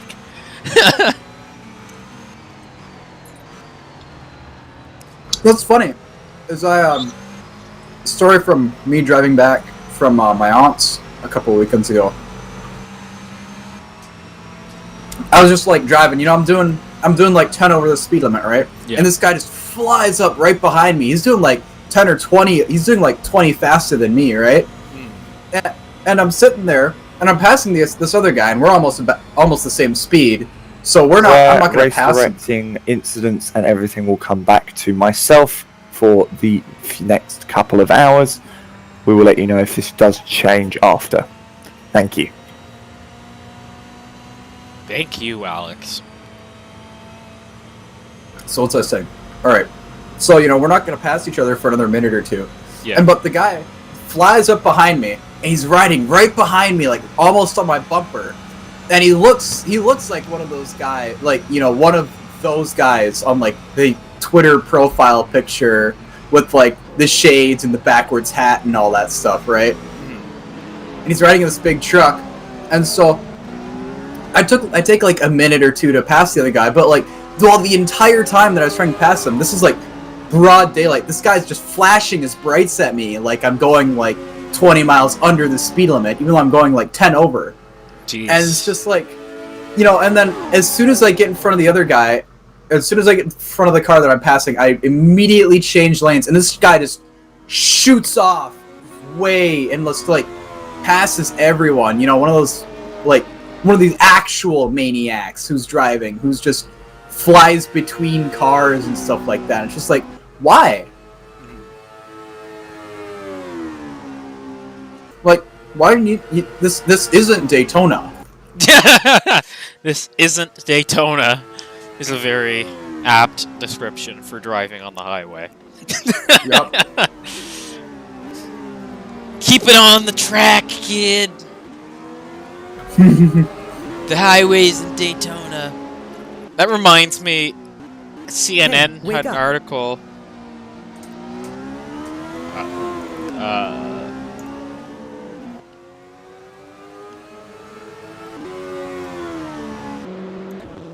Man, I can't believe one of your buddies is playing Risk of Rain 2. What was I gonna say? But yeah. I completely Something article?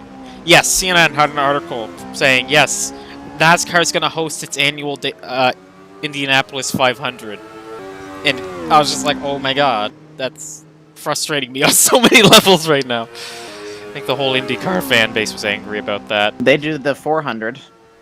Well, yeah, they do the Brickyard, they do the Daytona 500, but like for so many Americans, every race is a NASCAR race.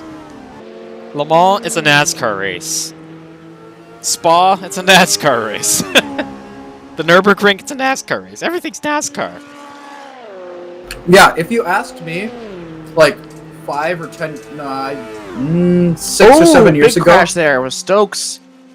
And who's that with him? It was one of the Mazdas, I think. Of Yep. Mueller. Stokes and Mueller. And Attila's in the car now. In the 5th place car he Lucas took Patrick over. Attila. That's a name. That's an aggressive name. Drive through penalty for number for the Delta racing car. Drive through penalty for the Delta racing car, which is James. This will be applied after his pit stop for damage. So Alex Skinner giving his own teammate a penalty there. That. That is honorable. Very honorable.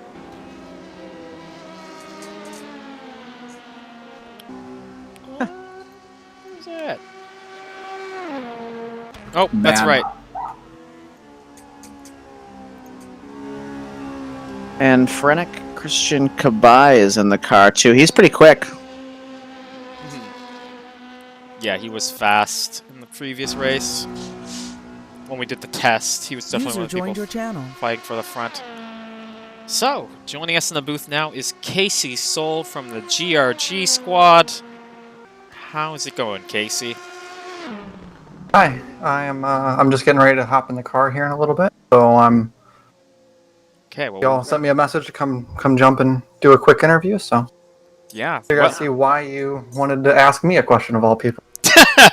Well, you've been part of some of the interesting events in that car. Both of your stints have been eventful. So how has driving the Ferrari been for you? I mean, the Ferrari was definitely a learning curve for me because overall I've not got much experience in mid-engine cars. I normally I'm front engine. That's just what I've always driven, so that's what I was used to. So it's definitely a learning curve going to mid-engine cars. And then it's definitely, I don't know if I'd call it a disadvantage, but it's definitely something that's different whenever you can watch everyone in front of you just abuse the bus stop, and then you try to do it, and your car wants to just send you into a wall. Yeah, that's a big thing. Has been. But early in the race too, you were running really well, and then there was the incident between the two, I think a DPI and LMP2 car, and they came flying. They crashed, came flying on the track, and that really wrecked your race when they collected you. You know, there's nowhere for you to go. I mean, I could have played it better in this situation because I know how ovals work. I've seen plenty of wrecks here at Daytona in real life and in games. I've been a part of many of them. I know that cars fall down. The first reaction whenever there's a wreck on the oval, go to the wall. That's how you avoid an incident. whatever reason, that just didn't compete with me in that moment, and I panicked. And then as soon as I hit the brake, once I saw them sliding down, as soon as I hit the brake, the car just pulled left, and there was nothing I could do from there. Just because for whatever reason it didn't compete with right in that situation. Yeah, it all happens so fast, those speeds. And then at that time too, we were already in the process of trying to work out the fuel numbers, so I wasn't 100% focused on the road in front of me, because they had just came and passed me those 2 DPIs, and so I was like, okay, I'm looking at my mirror, they get passed, okay, now let's look at the fuel number, let's try to figure out where we got to go to. And then I look up and I see the I think it was the LMP2 that was on the right is flipping through the wall up at the top of the racetrack, and like literally their car was warping through the wall. And so it's really, at that point I saw it, but I just couldn't react to it because I didn't know what was happening completely. Yeah, that is rough. So that's an interesting problem you mentioned. It's a lot of, and it's something we've kind of joked about in the broadcast, is how much abuse there has been of the bus stop.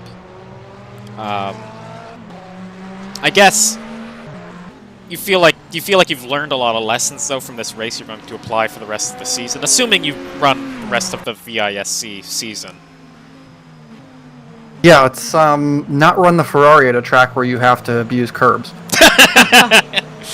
That's a very that makes a lot of sense. Yeah. I mean, plain and simple though, that's what it is. Is that the Aston and the Corvette especially, because they were running just qualifying pace there early on. I don't know how on earth they were running 142s for the first 2 hours of the race.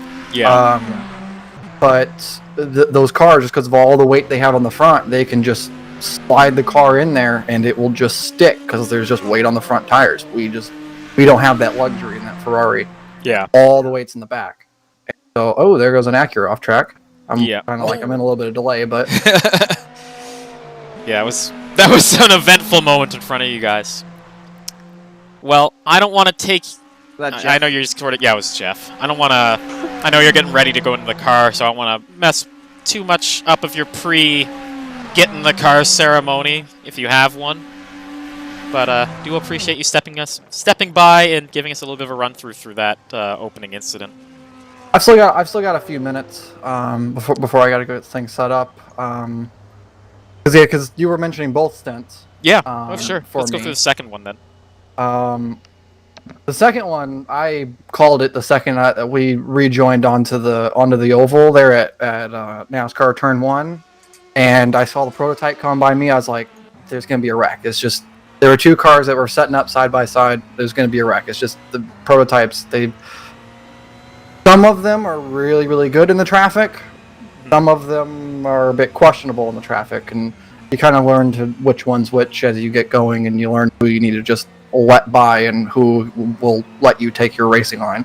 And in that situation, I saw that the DPI or LMP2, I think it was a Mazda, come up my inside, and whenever I saw the Corvette going up around the outside, because I was trying to get around the Corvette. They were a couple laps in front, but we were setting up our strategy really well there, because after the first incidents, we were well behind, but through that little rain spurt that there was, we managed to be the first car to go to the wet tires.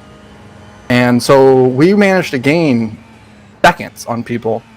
And then they all came in and pit for their wet tires, and we've been on them for 10 laps. And then right at that point, everyone's pitting in for their wets. The rain stops, because I was sitting there, I was watching the radar that whole time, trying to keep track of the way the weather was going to go. And so as everyone's pitting in for their wets, we're at the point where like, okay, we're ready to go into dries, we're ready to get going. And so I'd swapped over to dries at that point while a lot of other people were on wets, and so we were still gaining time on everyone because the track was drying out. And so I was faster. I was the fastest car on track for quite a few laps, pushing really hard. And for whatever reason, once I got up to that Corvette, I just could not pass. Because as soon as you got offline, it was just so wet. So all that they had to do was just hold their line. I couldn't get past them. And so, like, again, once I saw that they were 3 wide on the oval, and with the way that the dry and wet line works, and then up at the top right by the wall is a completely dry line.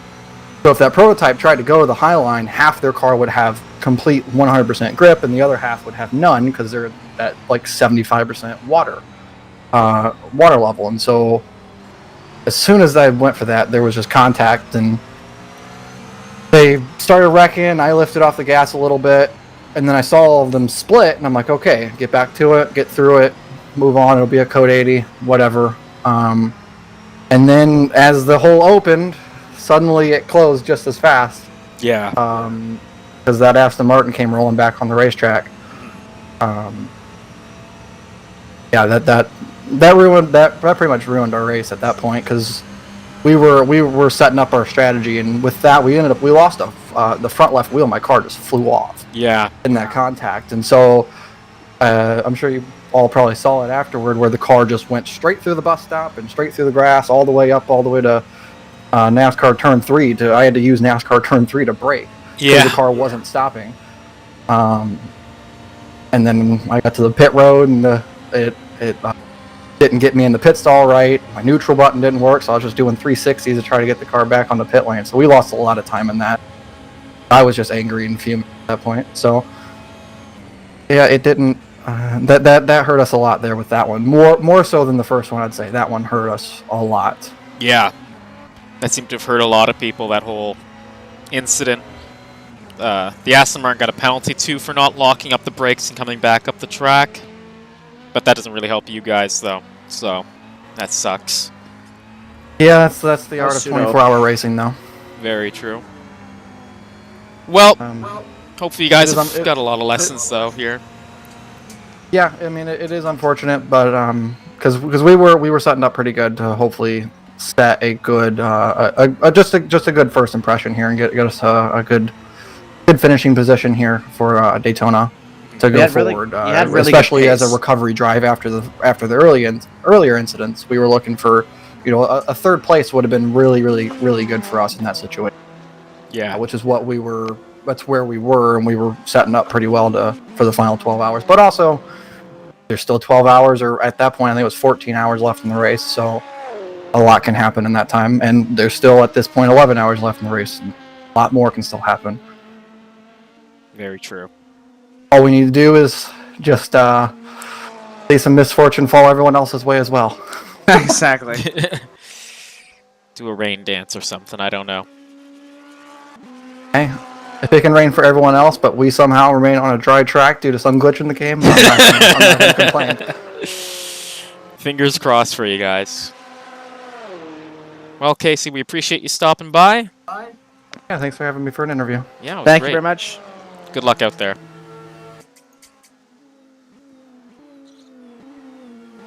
So, that was Casey Soul from the 75 GRG Corvette. Currently running 5th, but I think they were as high as 2nd at some point in this race. Yeah, they have really good pace, so it just had bad luck, Yeah. I think GTE will be really exciting, especially when we go to a lot of sprint races. Whew! I got there. That DPI just took the grass through the dog leg. These people are braver than me. I don't use the grass at all in this game, and these people are like, yeah! Race car, lawnmower, same thing. Yeah, I can't keep it together out the grass on some of these places. So, can you believe that's... There's a new driver on track, Riley McKibben. Yep. He is in AC Sim Cadillac. They're 2 laps behind Jeff Close in the Acura.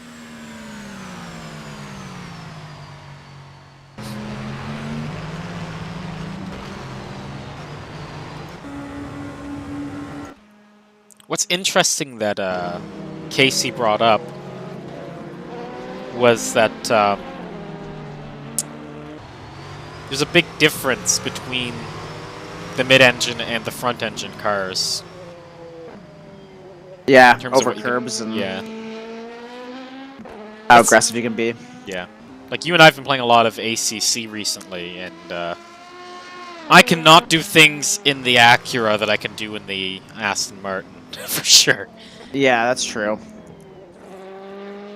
Dude, with that Nissan Power, I'm unstoppable. Yeah, it's another good front engine car, and it's all-wheel drive. I know. So how does engine placement affect the, I guess the handling, would it be, of the car?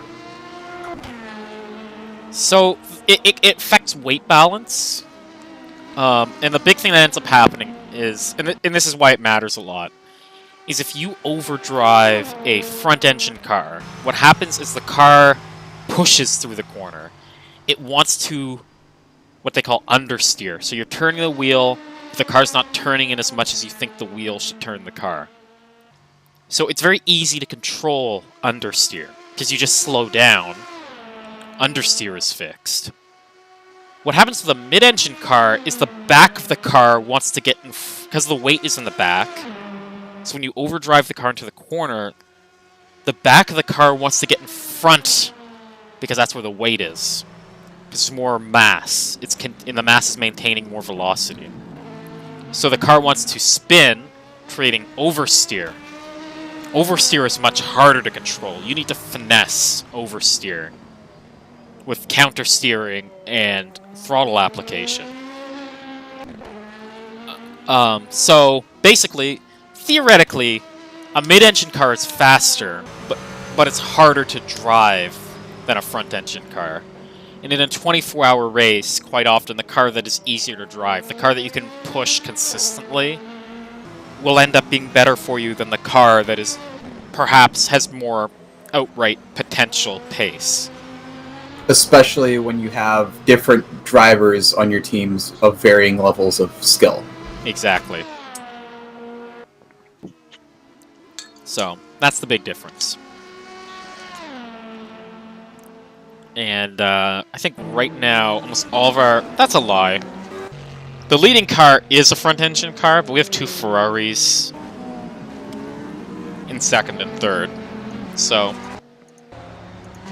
But the Ferrari's quite popular in this game, because it's new. They give it a very generous balance of performance, so people would want it. We'll put it like that.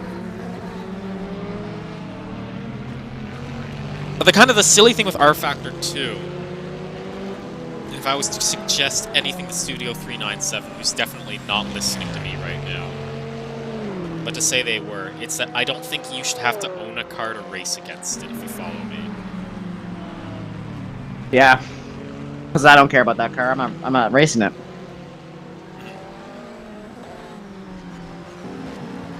Okay, driver. As we come to code 80 in 10 seconds. Ooh, what was that for? 5, 4, 3, 2, 1. Code 80 in force. Oh, for Evan Mueller, out in the wall by the bus stop. Oh, geez, and that engine is gone. He must have hit that wall hard. I don't know if you can see if you can find what happened, but that's in the bus stop. He must have just completely lost it there. I don't do the replay, you know?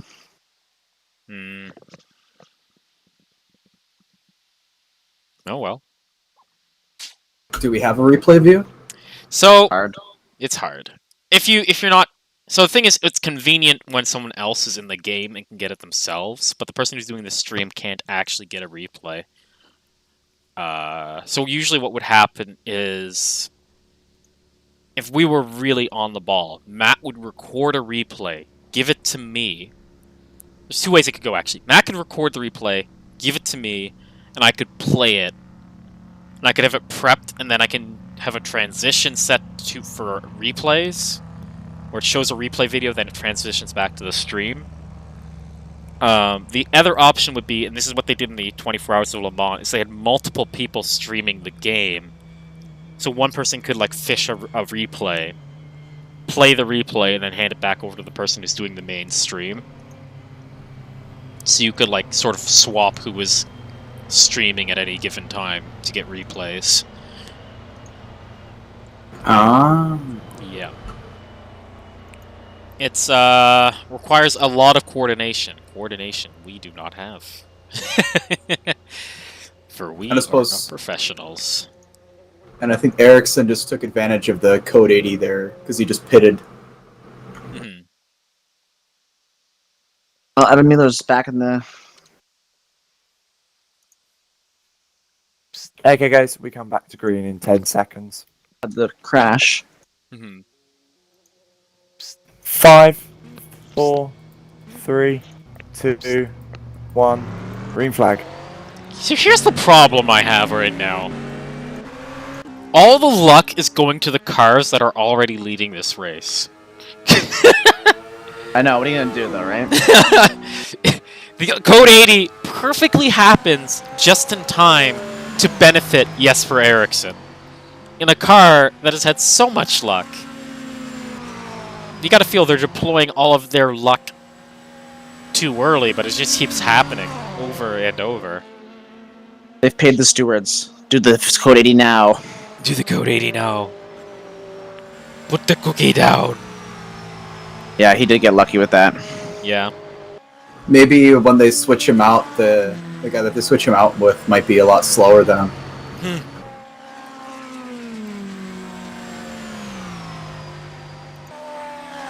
Because they'll have to switch him eventually. Yeah. Well, I guess they don't have to, but that might be a pain for them. Up. Up. Up. I suppose I'm going to be commentating on the 10-second late stuff now. Oh no, I forgot. You know what I'm gonna do? Okay. I'm gonna stop streaming. Jeff Close had a spin turn 1. I'm going to put it up on the commentators channel in the Discord, so everyone who needs my stream directly from me can see it.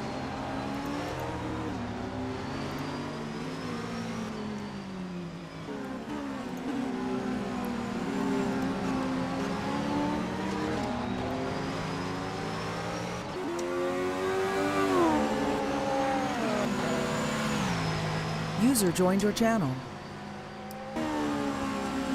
Who has joined us? You know, hour of need. It's Alex Skinner. In your hour of need, what the hell have I joined into? No, I'm joking. Welcome to the commentary booth. How you Again. doing? Yeah. For like the 3rd time this week. Yeah. Your regular feature now. A staple. And still need to get that graphic sorted for you, just to say Alex Skinner, owner, moron. Oh god, now he's gone off. This is like joy, you know, see someone that's off with their blooming hairpin. Yeah. Oh my god. Oh, Foucher spins big into the pit lane. Big. Crashed. That's big. That's... Okay, drivers, Code 80 in 10 seconds. GRG squad has had a rough go of it this race. 5, That's 4, a bad crash. 3, 2, 1. Code 80. So was that... So he was actually on the oval and spun into the pit lane. Yes. I'm curious as to how the hell he managed it. User joined your Yeah, channel. that is odd. Skill. Skill! Oscar. Skill is Oscar returns. Hello. Hello. I'm gonna go and just annoy them because they managed that. Oh, wait, actually, I'm back in a minute. User left your channel. So, Oscar just joined us. We're under Code 80. You know what we should do? We're only 5 minutes away from the end of the hour. Let's do our hourly update. Why not? Let's do it.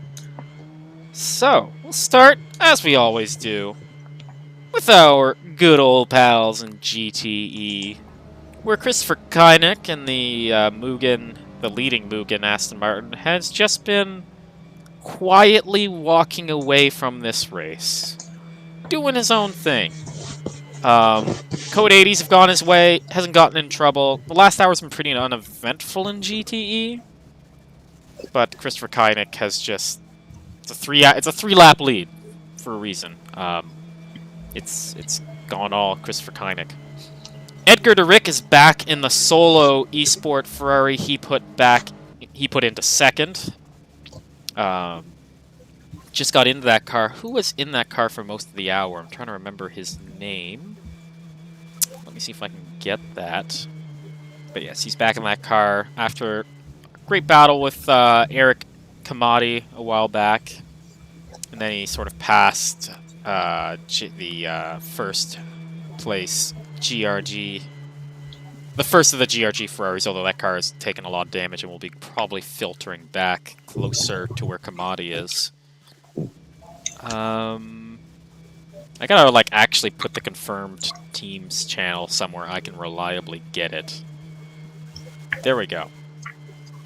So Edgar de Rick is in a Ferrari for solo. So it was Malcolm Schneider was in that car for most of the hour. Yes, Eric Kamadi has had quite a lot of offs. I don't think he's had any very significant damage. I might be wrong. User joined your channel. It was a screen freeze. Ah, that'll do it. Screen freeze. He just basically tried to get off track, and yeah, that's what happened. The next thing you knew, he was in the pit lane. Well, he got off the track. Yeah. Well, I just said to him, you were out of harm's way, so I called it. I just say to call it so you could get back. So yeah, I love how the minute I come and join you guys, it instantaneously goes wrong. That's how I thought. I just saw the Ferrari leaving the pit lane. I thought, oh, he made it out. No, it was just Pascal Agat. So yeah, Eric Kamadi in fourth. Had some events this hour, but still going strong. We'll probably actually jump to third as well after the pit stop. After that's Ramiro Perez. We just had Casey Solin. She was sort of just going through the events that led to that car, which I think was as high as second at one point, how it fell down to fifth. Then we got Frank Christian Kabai in the second Mugen Aston Martin, about 3 laps back. And then Michael Rosasa in what I could only describe as the meme Ferrari at this point. I mean, it's just patched together with tape and... It's basically patched together with Hondas. It's just hopes and dreams at this point. Yep. So then we'll take it over to LMP2, where it's it's just the Mugen parade at this point. The number 22 has been leading for a very long time, and the number 95 has been following for a very long time. And then the okay, drivers back in 10 seconds. And then we just have the I believe that is the 5, 4, 3, 2, 1. Green flag. Sorry. Yeah. Yeah. And then we just had that number 14, Fernando Alonso liveried Orica. The Delta Racing car. Yeah, they've been having a good time back in. Until I got in, the screen froze, and then everything went wrong. Well, they're still going. They're where they're at. They're in the podium positions for LMP2. I respect it. Well, yeah. Hopefully, when I get back in a couple hours, it won't happen again. Yeah. Then we go to the premier category, the DPIs, where it's Jesper Eriksson taking that 360 car, that 360 Cadillac. They're just flying down the road. They're 2 laps ahead now.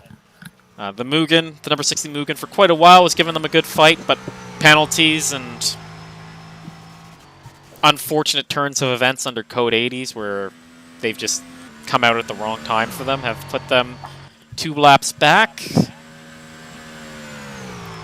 Then we have Pascal Eggert, 3rd in DPI, 3rd overall in the first running Mazda. They're about 3 laps behind that Mugen. Then we have Jeff Close doing a fine job in the Acura. They've had some pace, but unfortunately that pace has been inconsistent, but there's some potential in that car. We got the AC Sim number 224 Cadillac.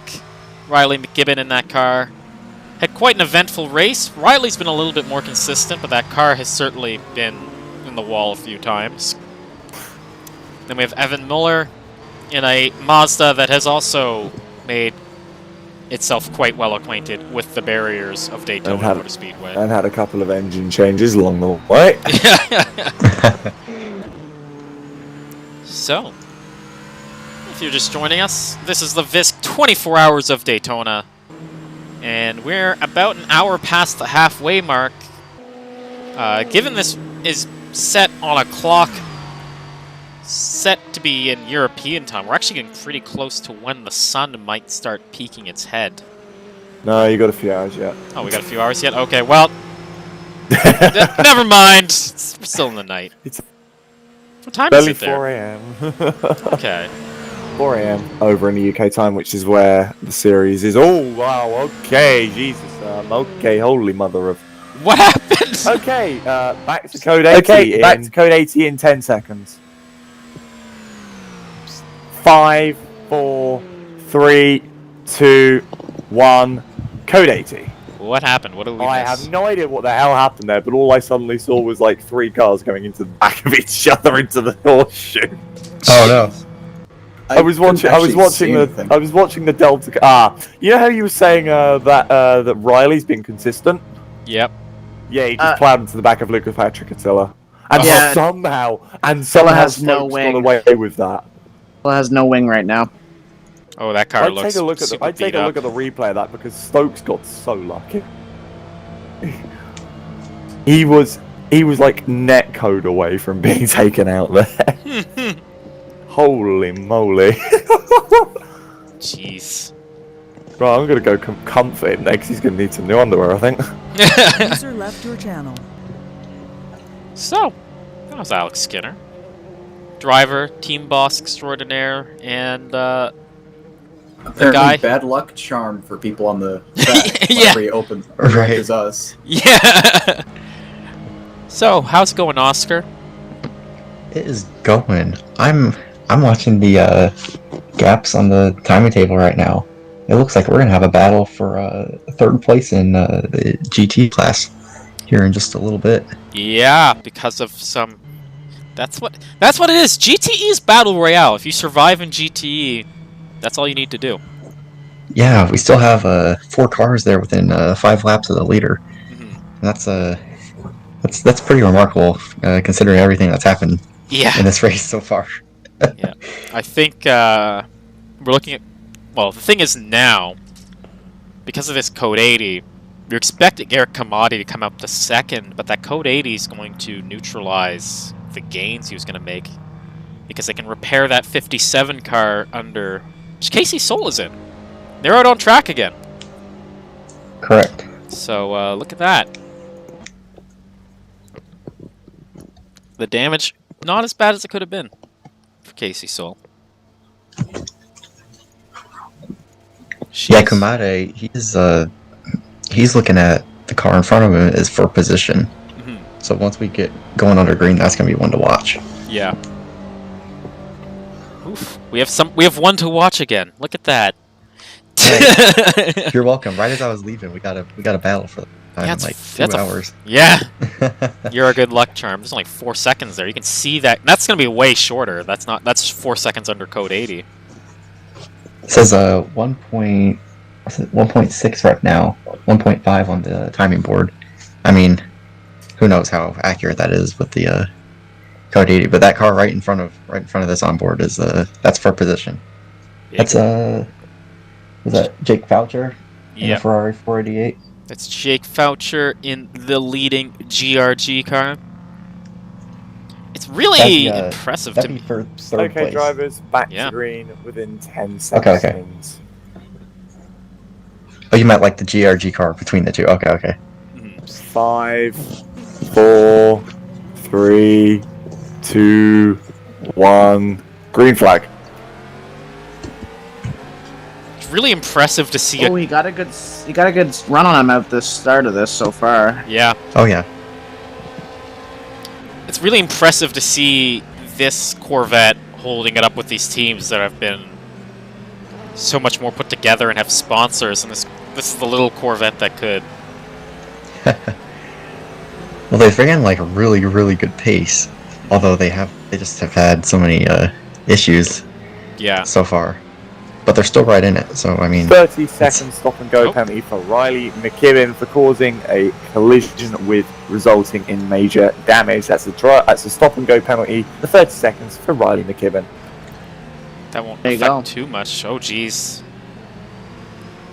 So you have Foucher having to let Kynick by. Not Kynick, that's Ericsson by. Yeah, and Kumade. So once It's again, right on he's got the to get run gearbox off the now. corner.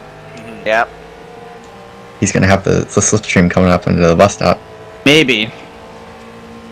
If that's the Ferraris and the Corvette are pretty equal on straight line speed. You are right.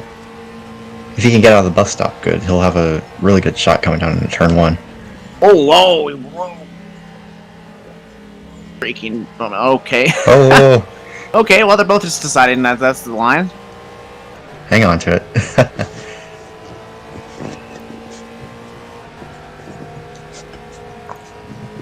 Kumade struggles to the bus stop, I've noticed.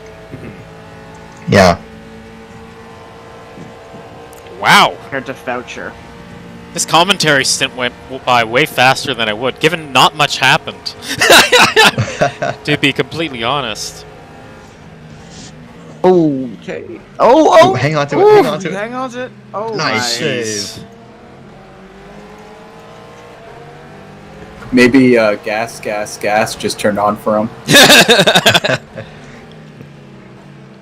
Well, considering he hung on to it, like, Yeah, everything that that was just happened in that corner, I mean, he didn't lose a whole lot of time. Yeah, it was pretty impressive that he didn't crash.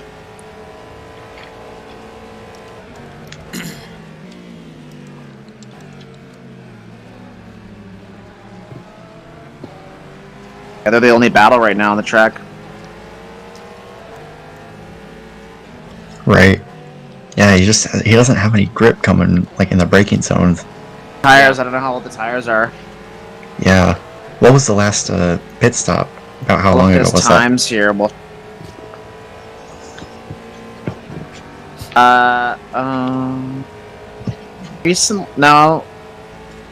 maybe recently for him. So there's a lot of there's a lot of code 80s there quickly. So Yeah.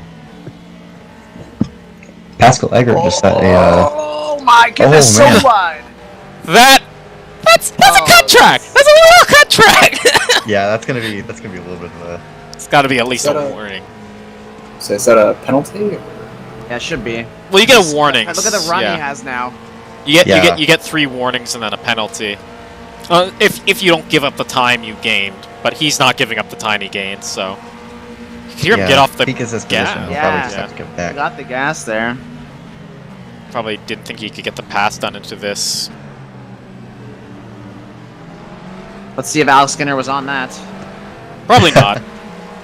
Yeah, probably not. Alex Skinner lets all the bus stop cuts go. Yeah. Oh, here comes the Acura. Oh, that's gonna force the Ferrari. He's Oh, spinning. Oh, he's gone. Oh, we got loose. And there you go. It happens I'd be that protesting if I was quickly. their team. Yeah, no kidding. Did he spin that? Man, No, he kept it this, together.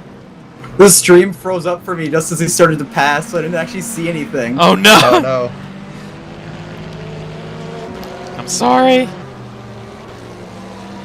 I was gonna say when they were coming through the bus stop when they were flying right through there, Pascal Eggert set a purple first sector. So he's on a good pace right now. Yeah. He's been running a lot of fast laps. Yeah, that Mazda has been fast. If they just weren't maligned early in the race, they probably would be up with those leading Cadillacs. Which Right. sucks for this race, but it does promise well for the rest of the season. Yeah, they will definitely fare well in the shorter races. Yeah. It's only fair now if the next lap, Foucher gets to just cut the whole bus stop. Eric, what's the track limit for the bus stop? It's getting a bit ridiculous. Oh, Ericsson gets called out for Jasper Eric. Oh wait, I'm guessing that's Jasper. Oh, it's Ericsson. Eric Kumade. No. Oh Yeah. yeah. Okay, so they were on it. There you go. He's on it. Alex is Is on he it. though? You gave him. That's a He should have warning. relinquished the position. He gained all that time based on that cut. Well, here, Nah, to me, Boucher has a run right here. he didn't get the pass done though in that cut. Yeah, now they're all getting caught up with this. I think that's the leading Aston Martin there. Yeah, that's kind of. Yeah. Look at that. And they've Get got out the of my way, Rick. cut it. It's a Oh, GTE whoa, traffic on he GT. blocked him. Oh. Made blocked Kynek into the. Not letting him go. So that isn't actually. That's Frank Christian Goodbye? Goodbye. So he's actually behind. So he doesn't have to let him Oh, go. I see. So different Bias is story. fat. Oh, Goodbye goes wide. Goodbye goes wide. Whew. Oh, weird. Forced the Look Rick at to that. check up. But that right there is direct, yeah. Yeah. So Oh man, Voucher's got the worst of it right now. That's yeah, that really helped Kamade. Yeah. Because they're holding up Voucher through there. Traffic giveth and traffic taketh. Such is traffic.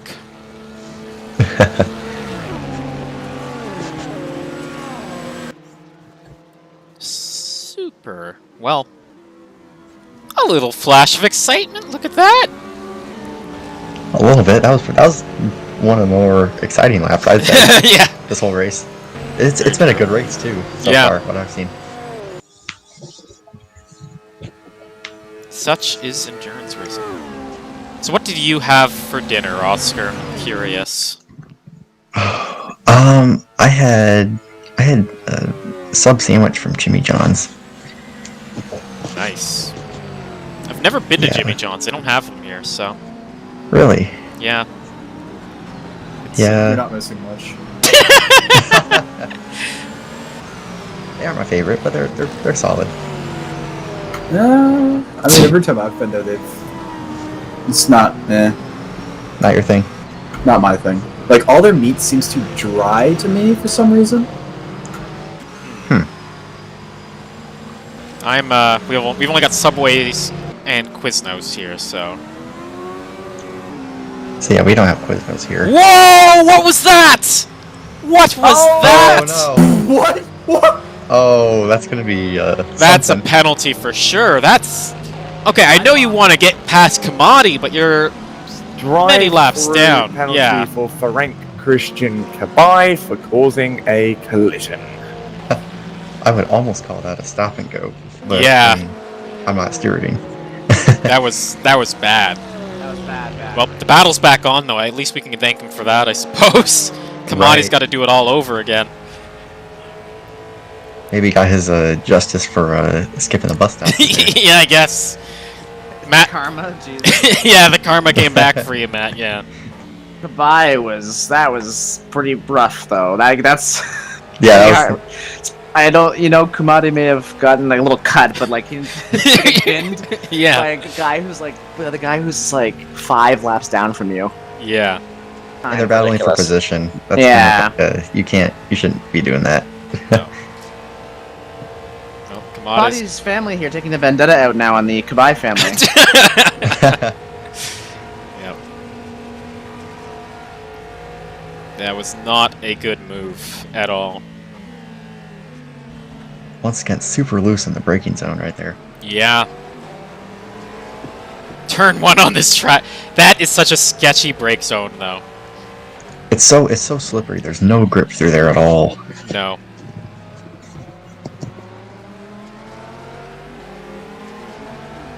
So it's interesting. We're talking to Casey Soul earlier, and she was saying how difficult to drive the Ferrari is on this track because everyone else is so aggressively cutting the curbs, right? But the Ferrari is mid-engined, so it's very unstable over the curbs. So they can't do that, and it's actually holding them back, she was saying, which I found interesting. Yeah. The curbs on this track, they aren't too they're there. You will notice them, but they aren't like the biggest ones you've ever seen. Yeah. They aren't those giant sausage curbs some have on some tracks, but but certainly when people are like putting 2 wheels into the grass, though, you'll notice that. I think Kamade back getting held up by lap traffic here. Yeah. Oh, he's gonna get out of this bus stop really, really bad. Yeah. Traffic giveth and tracketh taketh. We need that like a scrolling ticker across the top that says that. I was gonna say, going back to the sausage curve, I just think of like early 2000s, like Sonoma. Oh, those things were those were pretty brutal. Yeah. Only one car out of the race though. It's pretty impressive. Yeah. It hasn't been like most perfect race. There has been a lot of stuff going on, but it's been, for the most part, it's been pretty clean, I think. like traffic has gone through easier than it could potentially. Yeah. If that makes sense. I haven't seen a lot of LMP2s just dumping GTE cars to get by. But Right. I think that was the first time I've really seen someone really take someone out. I've seen accidents from like people messing up, and then they can't mistakes. Yeah, they like make a mistake. They lose. They can't control how the car re-enters onto the track. That's the first time I've seen someone just completely lunge and take someone. Yeah. out. Yeah. And for 10 hours in, or no, 10 hours left. That's not. Oh, Kabai's off the track now. Ooh. Oh yeah, he's off. Gonna be frustrated in that Mugen, especially given their teammates leading the race. That can be very frustrating, because you know you're in the same car with the same setup probably. And you're like, I'm 10 laps down. This is a car that could be winning right now. Yeah, luck just hasn't gone their way so far, huh? No. Kamade isn't losing Foucher, though. No. That gap, I think Kamade is faster on pace. He's just had less fortune with the traffic thus far. Yeah, he had a couple really rough laps through there. He's still only 1.8 seconds behind right now. Yeah. So he's still right there. He's still catching him.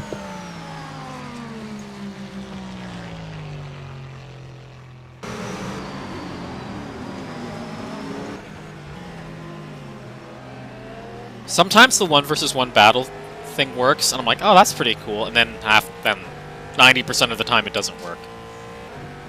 They had to be like a certain distance away. It doesn't care about distance. It just randomly chooses one car, and it doesn't choose the car that's closest. It just randomly chooses a car to compare you against. I'm like, why?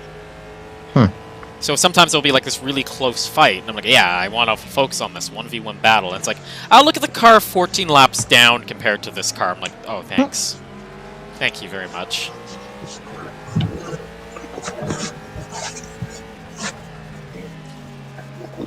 Yeah, this exit here. This is very a important. little slower out of there. Yeah. The Ferrari's been pretty good on that run onto NASCAR Turn 1.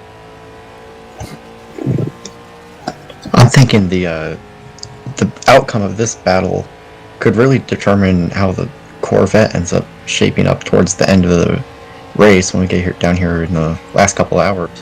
Yeah. Because he could go. This is like the dividing point between who's like really doing good and who's struggling, and getting lapped there. Yeah. Well, the thing that's really, if you're Foucher, you have to be thinking is, if you're the entire 57 crew, is you're saying this is the B team in that Corvette, and they are fast. Oh, right. He's pitting. Okay. Oh. Different strategies Undercut, then. maybe? When did the Foucher last pit? He pit here. They last pit 10 laps ago now. 11 laps ago. Also, it wasn't that long ago then. Well, there was some code 80s. You can see like this 4-minute lap, 6-minute Oh, lap. right. There's a 149. There's a 248. I'm thinking that could be a pit. So then 1, 2, 4, 5, 6, 11. Pit. But you're right. Doesn't seem. I don't know how the tire wear is for them right now. Yeah. So this will be an off strategy then. Maybe. At least, like, I mean, in this case, you're going to have it for position. So you might as well, if you can figure out how to make it work. Yeah. That could have been a I wonder if someone's running call. the fuel numbers here and trying to make a guess, but this is really early to making fuel number choices about how things will be 10.5 hours from now. Right.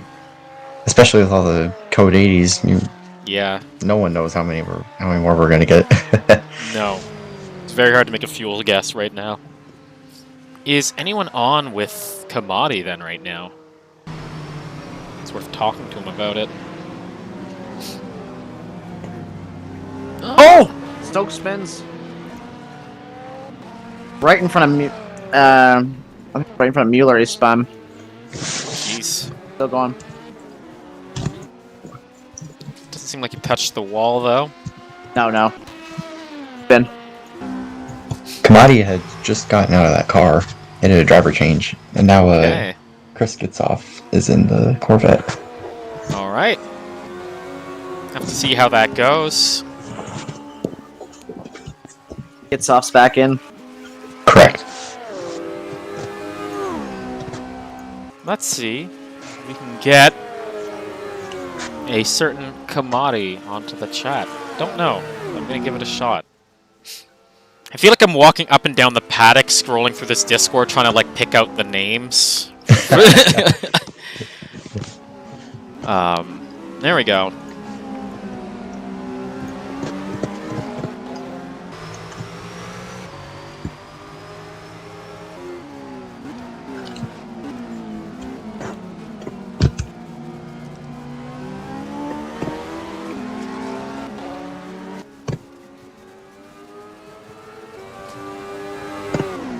Super! Man. Let me see. Yeah. On the subject of dinner, which I brought up about 4 hours ago, I had a burger with an egg on it. Oh, nice. Good. Yeah. Huh. If you want to try, if you haven't had that, I suggest you do it. It is very good. Do you put anything else on it? Like, you put any like hot sauce or anything? I just put regular burger stuff on it, to be honest. Really? Yeah. Huh. Yeah. Worked for me. Yeah, if you like it, go for it. Yeah, I'm sure it's good with hot sauce, so I'll have to try that. I know at my college I went to, they had in the restaurant, they sold burgers with eggs, and they were pretty good. Oh, yeah. Oh, someone wide there. That was Zoltan. It's an LMP2 leader, up in 4th place overall. Yeah. He's back on there, but yeah, he just went wide into the Western Horseshoe. Got a pitting Mazda DPI, it looks like. Yep, Miller's in.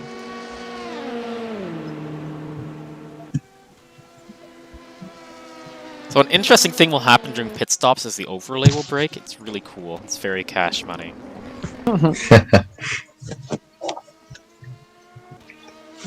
I remember when I was getting off, there was a battle for 3rd place overall shaping up, a multi-class battle between Egger and Zoltan.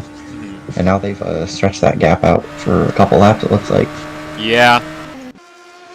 I think part of it is the pace of that Mazda. And I think part of it is that I think Zoltan's been caught up in events. It's a mix. Yeah. That might have, like... It almost looked like it's his pace is a little off now, too. Yeah. Because the Mazda still... Like, they're still hanging in there, but the Mugen 22 cars, they're just a little bit off the last few laps. Yeah. That's sort of the thing is you have, there's something I was saying to Ray earlier, is part of what stretches the field out and part of what compresses it is driver's capacity as that ebbs and flows over the course of a race. Right, you could just as easily lose confidence as easily as you take like 5 positions at once.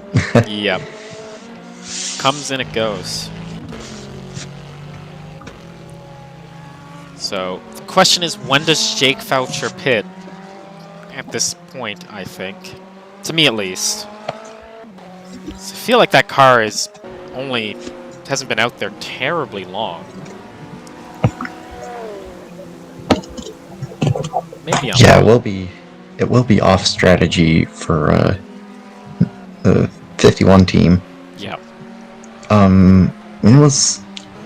Did the leaders, Kianek and Derich, did they... Oh, I failed at that. Did they come in during one of those code 80s right there? I feel Kanik did, but I would have to check. Let's look at the race view. Time for your race view VISC update. Da da da da da. So Derrick, is the rightmost set of tires recent or the leftmost set most recent? It's the rightmost, eh? So Foucher's on 12-lap old tires. Rick's on 20-lap old tires. And Kynek's on 20-lap. So Rick and Kynek are basically on the same pit strategy. So they're going to go about another 12 laps. Mueller's up as an engine damage, it says. Interesting. AI is controlling that now.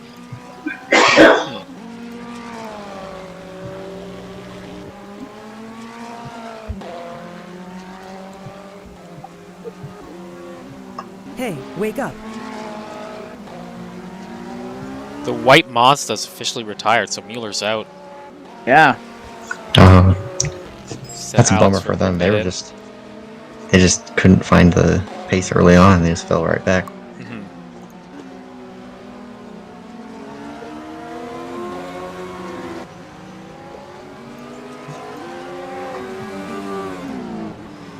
Whew. Yeah, I just went wide. So, we have had our second official retirement. 10 hours and 32 minutes to go. That gives Stokes a chance to get a podium? No, that Mazda was not in a podium position. I know, but Mueller's out. And that's ahead of Stokes. Yeah. But that won't affect... Stokes is already LMP2 podium, yeah. So right now, you would need... Jeff Close in the pits? Yeah. Jeff Close in the only Acura. About 10 laps behind the next LMP2 car. Yeah, Stokes will move up into 8th once he comes around. He's a little ways back. I mean, anything can happen in between that. He's a good, was it 10 laps back.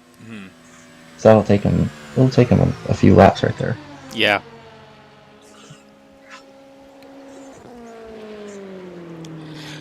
It's a while. Whew!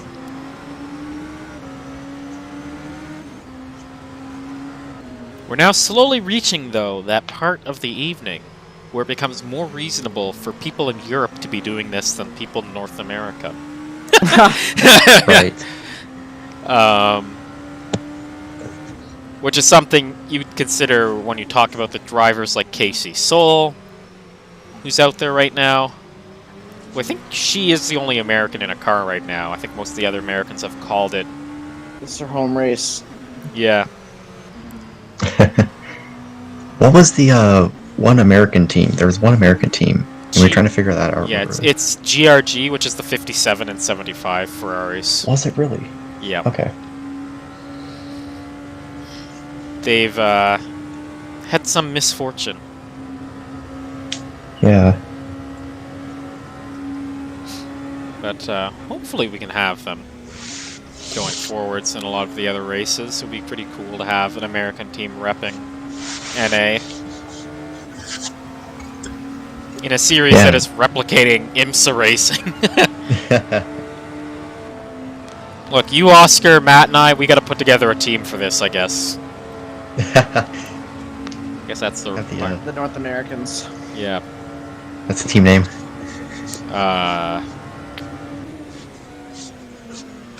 Putting the T in, I don't know, what's something very North American? Soccer. The soccer team! If you don't like us, then fuck you. That's what our team should be called, because that's pretty North American. Eagle and Goose Motorsports. Oh, and McKibben spins in turn 1. Oh, jeez. Yeah, that AC Sim car's had a rough go of it, and McKibben in particular has had a rough go of it in that car. So it was interesting talking to some of the people who've been driving the DPIs. They've been saying they prefer the DPI over the Orica, which is curious because the Orica is the official car and the DPI is the RSS mod. It really shows you that a good modding team can really make something special in this engine if they know what they're doing, but curious thought that. I agree with them, having driven both. The Orica is very weird to drive, but And the fastest lap of the race right now is a 31.8. Set by Pascal Eggert in a Mazda. Crazy. Riley McKibben in that 224 AC Sim car, he just set his personal best lap just a couple laps ago. So he's pushing. Yes, He's he gonna is. have to spin. At this point, That's though, I good. guess when you're that far back, you're the last running DPI. I guess you might as well. You're just running an extended testing session at this point. You might as well go for it. Yeah, just go for it. It's not like he's not absurdly out of the race yet. Yeah. He's behind, but he's. I mean, You could catch Jeff anything Close can for happen. sure. Oh yeah. And then the thing for Close is he can definitely catch the LMP2s. It's eight laps, but it's doable if a bit of tragedy befalls the Mugen duo that is out there. At least Stokes can say that they are faster than the GTE cars. That's a plus, right? The LMP2 car is faster than the GTE cars. Something. That doesn't always happen. Sometimes tragedy befalls some of those LMP2 cars and they can end up mixed in the GTEs, but...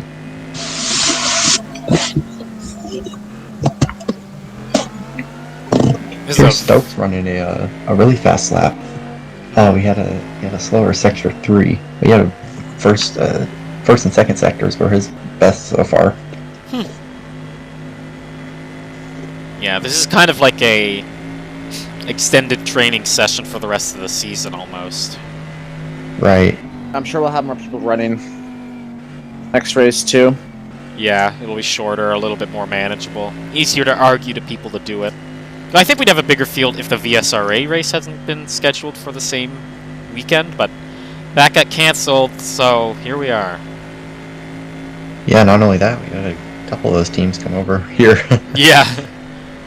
So we'll see, because they've been, a couple of them have been doing pretty alright. Yeah. So we might see if they stick around. Mm-hmm.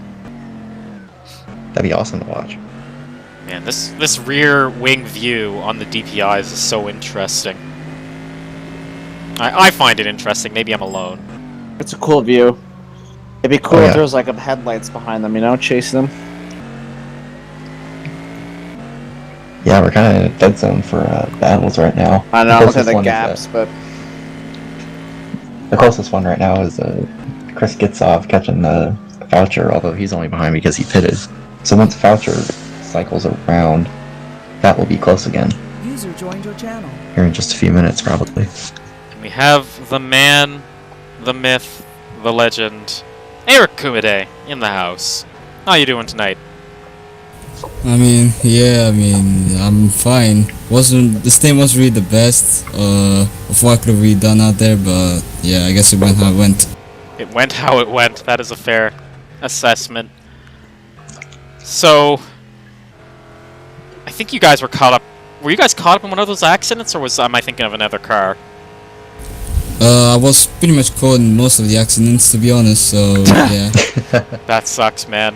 You guys have had a lot of pace. So, what's the plan now looking forward with about 10 hours left? This is basically Petit Le Mans left in front of you guys. What's the thinking going forwards? I guess the plan really now is just to, get the heads down and try to close on the gaps as much as we can. Oof, Chris has a spin there in turn 1. Doesn't hit anything, though. That's the important thing. And honestly, most importantly, try to get Ernest in the car as soon as possible. I think you did really well in that car. You had a really good battle with that number 57 Voucher, Ferrari. you caught him, right? And then yeah, then you just got dive bombed. What was that call like, Eric, for pitting, like, in the middle of that battle? Wait, what? Can you repeat, please? What was that battle, or what was that call like, coming into pit in the middle of that battle? Like, what was the reasoning behind that? Pretty much after the collision I had with I forgot who it was. I had damage on the front left, and my steering was off, so I had to get it fixed.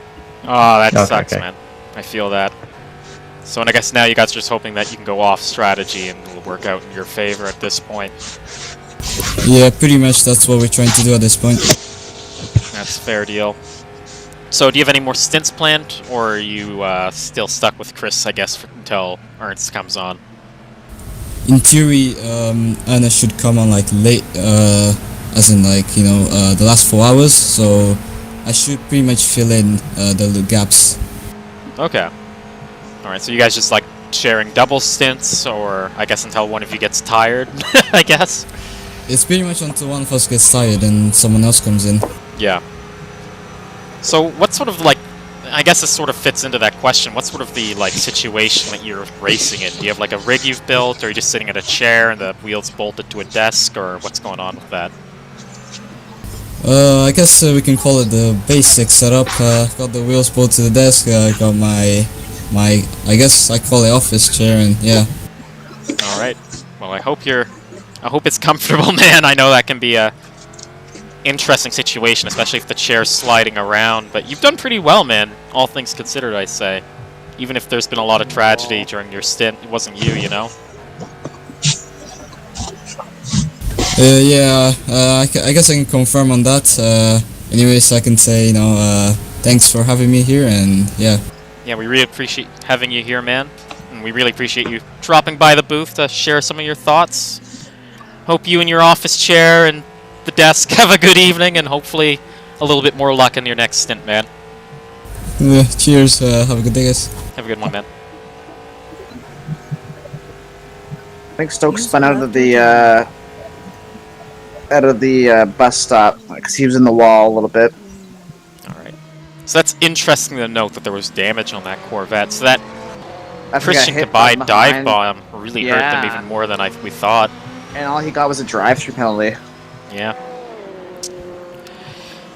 Then again, there's not really much you can do, you know? Like, if you get dive bombed by a car that is 3 laps behind you, there's nothing you're going to do to that car that is going to help you. Like, if it's a car that's in front of you that's trying to lap you, you know? And it does a Yeah, I know dive what you bomb and hurts you. And they get a drive-through. That helped you a bit. It kind of worked out. But when they're behind you, it's like there's nothing you can do to that car that will repair the damage. Yeah, there's nothing to be gained through that.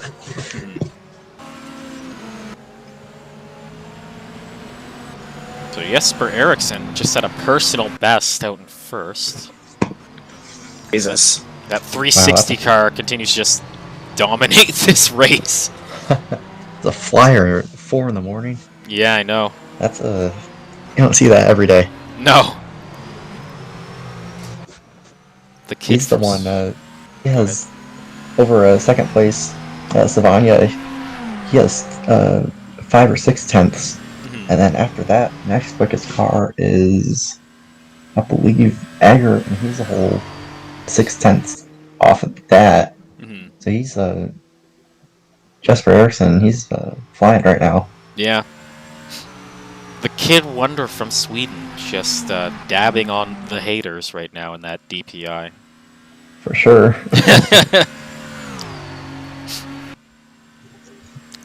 Like, I don't think he's got a 134 in his books. Only 133s. Yeah. 132s. You know what I mean? Like. Yeah. You could be that quick, that consistently. That's race winning speed. That's how you win one of these races. Yep.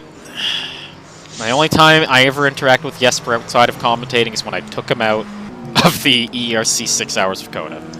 So I don't think he's my biggest fan. Not gonna lie, but he's doing well.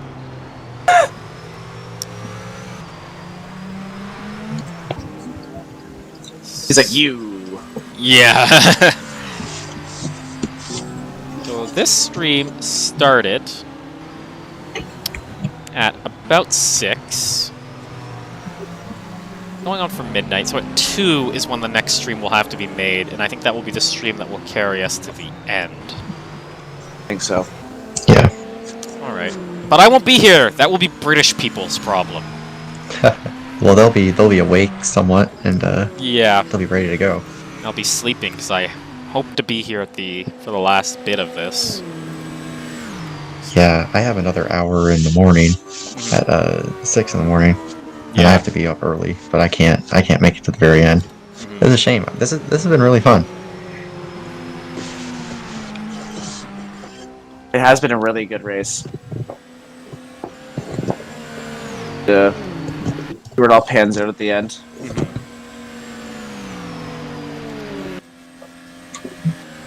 Yeah, it's so different, especially that GT class, man. It's been really, really close all the way throughout. And I mean, we're stretching out a little bit right now, but even like, yeah, we have 3 cars within 1 lap of each other for a podium position, and we're 14 hours almost into this race. Yep. Just schedule in that last stream. If I can. Oh no. Mr. Obama, what is this?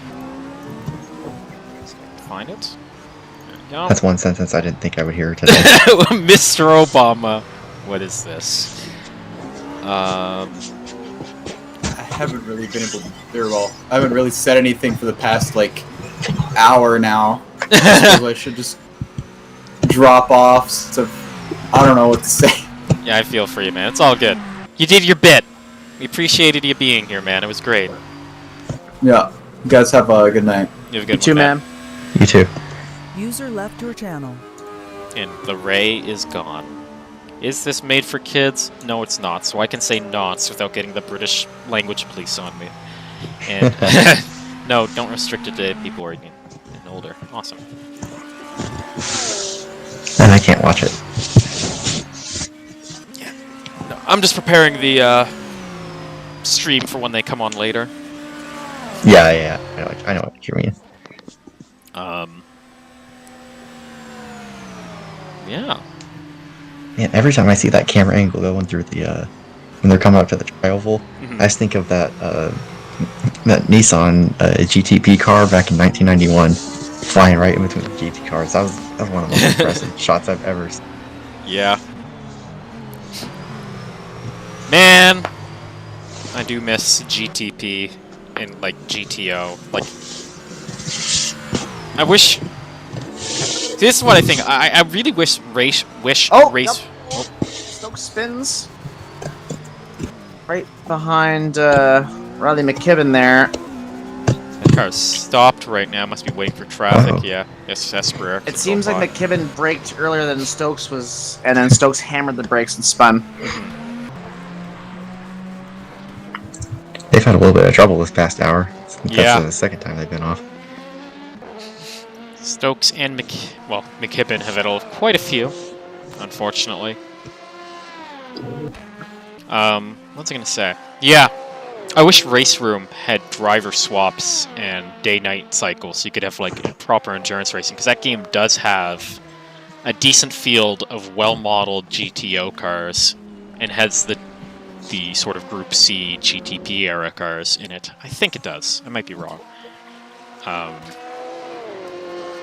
Because I don't think there's any games that really do that other than Project Cars, but that's Project Cars, so I don't need to really get into the complaints I have with that.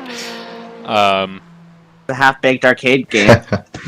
Project Cars 2 had them. Project Cars 3, I guess, has them, but yes, that is a half-baked arcade game. If at least it was a full-baked arcade game, it would be okay. I don't mind it being arcade. It's just it's half-baked. And it being an arcade game means it would really support this kind of racing, unfortunately.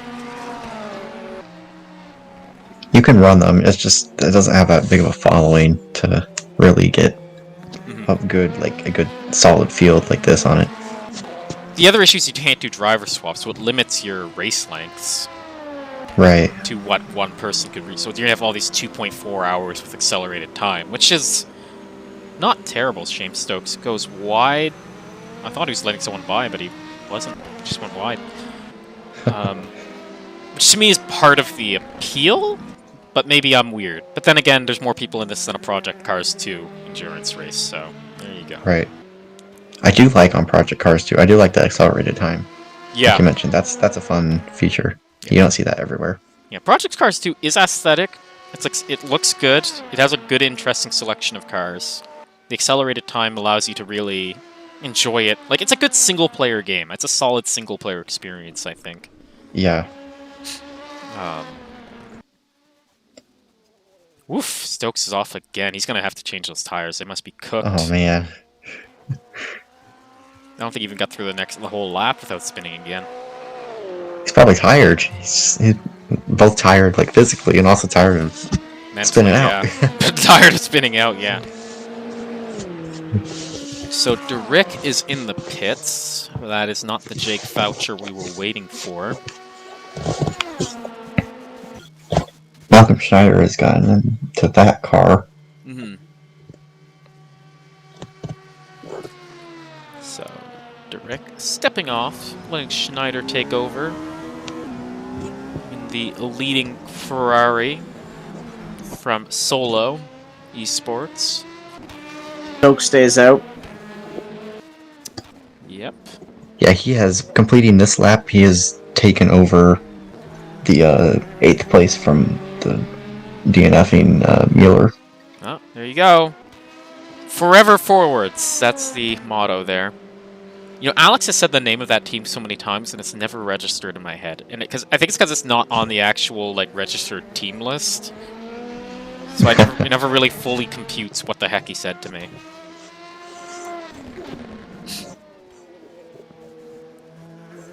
So an interesting thing with I don't know if you've ever driven how much R Factor 2 have you driven, Oscar?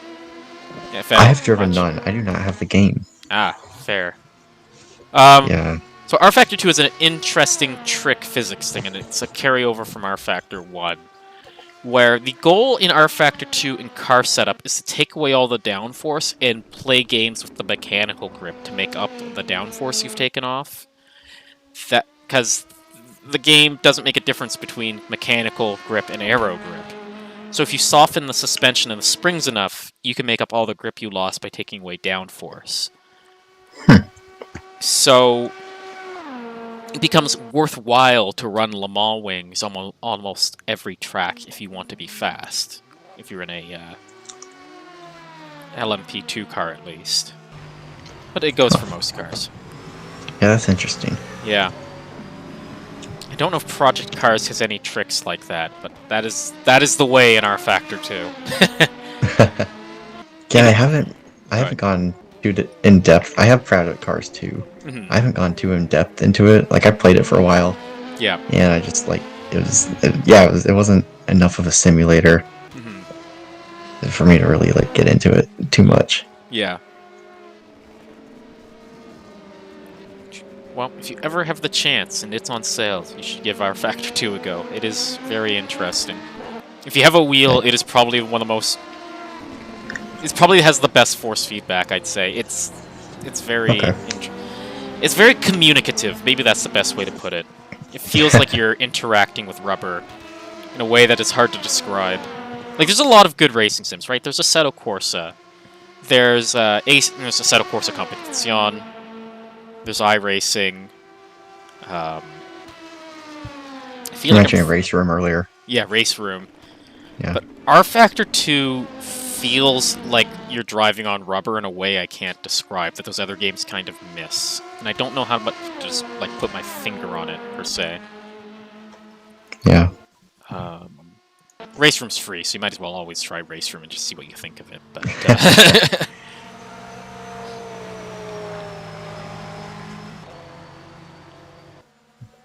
wow, another hour's almost gone. The Brits should be here soon. They may not be, and I'm concerned. They've made no motions to popping up in my DMs. Jake is from Boston. Which Jake? Oh. Oh, they're going through all the cars in the number 57.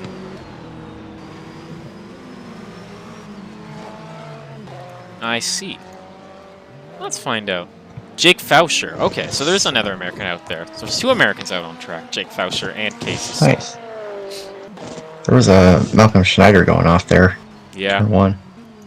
He's lost all that grip. Mm-hmm. They're second. See, the thing is now the gaps are so big, there isn't quite that, like, stress keeping you on the ball. Right. Because you're saying, like, if I... It's just hard to tell yourself to, like, nail it every time when you're like, there's a 2-second gap. I mean, a 2-lap gap. 2 seconds maybe you would nail it, but yeah. Well, you try to. Then they force you into a mistake. Yeah. Let's see. Let me see if I can figure this out. So, next should be, theoretically, because we're getting close to midnight, so actually it's an hour until the Brits come on. So you know what I'm going to do?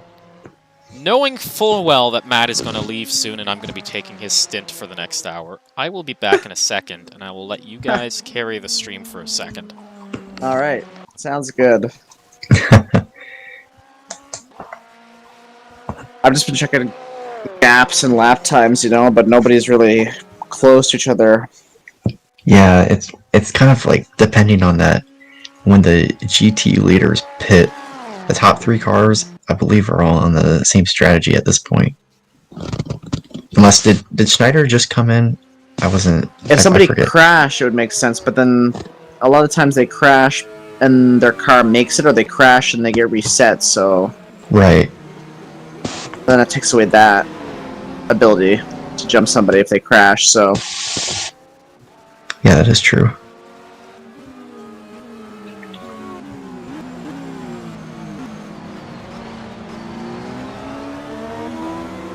Yeah, those top 3 cars, that's kind of what we're waiting on, and they've been, they haven't pit yet.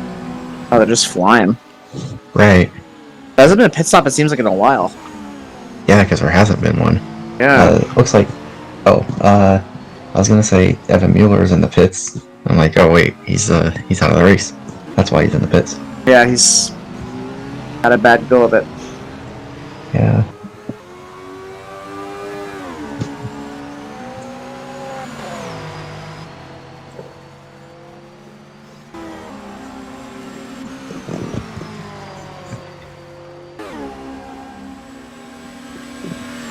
Yeah, it's kind of like that. Normally, about this time in the morning in the real life race, you see guys like pushing the car really, really hard to get out when the sun comes up. Like, yeah. Gain as many positions as possible. Right now, it's kind of like a dead zone. Like everyone's running. Top cars are running 133s, like high 133s, low 134s. Yeah, because in the cool air, you can push your car harder. Right. Everyone's kind of just hanging around right now. It looks like. Those are all in different laps of each other. Yeah, that probably does have a factor into it. Right, because when you go to first, then second's 1 lap down, then 4 laps, 7 laps, 10, 17, 19, then 41. And then 52, 56, 58, 59, 61, 63, and 89. So some of the GTE cars could possibly... Yeah. I'm still curious to watch how the Mugen number 22, LMP2, well, I guess both of the Mugens, to see if they can, if anything happens to the top 3 in DPI, because they could sneak in there for podium, and I mean, theoretically they could get a win. Yeah, exactly. That's still well within the realm of possibility. It's only a 10, 11 lap gap down to 5th place overall.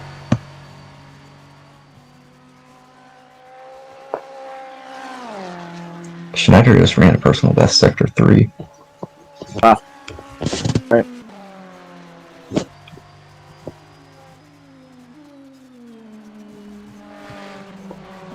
Yes, and our cursed Ferrari Kagan Commander, he just ran a personal best sector 3 also. He's figuring it out, and he ran a personal best sector 1. Yeah, I think they're almost 90 laps down, those poor guys. Yeah, they're finding their pace. Just 14 hours after it would have been ideal, but it's okay. They're finally finding their step. They have a pit stop I could buy. Oh, yeah.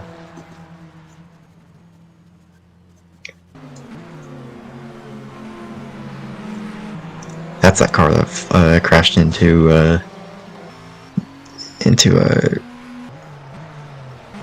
Canardi. Oh yeah, Kamade.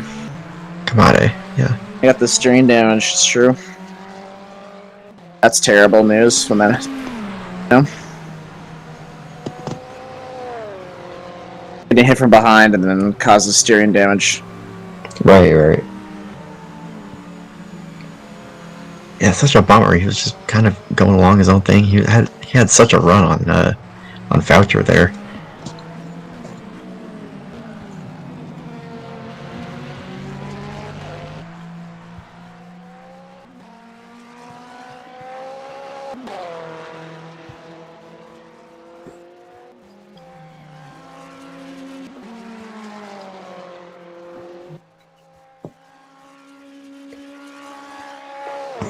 Yeah, once those GT pit stops cycle around, Chris gets off. He's running quicker laps than Jake Voucher there in 4th place.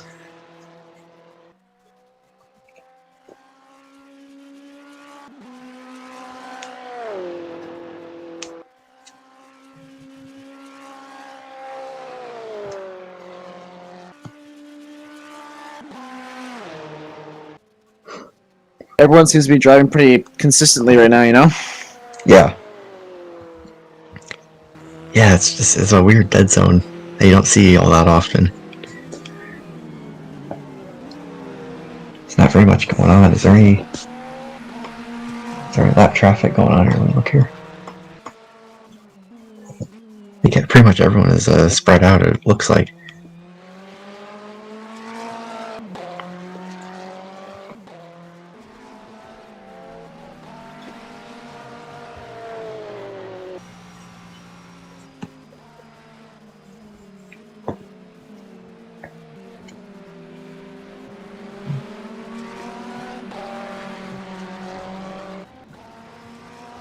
Got Tilla in the pits now.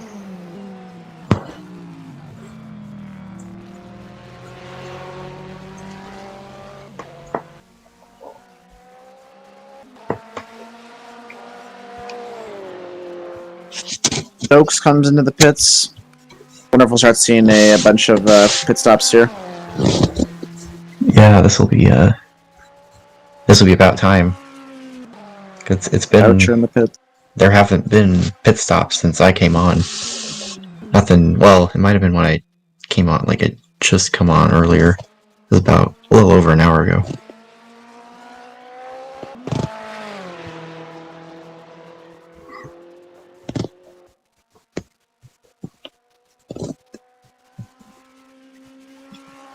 That was about the time we had those 2 Code 80s right there. Yeah, exactly. How many of those were there any in that 4-hour stint where I was gone? Cody's? I'm not. Yeah, there was tons of them. Were there really? Yeah, there was like 3 or 4. Wow.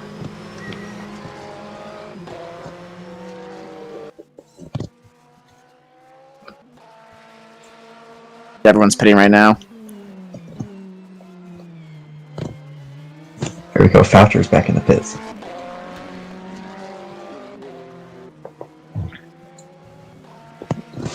Casey Soul's in the pits. Lavanya and the number 16 Mugen, that's running in 2nd place. They're in the pits. Ericsson's in the pits, I think. Oh, not Ericsson. 2nd place, Savanya. Right.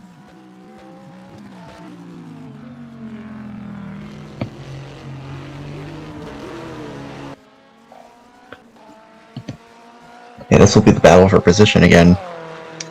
Like we had earlier before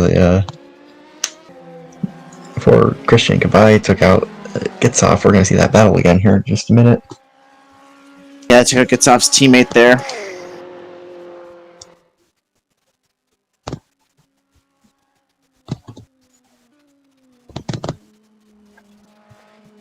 Does Gitsoff have a teammate? The Corvette 51.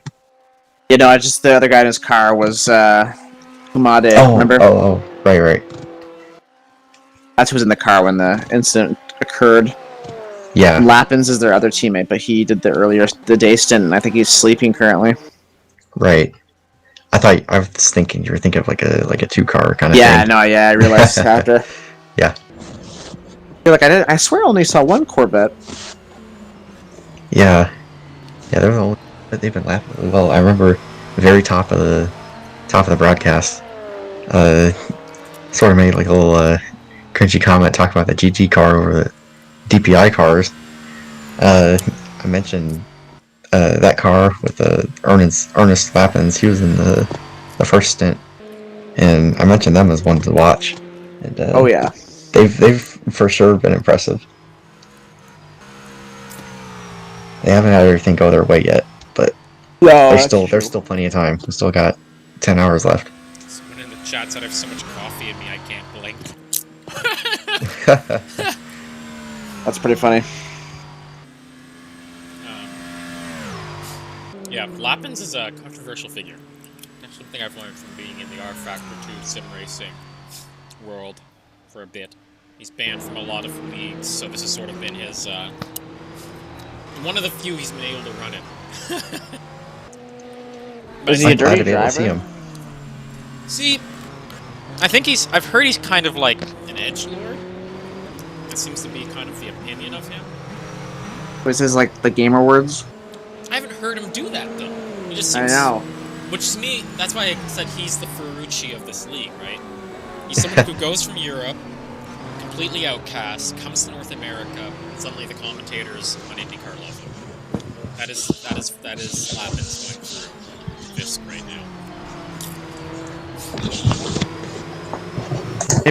Maybe he learned his lesson. Maybe. If there was even a lesson to learn. Yeah. Maybe somebody just got salty because he raced better than they did.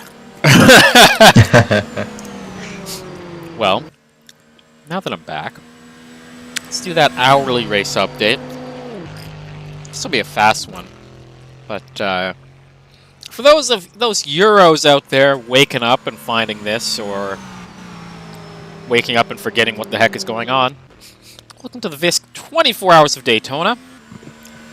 We're about 14 hours into this race. I'm Christian, alongside me is Oscar, and we got Matt in here for a little bit longer before he heads off to the land of sleep, for it is late on this side of the pond. Let's break down the field, as we always do, starting with the GTE cars. If it will show up, I believe in you, R-Factor Overlay. There you go. Good work, R-Factor Overlay. Woo! Hey, would you see the Ferrari off the track? Yeah. That must have been Cometer?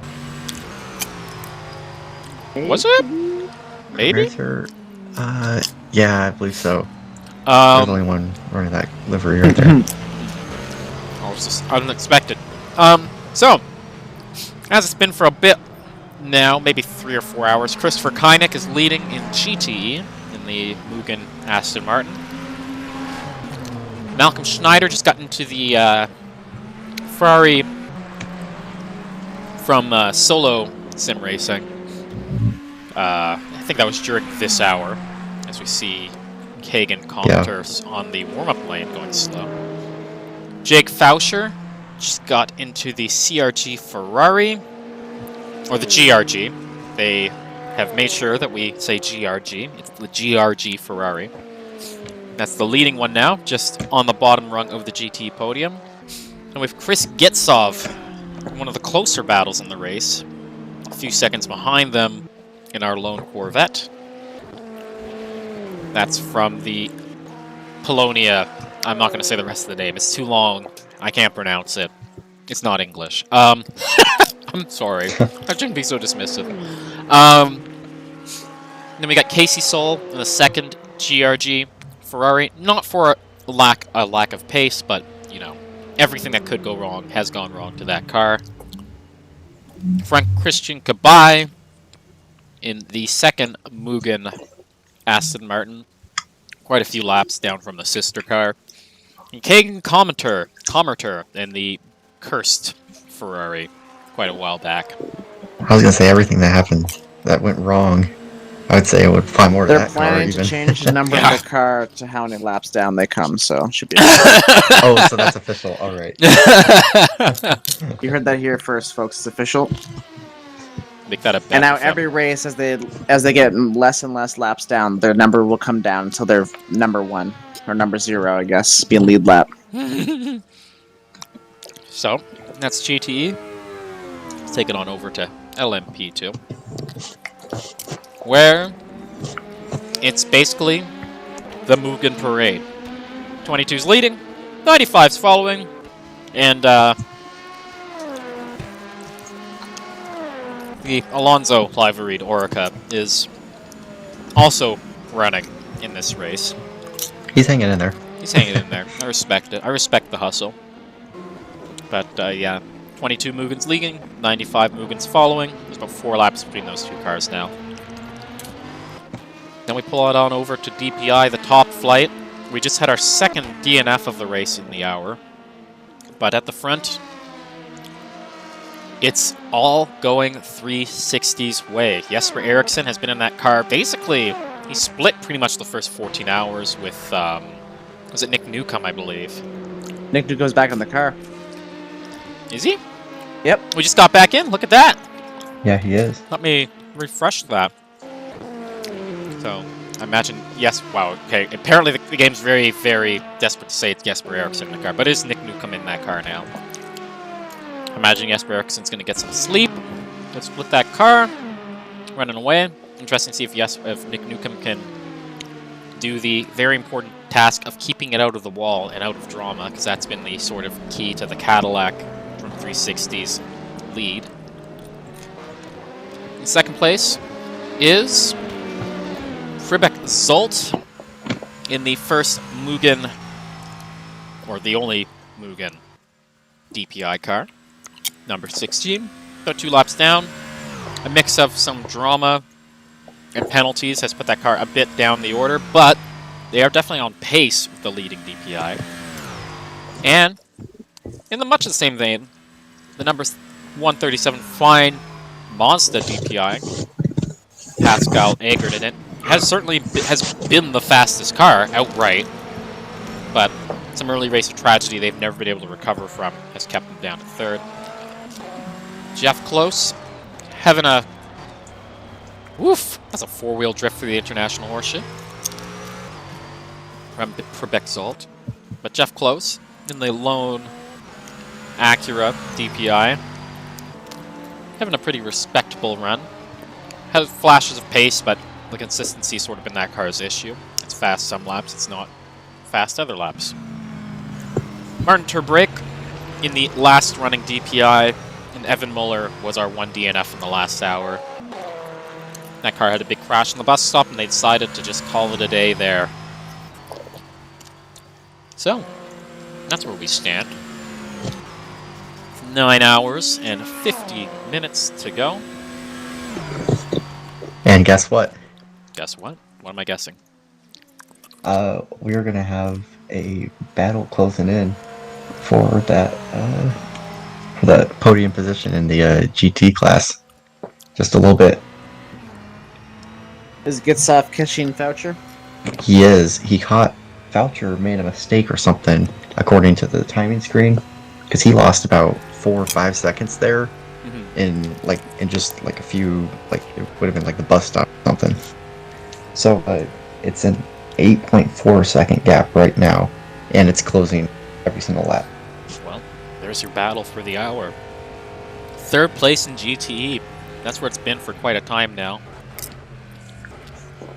That's going to be me for the night, lads. Well, thank you for being around. Hope to see you tomorrow morning. I'll be there. Thanks for stopping by, Matt. By stopping by, I mean being here for probably about half of the stream. From 9 a.m. until now. Yep. True trooper out here. We'll see you later, man. Have a good one, eh? Bye, Christian. Bye, Oscar. Have a great day. Or night in Iceland now. Yeah. European day. User disconnected from your channel. Okay, so at the beginning of last hour, I was told it's not near sunrise in Europe. But It is 5 a.m. there right now. Yeah. Just after 5. certainly at the end of this hour, we will start seeing the sun poking through the gloom. Correct. Also, are we running? Go ahead. there's supposed to be rain at the end of the hour.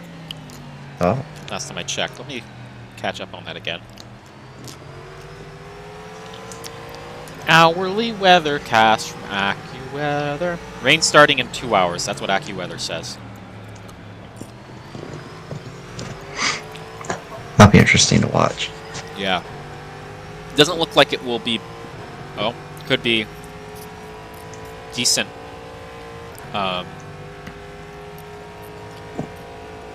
Probably will... Yeah. Should get some decent rain through the morning. Yeah. So maybe not the end of this hour. Perhaps next hour. We'll be coming up though. So stay tuned. Yeah, stay tuned for weather. Last time I Or wake promised up. weather, it never happened, so I feel bad. Pascal Theoretically, Eggert though. just ran a purple sector 2 or I forget. It went away. It was about a lap ago. Mhm. But he was really quick through there. Yeah. And while we were talking there, Zoltan came in the pits. He took a pit stop. He's still in the car. Okay. That was our lead, LMP2. How are those chips? They're it's popcorn now. That's popcorn. Decided to get a little bit healthier. I think my grandma was watching the first couple hours, and she texted me and commented on the chip crunching. Maybe I should keep the mic farther away from my mouth. It's just I've been here for so long, man. Yeah, I don't blame you. Yeah. Certainly, if I have a chance to do this all over again, if I'm allowed to run the broadcast next season, I will definitely try and make sure there's well, for one, I will be on at the start instead of what I did today. But I'll try and make sure there's more breaks for eating. Yeah, the start was really fun. Really fun to watch them work their way through the field and everything, especially when we started in traffic. Yeah. Now everything's a bit more spread out. But yeah, that Yeah. first hour of the endurance race is always the most chaotic. Oh, for sure. I always loved watching, growing up, I always remember watching the 24 hours Daytona race in the morning, like 8 or 9. Those were always exciting hours, because that was when everything started falling into place. Yeah, all the strategy starts solidifying. Right. People are committed to what they're going to do, and you're trying to see what's going to work out. But that battle now between Getsov and Fauscher is really close now. Oh, yeah. That's him right there, isn't it? Yeah, so it's the red Or is it- Ferrari is Comerter, but just in front of the red Ferrari is Fauscher. Right. Now, red Ferrari's not exactly... Oh, no! Getsov is wide! Oh, no! Getsov! Oh, that sucks. That was the worst timing for that. Yeah, they tried to go around the outside, and there's no doing it there. I guess the only worst possibility for that would be coming around like the inside of a Fauscher. Yeah. Take them both out. Yeah, no damage on that Corvette from that, so that's the most important thing. Yeah, fortunately.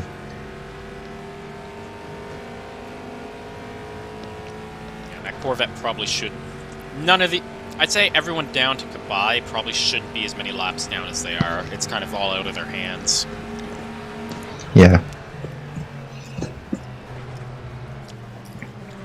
I'd say Comerter's the only person off pace. He's doing 153s. Everyone else is doing 145s. Gets off not happy about how the close overtook him there. Out of the bus stop, giving him a flash.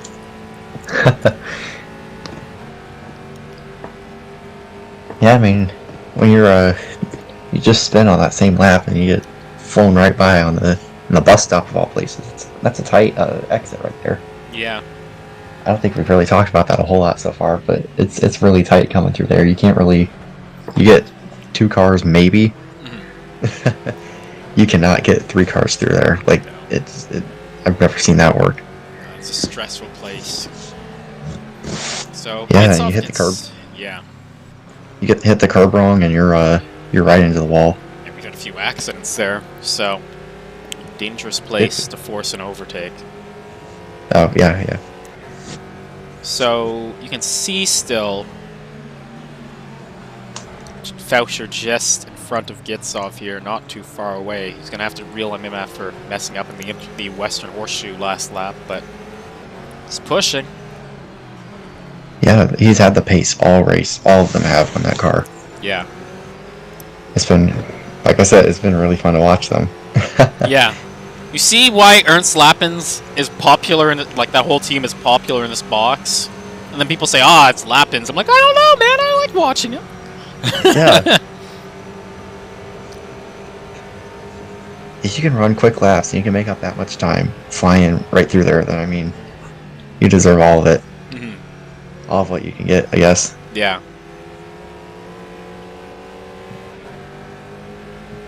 So it's funny, I know 2 weeks ago when we were talking about this race, everyone was afraid because it was supposed to rain all weekend. It's actually turned out to be dry most of the race. Right. We had that one rain stretch, and that kind of changed the strategy up there for a little while. Yeah. But I think that it's kind of settled back down. It didn't really affect anything. Nope, Fritz Gitsov is in the pits now. Yeah. Oh, we messed up the pit entry. That's going to lose him a bit of time as well. Is that going to matter for him, though? Yeah.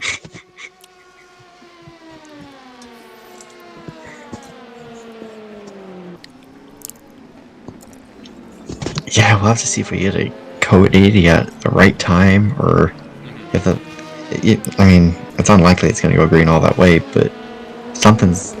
He doesn't have that much time in there to make that work, that strategy.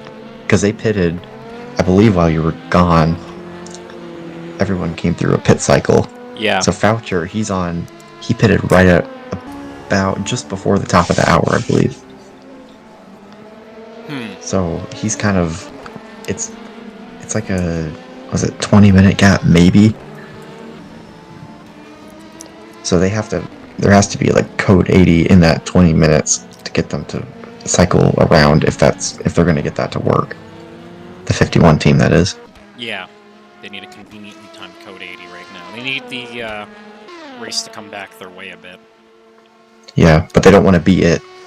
Yeah. We talk about... I follow NASCAR. That's what I've followed my entire life. You talk about wanting a caution but not being a caution. It's the same exact situation. Pretty much. Yeah. They had the Daytona race tonight. That's an interesting one. It went really, really quick. I have not watched NASCAR in so long, man. I used to watch it religiously, but it's been a while now. Yeah. It's a lot more going on than people want to acknowledge. Yeah, for sure. It was probably, I'm not gonna lie, it was probably one of the best Daytona races there's ever been. Up until the last maybe 10, 15 laps or so, and it got sloppy. But I mean, they're coming down. It was the last race before their playoffs. So it kind of came right down to the wire. Just 3 guys going for 2 positions.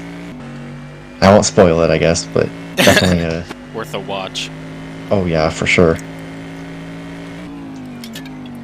You know what? I think I stopped watching NASCAR right when they introduced the sprint for the Cup thing back in 2000. What was that? 2006, 2007? 2004. Wow. Yeah. Made me feel ancient. Yeah. Out here, gotta get in a museum or something. That being said, I was 10, so Yeah. I was quite young when it happened, but still. Yeah. To be fair, I'm not gonna lie, I kind of like it. It makes it's different. The way that they have it's evolved over the years, and a lot of people talk about how much they can't decide on a format. But I was thinking about the other day, like, they haven't changed it since 2014. Like, it's been the same, just about ever since then. That's the longest stretch that it's been the same since they introduced it. But yeah, it adds a different element of strategy that you have to be paying attention for every single race. It makes it more exciting if you can see it through more than just like it's not like your quote unquote pure racing. Yeah. Because there's a lot of like even out the Indy 500 was it last week? Yeah. It's already been a week. Yeah. That ending, so many IndyCar fans were throwing shade at NASCAR fans because they were like, "Yo, you're all complaining about it's not a real finish." I don't know. I was kind of bummed by that, even as like everything fan. It's a never-ending rivalry. Yeah.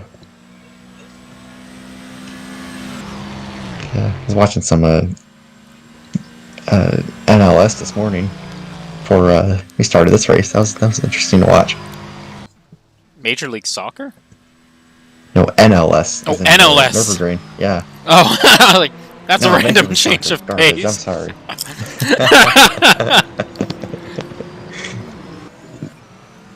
Yeah, I haven't watched any of the VLN, or I guess that's the VLN is called the NLS now.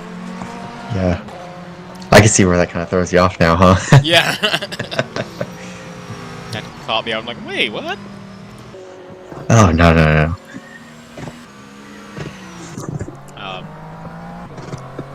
I'm not. So here's the thing. I really want. I don't know how to put it. I do want ACC to put that into it because it's actually the SRO organizes both series now. Right. And since ACC is the SRO's video game, I would think like, well, please do that because I want Callaway Corvettes. I just want a Callaway Corvette GT3 car, please. Yeah. Anyways, how is it to watch?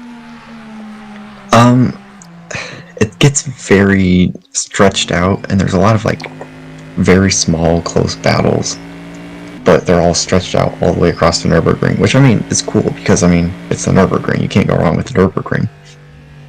But it gets sometimes it can get a little dull. It's like the 24 hours of Nürburgring, but it's like 6 hours, and it's like every few weeks. Yeah. Like there's not as much pressure to perform because you have the whole season instead of just like 24 hours. Yeah. Yeah, they do have quite a few races. I mean, they're all the same idea, the same length, the same classes, everything. Yeah. Which I think, to be fair, that is unique because you don't see that like just one track, one distance anywhere else. Like you don't see that anywhere else. Yeah. Except for like you talk about like short track oval racing here in the U.S. Yeah. You see that there. I mean, some of the club racing, you can see that. But I mean, Not a lot of professional environments that do it. yeah. So I think that does make it unique in a way.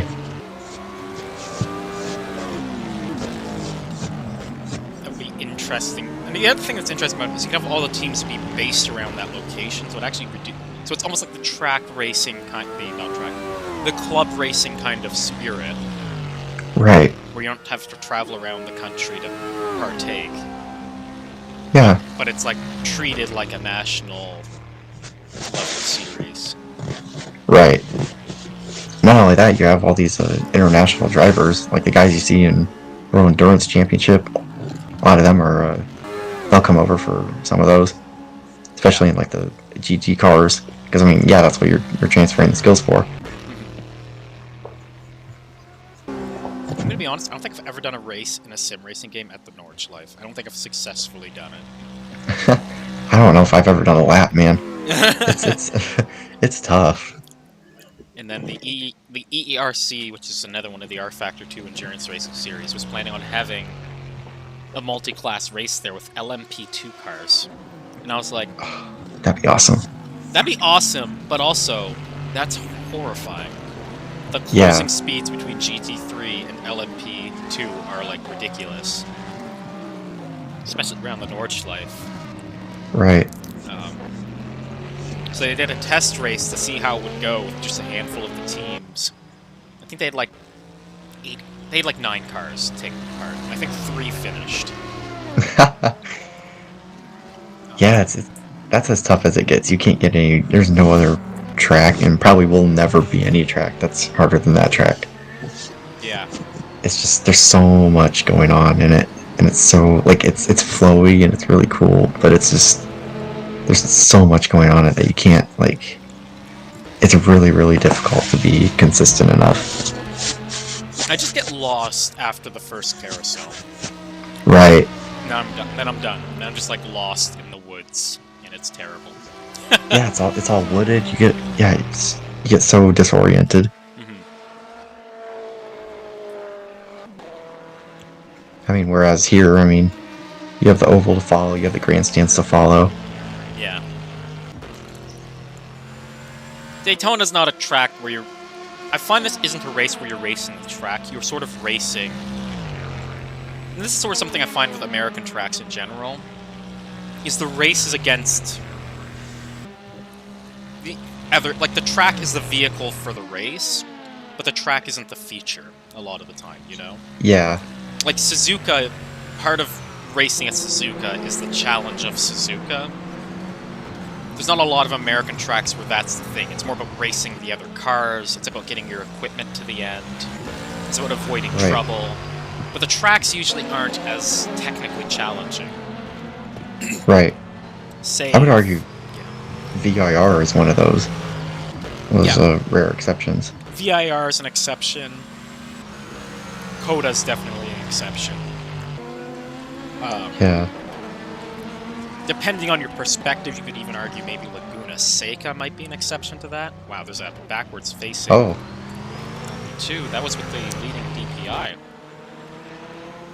Yeah, because that's a Newcomb right there. Who was... The white car was... that was one of the... That was, I think it was one of the LMP2s. Yeah, that would be one of the Mugen cars. Who was that? It couldn't have been Evan Mueller because he's in the pits. Yeah, that was... no. I don't think it... Was it him? It was Zoltan? Could have been Zolt, perhaps? Might have been Zolt. It might have been, because he's now only 1 lap back.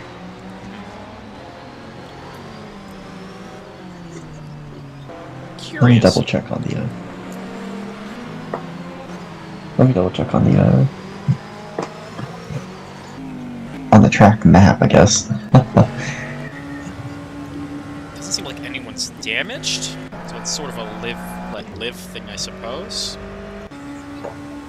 Well, it might have been, I believe it was, since he was facing backwards, the 4th place car of Zoltan. Okay. It was the leading LMP2. I believe so. But he's going, and he should be alright. He didn't really make... There's contact right there, but it wasn't like a... he didn't hit anything else, really. Yeah. So he should be okay. It's the thing with traffic at night. Things just happen, man. Right. Yeah, and that made way for Zolt right there, so now he's back on 1 lap back, because he was 2 laps back. I think, at that point, that's 14 hours and a half in. That is the first thing I've seen happen to the leading DPI. It wasn't even that interesting. Well, he lost one of his lap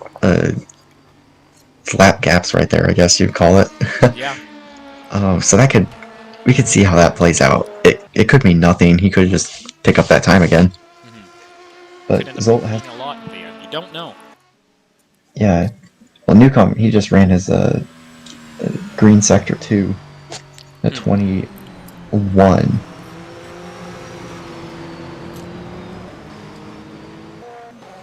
Yeah, he's right back on pace. It's likely that won't mean anything. Yeah.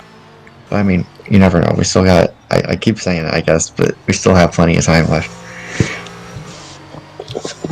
As I was saying, it's like, if you think about it, the last person we had in, it's like, there's a whole Petite Le Mans left. Right. There's a whole Petite Le Mans. And even when it's the 6-hour mark, you have an entire Watkins Glen left. Oh, yeah. So that's a plenty long race. We consider Watkins Glen an enduro, so. Right.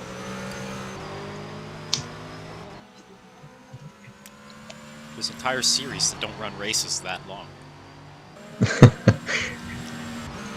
Man, I'd love to see like one of these series. You can do like a couple offhand, like really long races, like 24 hours, or you do some like wonky times, like 17 and 20-minute hours. I don't know. That'd be interesting to see. This race will be 12 hours and 63 minutes. I like that idea. Not 13 hours? No, 12 hours and 63 minutes. Well, the 24 hours of Spa is 25 hours this year because of the time zone change. Is that right? Yeah, I like that concept. Yeah, that'll be interesting to watch. I think one of these days they should have a race where they should just have them go as far as they can go. It's like a week long or something. So that'd be something. They did. I can't remember which car company did it. It might have been Cadillac. Could have been Dodge.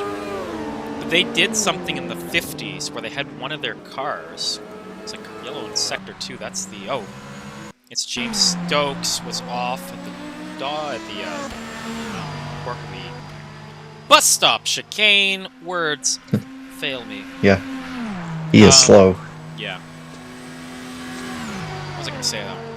But yeah, they did a test at Daytona where they just ran the cars as long as they could go, with the requirement that the cars could only be worked on with the tools the car would be sold with. Huh. And they could only be serviced for fuel and have new tires put on. And I think the cars ran for 3 months. Wow. They even ran through a hurricane. My question is, how do you get Daytona for 3 months? I think it was the 50s and it was the winter, so I guess nothing was running then. Yeah, well, Daytona was built in 1959. Might have been the early 60s though. Yeah, I was gonna say, yeah. Even then, I mean, that's crazy. I'd love to see something like just a one-off, like just someone do that. Yeah. Either in one of these sim races or in real life would be even cooler. Well, I guess well, if you do it in a sim race, what ends the sim race? Like, when is it over? Because if you just go until the server crashes, that could be 3 hours. It could be 6. It could be. We've been very fortunate, actually. Speaking of a server crash, just knocking on wood. We've done longer than the Le Mans virtual ran.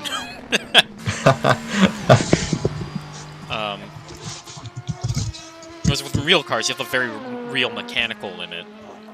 Yeah, that's what makes it so interesting for me. Like such an interesting idea. I would love if they kind of modeled that in our factor. Not randomness, but kind of like a need to not drive the car on the edge the whole race. Yeah. Yeah, because some of these sims, you kind of see randomness a little bit. And I mean, like, it adds another element into it, but at the same time, that's not always fair. Yeah.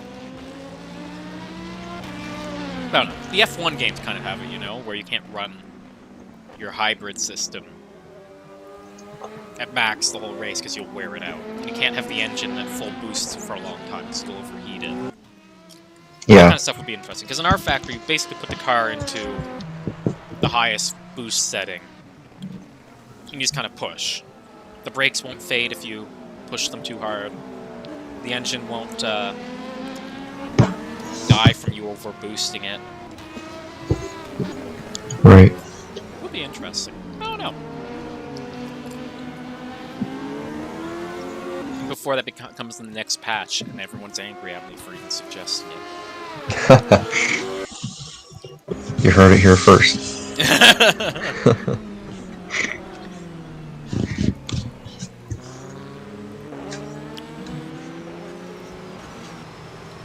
Do we have how many people do we have watching right now? Just being curious. Good morning, friendo from Fancy Esports. We have 6 people watching now. We have 6 people. Yeah, kind of declined the- through the night, but you know how it is. That makes sense. Yeah. These are the real troopers out here. Yeah, or people who've just gotten up early because they went to bed early. Got morning stints to get to.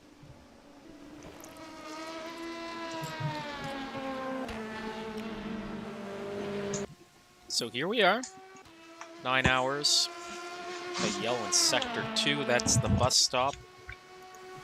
Somebody had a moment there. Couldn't tell you, it's gone already. Play that on the timing for.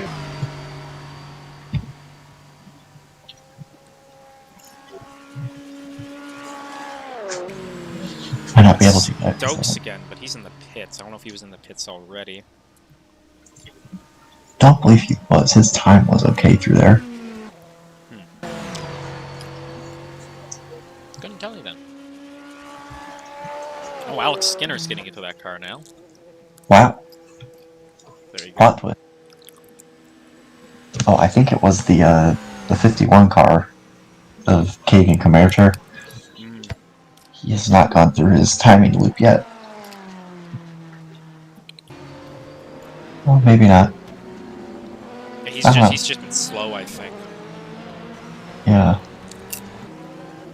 Well, he wasn't too far off. He's right there with Christian Kabai there through that 3rd sector. Okay, so then maybe he was off in that lap. Was it Skinner?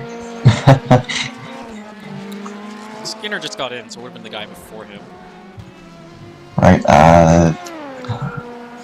who was that? Why am I not thinking? Yeah, once they leave the car, I just completely forget. I blank on everyone's names. That was... I do too, so I don't feel bad. This is... We need like a spotter's guide. Yeah, that's what we need. Not gonna lie. Confirmed teams. That's right. They aren't in the confirmed teams list. Forgot. Let's scroll down on the voice chat, maybe. That's a good point. So he's in the 360 Motorsports camp with Jeff and Nick. But the 360 car was- is the Acura. He was in that 14 car. Is that right? Yeah. 14. That's... Nope. LP. Thing is, doesn't have a livery. So you don't actually know what number it's considered to have in the championship. You just know what number it has in the game. Well, yeah.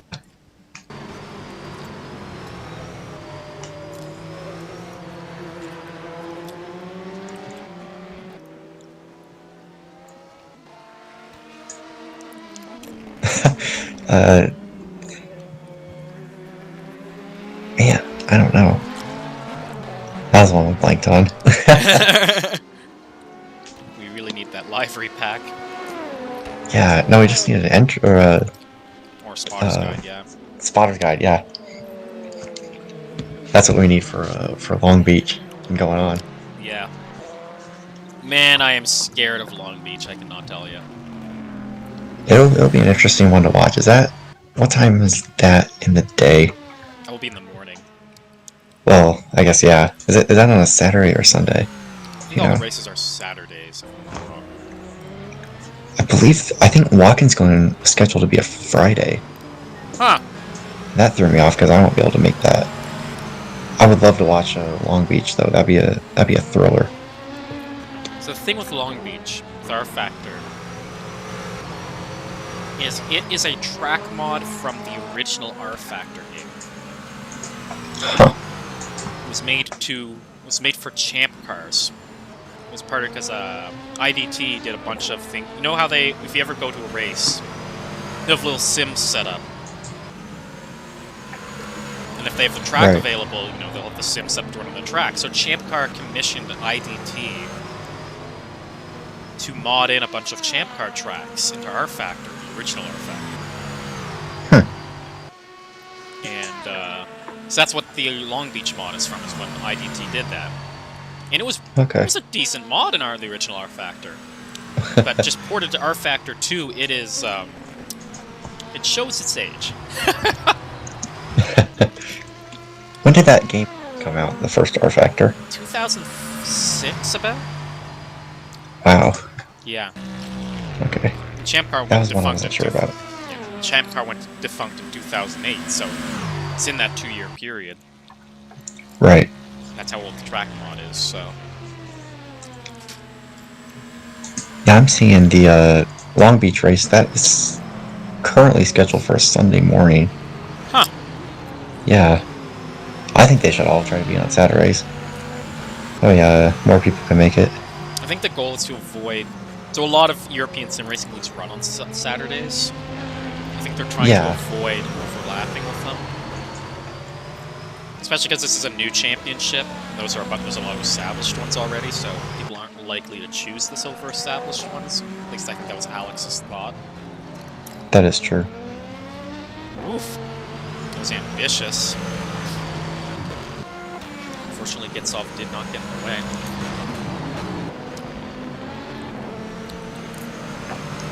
See, Turbrak trying to unlap himself on Zalt.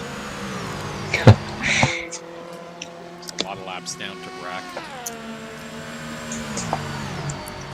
Yeah, we got the Petite Le Mans. That's in March for us.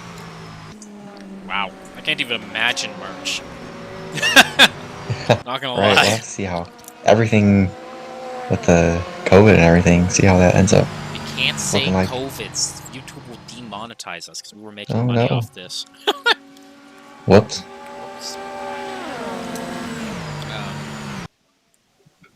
Yes, we'll lose all the sponsors we have, man. Jeez. Well, sorry about that. You don't see that Grimelli Tires ad? That very real company, Grimelli? Jeez, man. The only real sponsor this series has is OTL.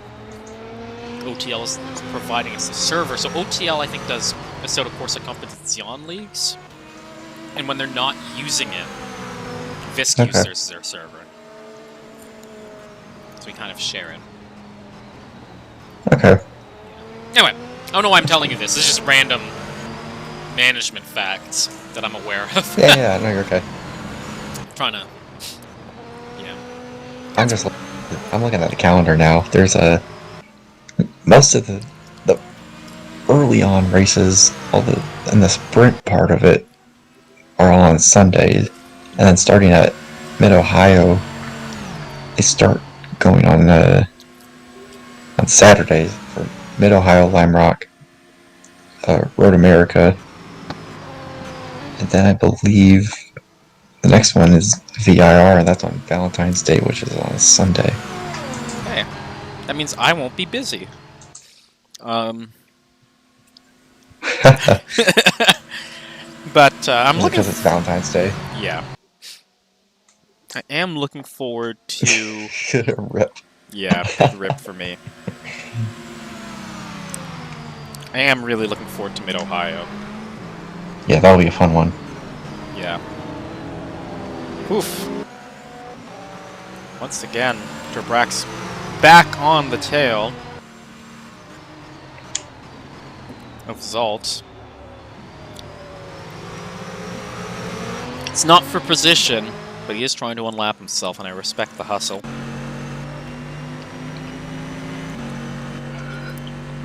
Yeah, because he's still within the striking range of Close in that. Acura. Acura. Yeah. Close has been in that car for a long while. He has. It's he's in Germany, so it is the wee hours of the morning for him. Are they 7 hours ahead in Germany? They might be. Yeah, that sounds about right. He's probably seen the sun already. It's almost 8 in the morning for him right now. He's been in that car all night. Oh, he's coming in the pits now. If he gets out of that car, I'll laugh. Just because I mentioned it. We were just talking about it. Oh, man. Alex just ran a personal best sectors. Okay.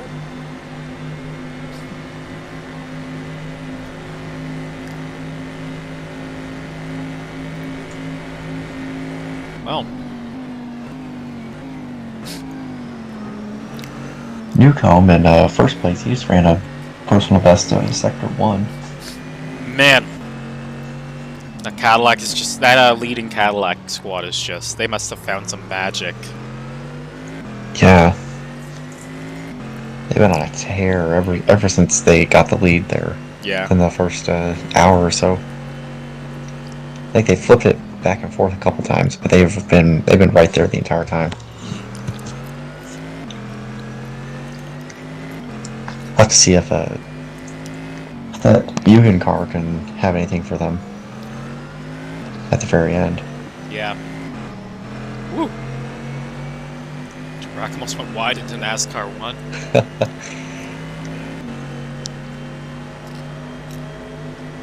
It's interesting. Go ahead. That's the worst wall you want to hit on the Daytona, on the oval or the road course. Either, it doesn't matter. Just you don't want to hit there. Nope.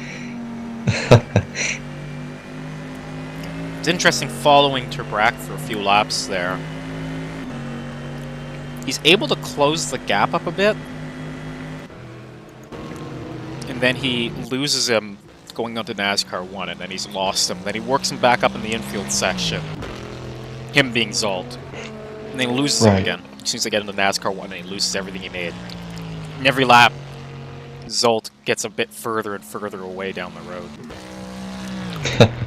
Were they a late entry? Well, the Turbrack car has a livery, and the Zolt car has a livery. Okay. So I think there's some of our been in for a bit longer entries. Yeah. Yeah, the entry list changed so much within like 2 hours this morning. By the time I woke up and by the time the race started, it was it was all over the place. It's like a bunch of people magically found out the VSRA existed. I didn't know it existed. Well, you weren't expected to know though. Yeah. I showed up and I had a good time. It's awesome. It's been an awesome race so far. Yeah. It's been a little slower here in the night hours, but it's been really fun to watch. Appreciating the art that is R Factor 2, I suppose. Oh yeah.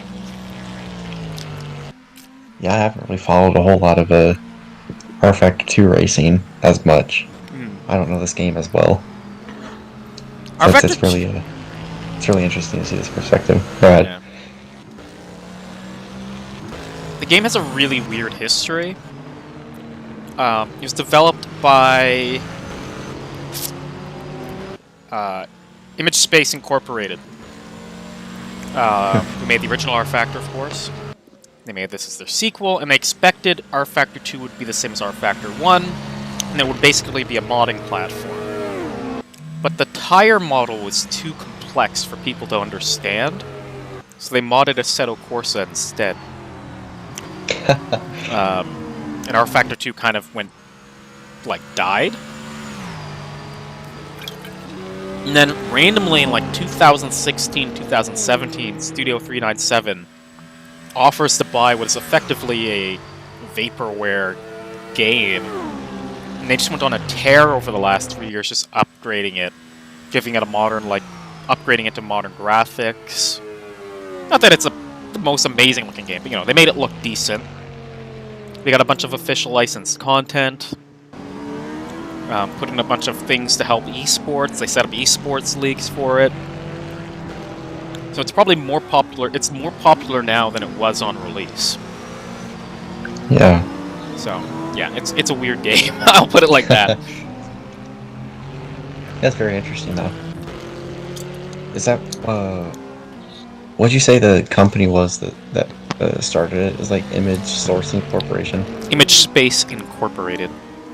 They make the simulators for. They basically make like professional, like for like car companies. They make the simulators for car companies that are developing cars now. Oh yeah. They don't make video games. I was gonna ask if that's what part of this standard for. Oh. Standard stood. It's like 12:52 in the morning here. Yeah, I feel ya. We should be getting bailed out by some Europeans soon. So help me. Let's go Britons. And Luxembourg, if we get him in here. Yeah. Because it should be handed over to Tom. Oh, wow. Yeah, at 1 a.m. Tom should be back with James. I haven't seen James. James. Yeah, Smith. he was on at the very start. Yeah. I believe. I think he was somebody's friend who I invited in. Or let someone invite in. Getting to that part where I would hope they would have been on by now.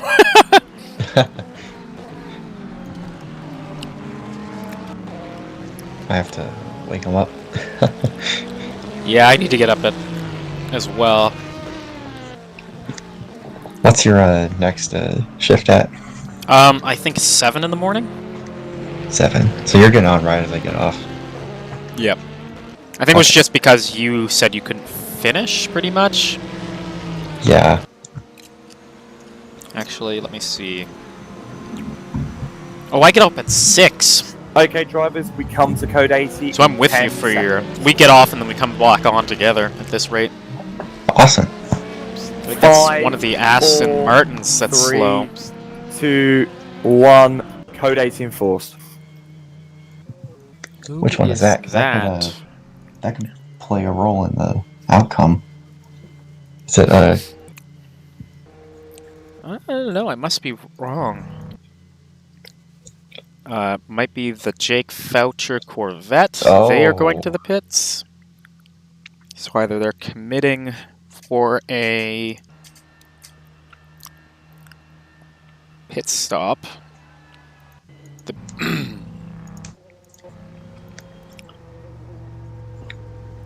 say if that's them, they could lose that time to get out there. They're the only ones on the same lap. Yeah. Nope, it just looks like the GRG cars are doing pit stops to take advantage of the code 80. Okay. Because they're both in. Right. It's not Frank Christian Goodbye, because he's leaving the pits. Who is off song circulating the track? The only other Aston Martin, I mean, I guess you don't know if that's who it was, but the only other one is the leading GT car of Kianic. Yeah. Is the wheel right off there. in that car? Nope, he's the wheel straight in that car. Okay, drivers, back to green. Just in got to 10 the pits. seconds. That was a really quick code 80. Yeah, because they were probably close. 5, 4, 3, 2, 1. Green flag. So I'm going to hazard a guess. There was something wrong. I don't know. My shot in the dark is something was wrong with the Jeff Close in the Acura. Maybe a driver swap issue, but I really don't know. Yeah, that's a really tough one. Yeah. Not obvious, because it looked like he disappeared for me briefly and then came back. Yeah, Bessel has taken over that third place GT car, the Ferrari.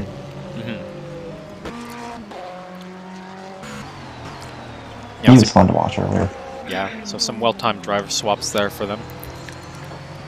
For sure. Yeah, that code 80 played out for their advantage because they have a bigger gap on Gitsov now, and he's going to have to pit in not too long. So that strategy might not work out for that Corvette. Well, it wasn't the intended strategy either. Yeah, I mean that's kind of what they're going after once they got taken out pretty much. Mm-hmm.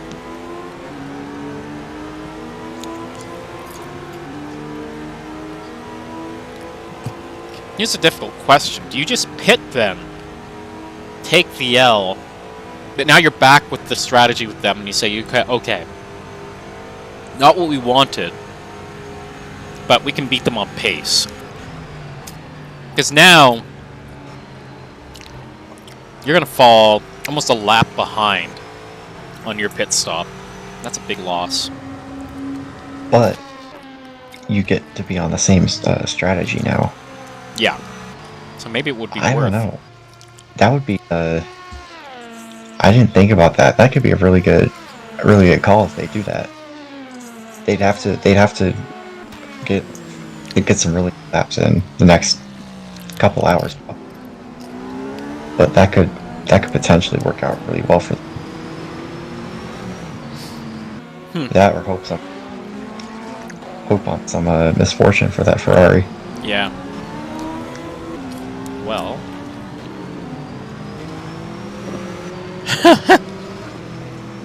That could get interesting. We'll see. I bet they won't do it, but they could have if they wanted to. Hit this lap or the next lap. Although after that, it might not be worth it. Yeah. I'm wondering if my scheduling error, where I misunderstood which time zone the Brits were in, is going to come back to bite me now. Uh-oh. They're going to think they're supposed to be on an hour later. Because neither of them are online. With 2 minutes to the handoff. And no one around to hand off commentary to.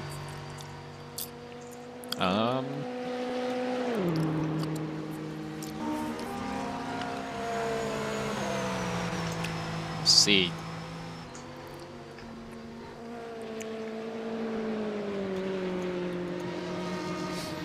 James P is not around. I could see if James P is around. But he would only be one person. Right. Making decisions.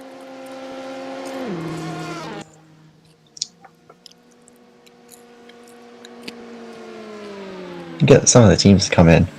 What's Alex doing in the 360 Motorsports team?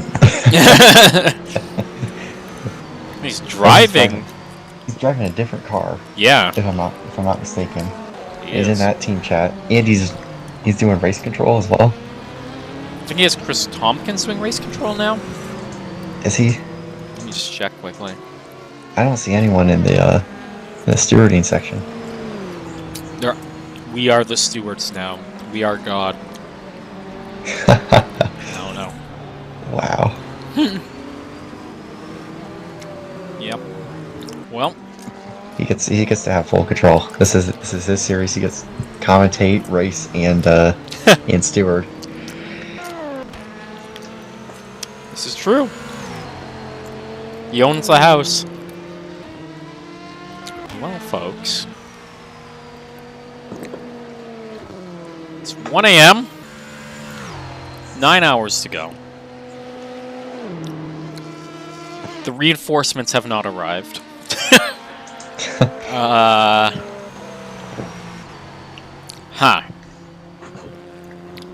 Well, I'm not gonna force you to stay. Yeah, I'd love to. I also need to be able to get up in the morning for my shift. Yeah, so if you gotta go, you gotta go. Yeah, I got to as well, but somebody's gotta be here, and I'm the one who's streaming it on the computer, so. That is true. Yeah. And I have to be here to hand it off to someone. So, you are free if you wish to go, my friend. Alrighty. It's been a wild ride. Yeah, it has been. Good luck finding someone. I know. That or pass it off to like one of the teams for a little bit. Yeah, just let 360 guys just take over the stream. Yeah, who knows what's going on over there? That could be interesting to listen to. Yeah. Alrighty. At 5 in the morning. Alright, man. You have a good one. Yeah, you too. I'll see you in just a few hours. Yeah, see ya. Alrighty. User disconnected from your channel. Lonely. I am so lonely. Well. Hello, 6 viewers. You brave fellows out there. I am going to do the hourly rundown. So, what's been going on? What happened in hour 9? Not gonna lie, not a lot. We had one big code 80 that had an effect of effectively nullifying the GTE battle for 3rd, at least for now. Has really worked in the favor of the number 57 GRG car. GRG was on Twitter earlier saying things have not gone well for the GRG or esports Ferraris, but I would say he came back for them over this hour.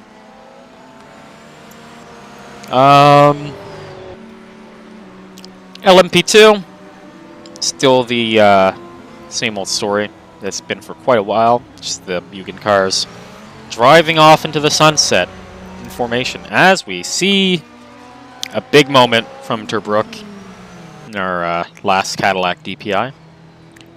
So with that, we'll go to DPI. Nick Newcomb in the 360 car that has led pretty much since the go. Zolt in the Mugen DPI, about a lap behind.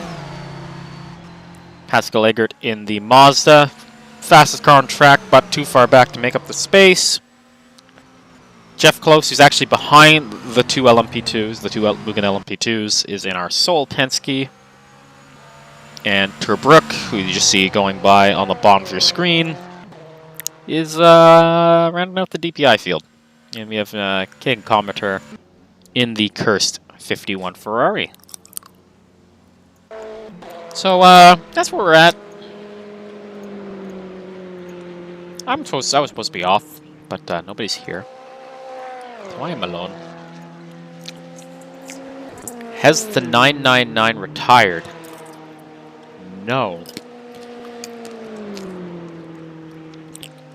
Is 4th a real shot of 3rd?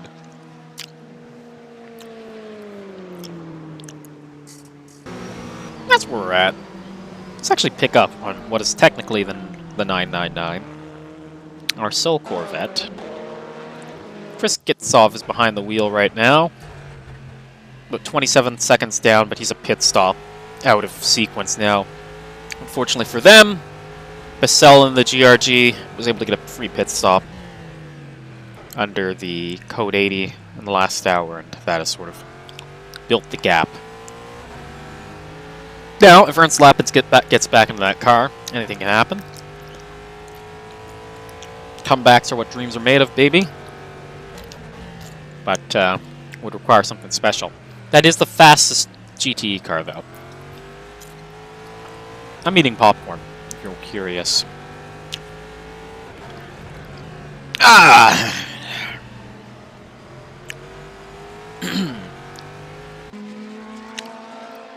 Look at that. One of the GRGs there. That's Don Bassell. Been a topsy-turvy race for that car. Those attractive new R-Factor 2 Ferraris.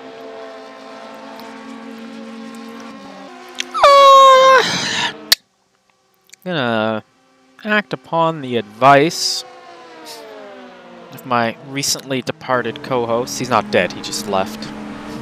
Let's see what's going on in the 360 camp. Nothing else to do. Let's do it. Channel switched. Hello. Hello. How y'all doing tonight? We're We're doing okay. Jeff's a bit. Jeff's screwed out of his mind. Jeff's been in that car for a very long time. 5 hours now at least. 6. 6 hours. I'm still waiting for my teammate. Yeah, and he won't even break the drive time limit because he hit a reset point, so... How did stream go? Well, not over, it's just the, two Brits I've been waiting on to take over have not shown up. Tom and James. Yeah. I mean, I could do in-car comms if you want. That's what, was being proposed earlier, just make it the in-car comms of the 360, the yeah. 14 and the... Yeah. I mean, if Nick and Jeff are at me, I could do it. If you guys are down, I will hand it to you, at least until they come back. Hello? Hello. We were doing that in GTR 24, man. It's just the old thing. Who just joined? Henrik. Oh my god, Jeff! So thankful to see you. Get your ass on the server, he is about to collapse, my friend. I will. He's been driving for 6 hours solid. Yeah, it gets a bit tiring. I'll end it once away. Lead is off. Can someone check the 9th place car if he's got big damage or not? Henrik? Yes? We lost our engine once. And you lost 2 laps because of it. Yeah, our gap to the car behind is gone. Okay. We are on the same level as we are. Good thing the slowest driver is driving right now. Bad thing he's not slow. How have we ended up 35 laps down? We haven't. We've been this way for a while. Nick. Oh, Casey. Oh, it says Zolt's crashed. He's the P2 car, isn't he? I heard Soul. Zolt, I heard. Oh. He's P2. P2 leader, yeah. Christian, would you mind He was doing right some behind me, RD he for a didn't bit? crash. Would I mind doing Pushed which, my sir? ass. The item was P4. What did you... Oh, sorry. What did you want me to do? I missed that. Could you do a bit of RD as well? Just check for people and if they're crashing or if they're having issues, tell me if they've got damage or not. I can still call code 80s, I did that already. Yeah. Yeah, for me. Yeah. GTE leader crashed, but he's safely off the track. Yeah, but is he slow or anything? Or? No, he's safely in the pits. Oh, okay. Yeah.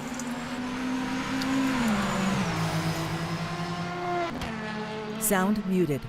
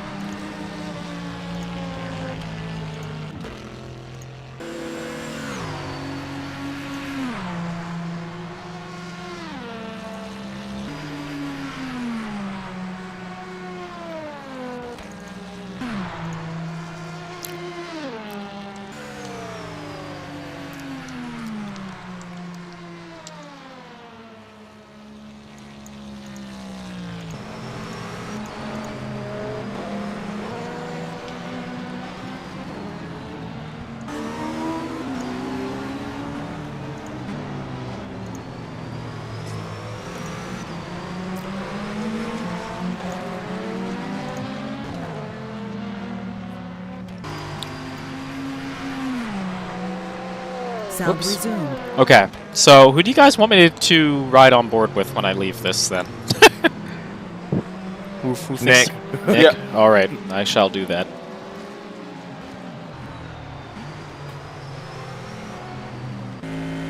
Can hardly Super hear. fast number 14 car instead. Very quiet. Oh.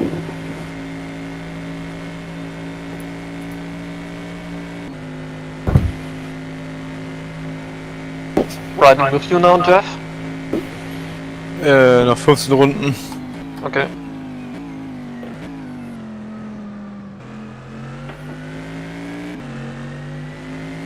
Are we in the comms like? I don't think. I think Christian's got stream like muted, just on audio, at the moment anyway. He'll probably tell us something. Say, "Oh yeah, you're actually all being broadcast." Hi everyone.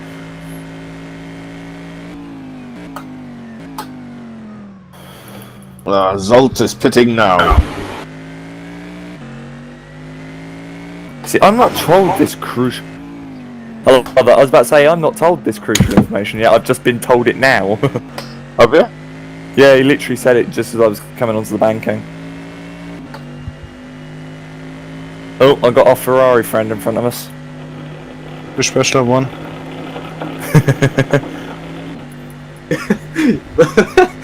You have no idea how much that scares me when you say, "Oh, we've got that Ferrari friend in front of us," and then all you hear is this horrible grinding of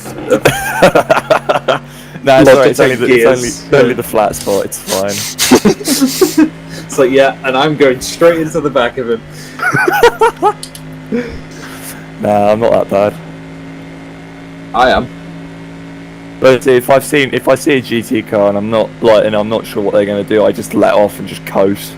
I don't even try. Yeah, I mean, Oh, Justin came online as well now. but as long as we're not 36 laps Yes. behind, right? Oh god, fucking damn it! Fuck off. Henrik, Yes? you and Justin have finished this race. Okay. I'm going to Yeah. bed after this. How bloody hell, not you. Yeah. Would you like your death slow and painful or fast and painless? You had a little lag there, Bonnie lad. Yeah, dunno. Give him a little kiss. I do that all the time, don't worry. I'll On stick your it high up, mate. potato. I'm up high, half throttle. Nah, I'm not slow down or anything, man. Ooh. I'm fast enough. Thank you, Bonnie lad. Not a problem, me babe.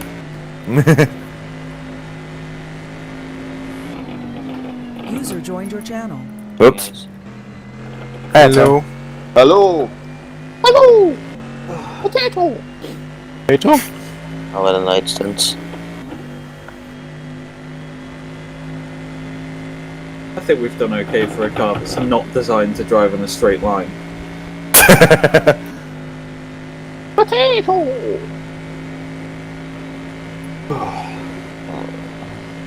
That's a bit wide. Come on.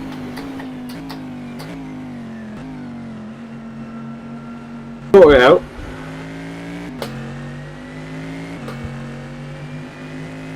Have you absolutely trounced my lap time yet and made a mock of us? No. My best at the moment is 37.4. Wow. Really? Yeah. I need to get quicker. I'll get quicker as I settle in. I can't remember what we did. The 36.1. Is that the fastest? I've been steady in the 33s and 34s with traffic. Alright, alright. Alright, Mr. DPI. Alright, Mr. My car isn't set up for Suzuka. Somebody's been disqualified. Who? I don't know, I missed the name. Me too. I just heard a number, but I don't know who. I tell you, but there's a Canadian man sleeping on logs covering where the chat would be. I'm guessing it's the last Ferrari. I hope Special so. one. Please say it's true.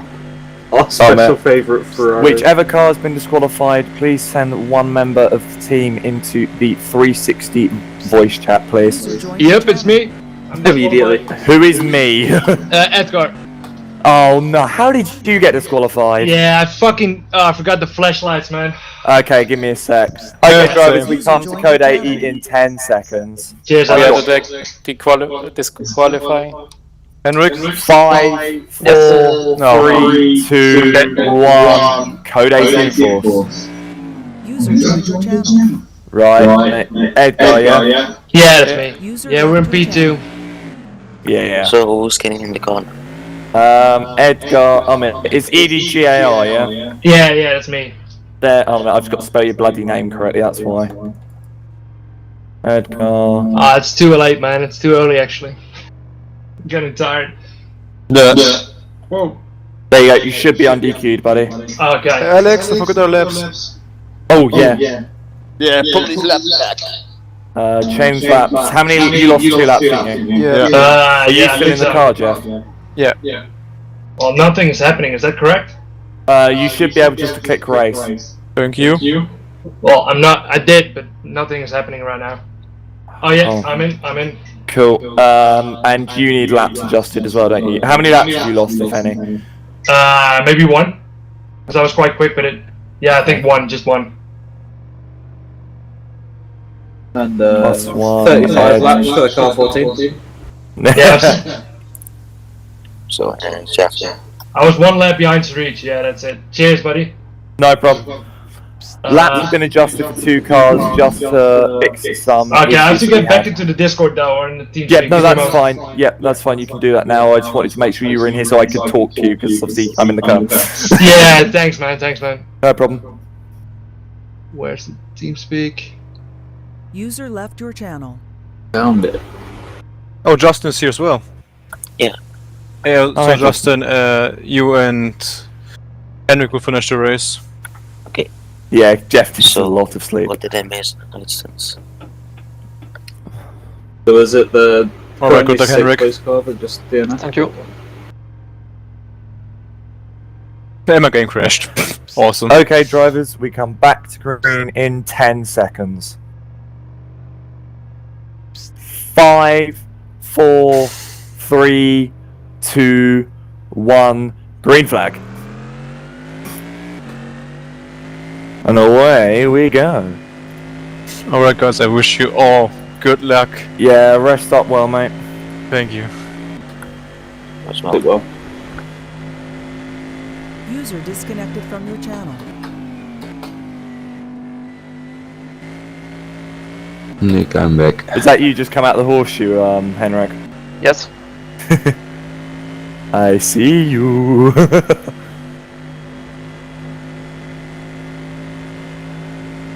Nick, when do I have to get in the car? Just come out the pit so it's like a full stint. Okay. Can you take over RD when that happens, Nick? Who, me?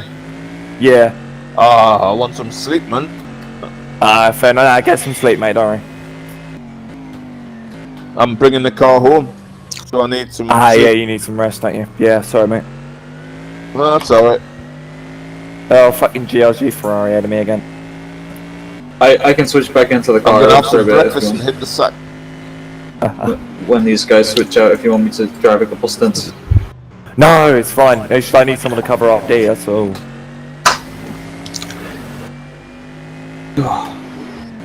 All it basically means is just sitting there watching people make sure that Yeah, I if probably fall anyone's asleep doing crashed. that. Fucking hell.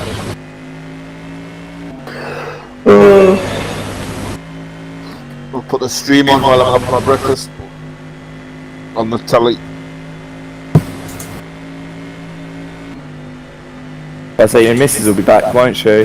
Nah, I should not be back until probably dinner time. Hey, fair enough. That's just got trouble. If you hadn't getting that done to me back about 10 o'clock, something like that.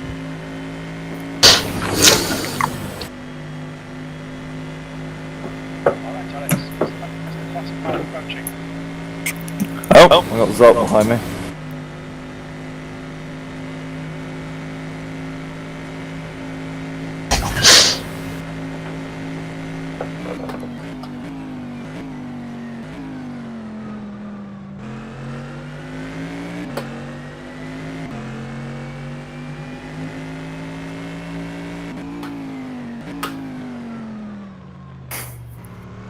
We're nearly at the 500 lap mark, Leon. Flying. Absolutely flying. Let's go. Yeah, meanwhile the leaders are nearly at. Somebody can remove up. Oh, for fuck's sake. Leon, hop on the server and Did sit you in get it? spectate, and I'm going to make URD for a bit. Right.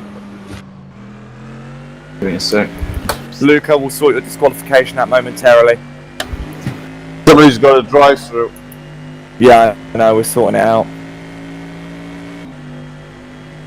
Yes, we'll sort it out in a minute, Lucas. Tell me once you get on the server. Yeah. Launching it on my other monitor, so it might take a while. Yeah, and we'll count how many laps he goes down. What car's he in, like? He's one of the Mugens. Oh, right. I think he's a P2 car, one of the front-running P2 cars. So he'll already need 2 laps on. Lucas, if you hop into the 360 voice chat, we can talk easier. Fucking hell, a 33.3. Back on track. Track's really dry. User joined your channel. Hey Lucas. Hello guys. We're sorting out, we're just getting Leon on the server. So that one of us can sort something for you. What did you get it for? Was it for... I spawn Lights, or at was it stone 3 and when I come the back to the horseshoe and you get the penalty for rejoining here? I know what you're on about.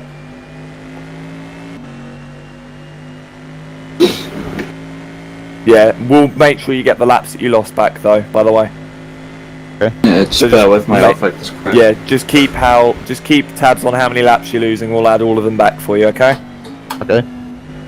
And we will undq you once Leon gets in the server. Copy, copy.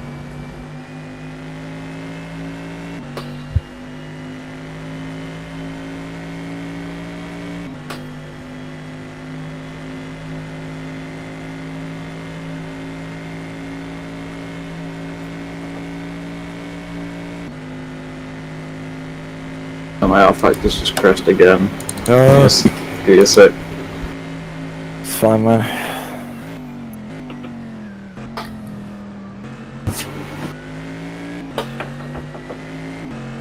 There we go. Lucas, are you in the Deke Mugen car, or are you in normal Mugen?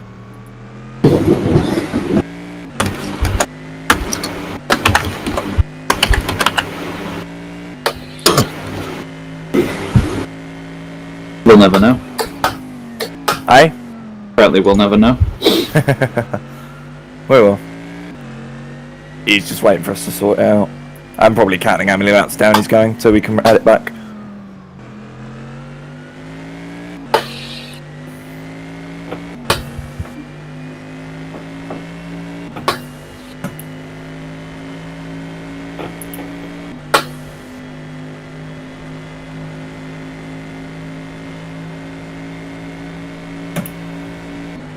Game is just launching now, bear with. That's fine. Sorry it's taking so long, Lucas. It's just we got caught in a shitty place.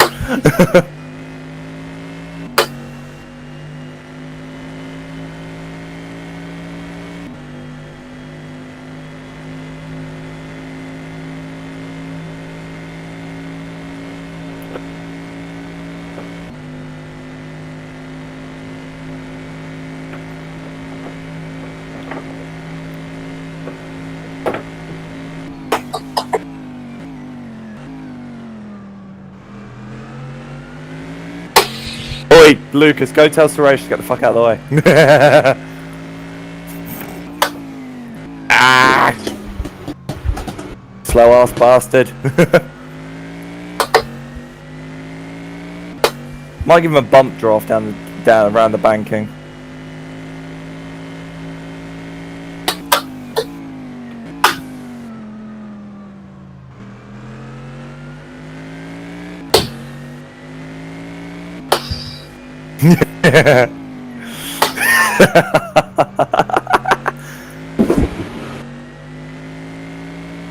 I'm just trying to spectator, yeah? Yeah, spectator. And then I'll go through exactly what you need to do. Whee!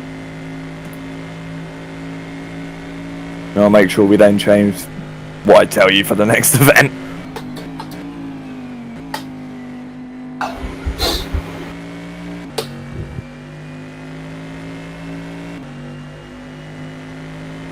Oh, who's binned it S1? Was that the yellow sector one? Yeah, I just heard a yellow and S1. Who the fuck binned it?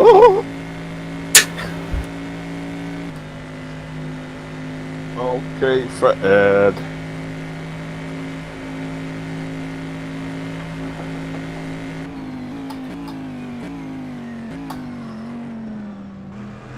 You just loading in cars, Leon? Or?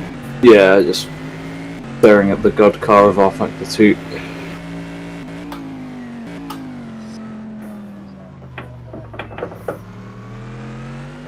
Really is beautiful seeing 17 cars merged together. Ooh, fucking hell. Okay. Thanks, Carl.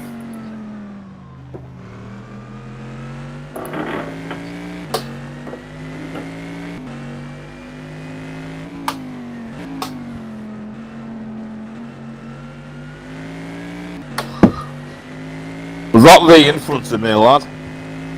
Aye, fucking hell.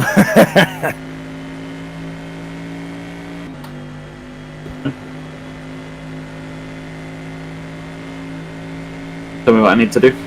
Right, so click on the chat box, like the little grey box on the bottom of the chat. Put slash, then admin. Yep. Then space. Capital L. Yeah. Then lowercase e g g. Yeah. Then er. Yeah. Capital I lowercase s. Yeah. Capital A. Yeah. Capital N. Yeah. Then lowercase o and b, and then press enter. Right, brilliant. Then type slash. Go by on the left, Nick. Yeah. Then type slash undq, so UNDQ, one word. Yeah. Then space. Then you need to type Lucas's name exactly. Okay, on it. So the full name exactly. We got in it.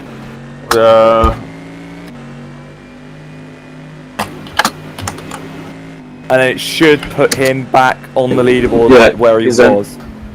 Cool. Then Lucas, are you still here? Can I go? How many laps did you lose? Do you know? I was 3 laps behind your teammate, yeah? Right. So how many laps? That's 5. At the moment? That's 5 lap difference. Yeah. Okay. So then you need to do slash. Yeah. All in one word. Yeah. Now can I go?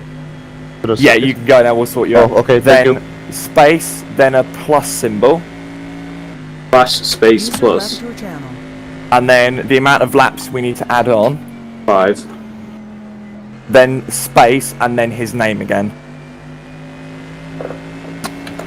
And then press enter once you've done it.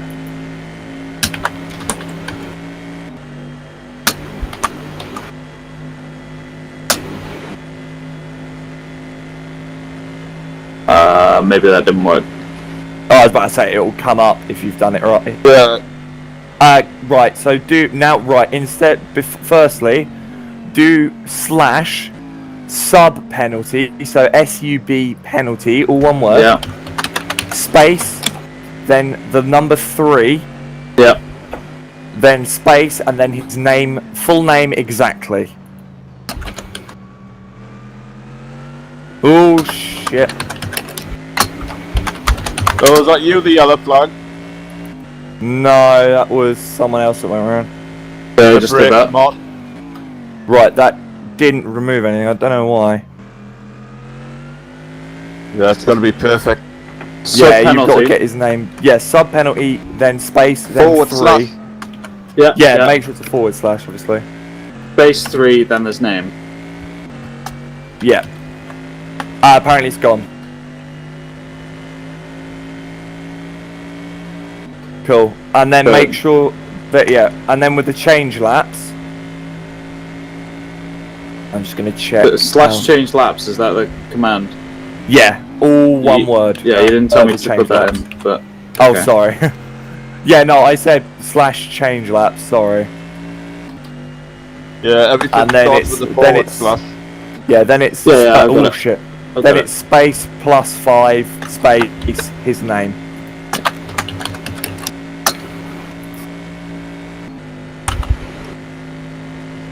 There you go. That's perfect. And You it's have just now- spun as well. That's fine. Now, basically, if you look around the track and just keep an eye on people, if you see anyone that's crashed, and we'll help point it out, because again, we've got crew chief on, so we can all hear when people have stacked it. If you see someone crabbing to a point where they're slow or they're struggling to control the car, or if they have no rear wing, let me know and we'll call a code 80 out. Okay. Because you haven't got whispers to sign, whereas me and Nick do. And that won't take us 30 seconds. But it also means you can sit on server. You now have honorary permission to sit on server as a race director. So congrats, you've been promoted. Only been here for less than 24 hours. Yeah, you're in a voice chat with me, so I know what you're doing. Get a slap on the wrist otherwise. Well, I'm in your car, or you'll so... just you'll just spin I off. was going to say, I'm in your car, so... Oh, there's a nice barrier over there, hold on a minute. I would cry. Yeah, I know you would, that's why I wouldn't do it. Probably just because I'm tired. But I would cry.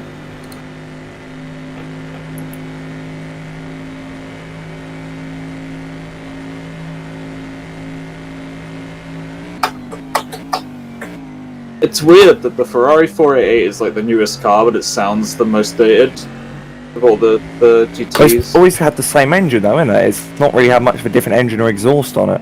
No, I mean in terms of the sound design for the car. Yeah, I mean, Kunos came in and did the sound design. It's why it sounds the same as ACC. Well, that's what I remember Nick telling me anyway. Yeah. I think think it got about 3 or 4 guys from the Kunos, and that's why the engine sounds changed. And the Well, model the P2 sounds better. that's sounds why the far better interiors in have ACC changed though. as well. Because the Kunos guys know what they're doing. Yeah, they do. Yeah, there's a different sound engine for RF2 from what I remember compared to Much Unreal better. Engine. Much better now.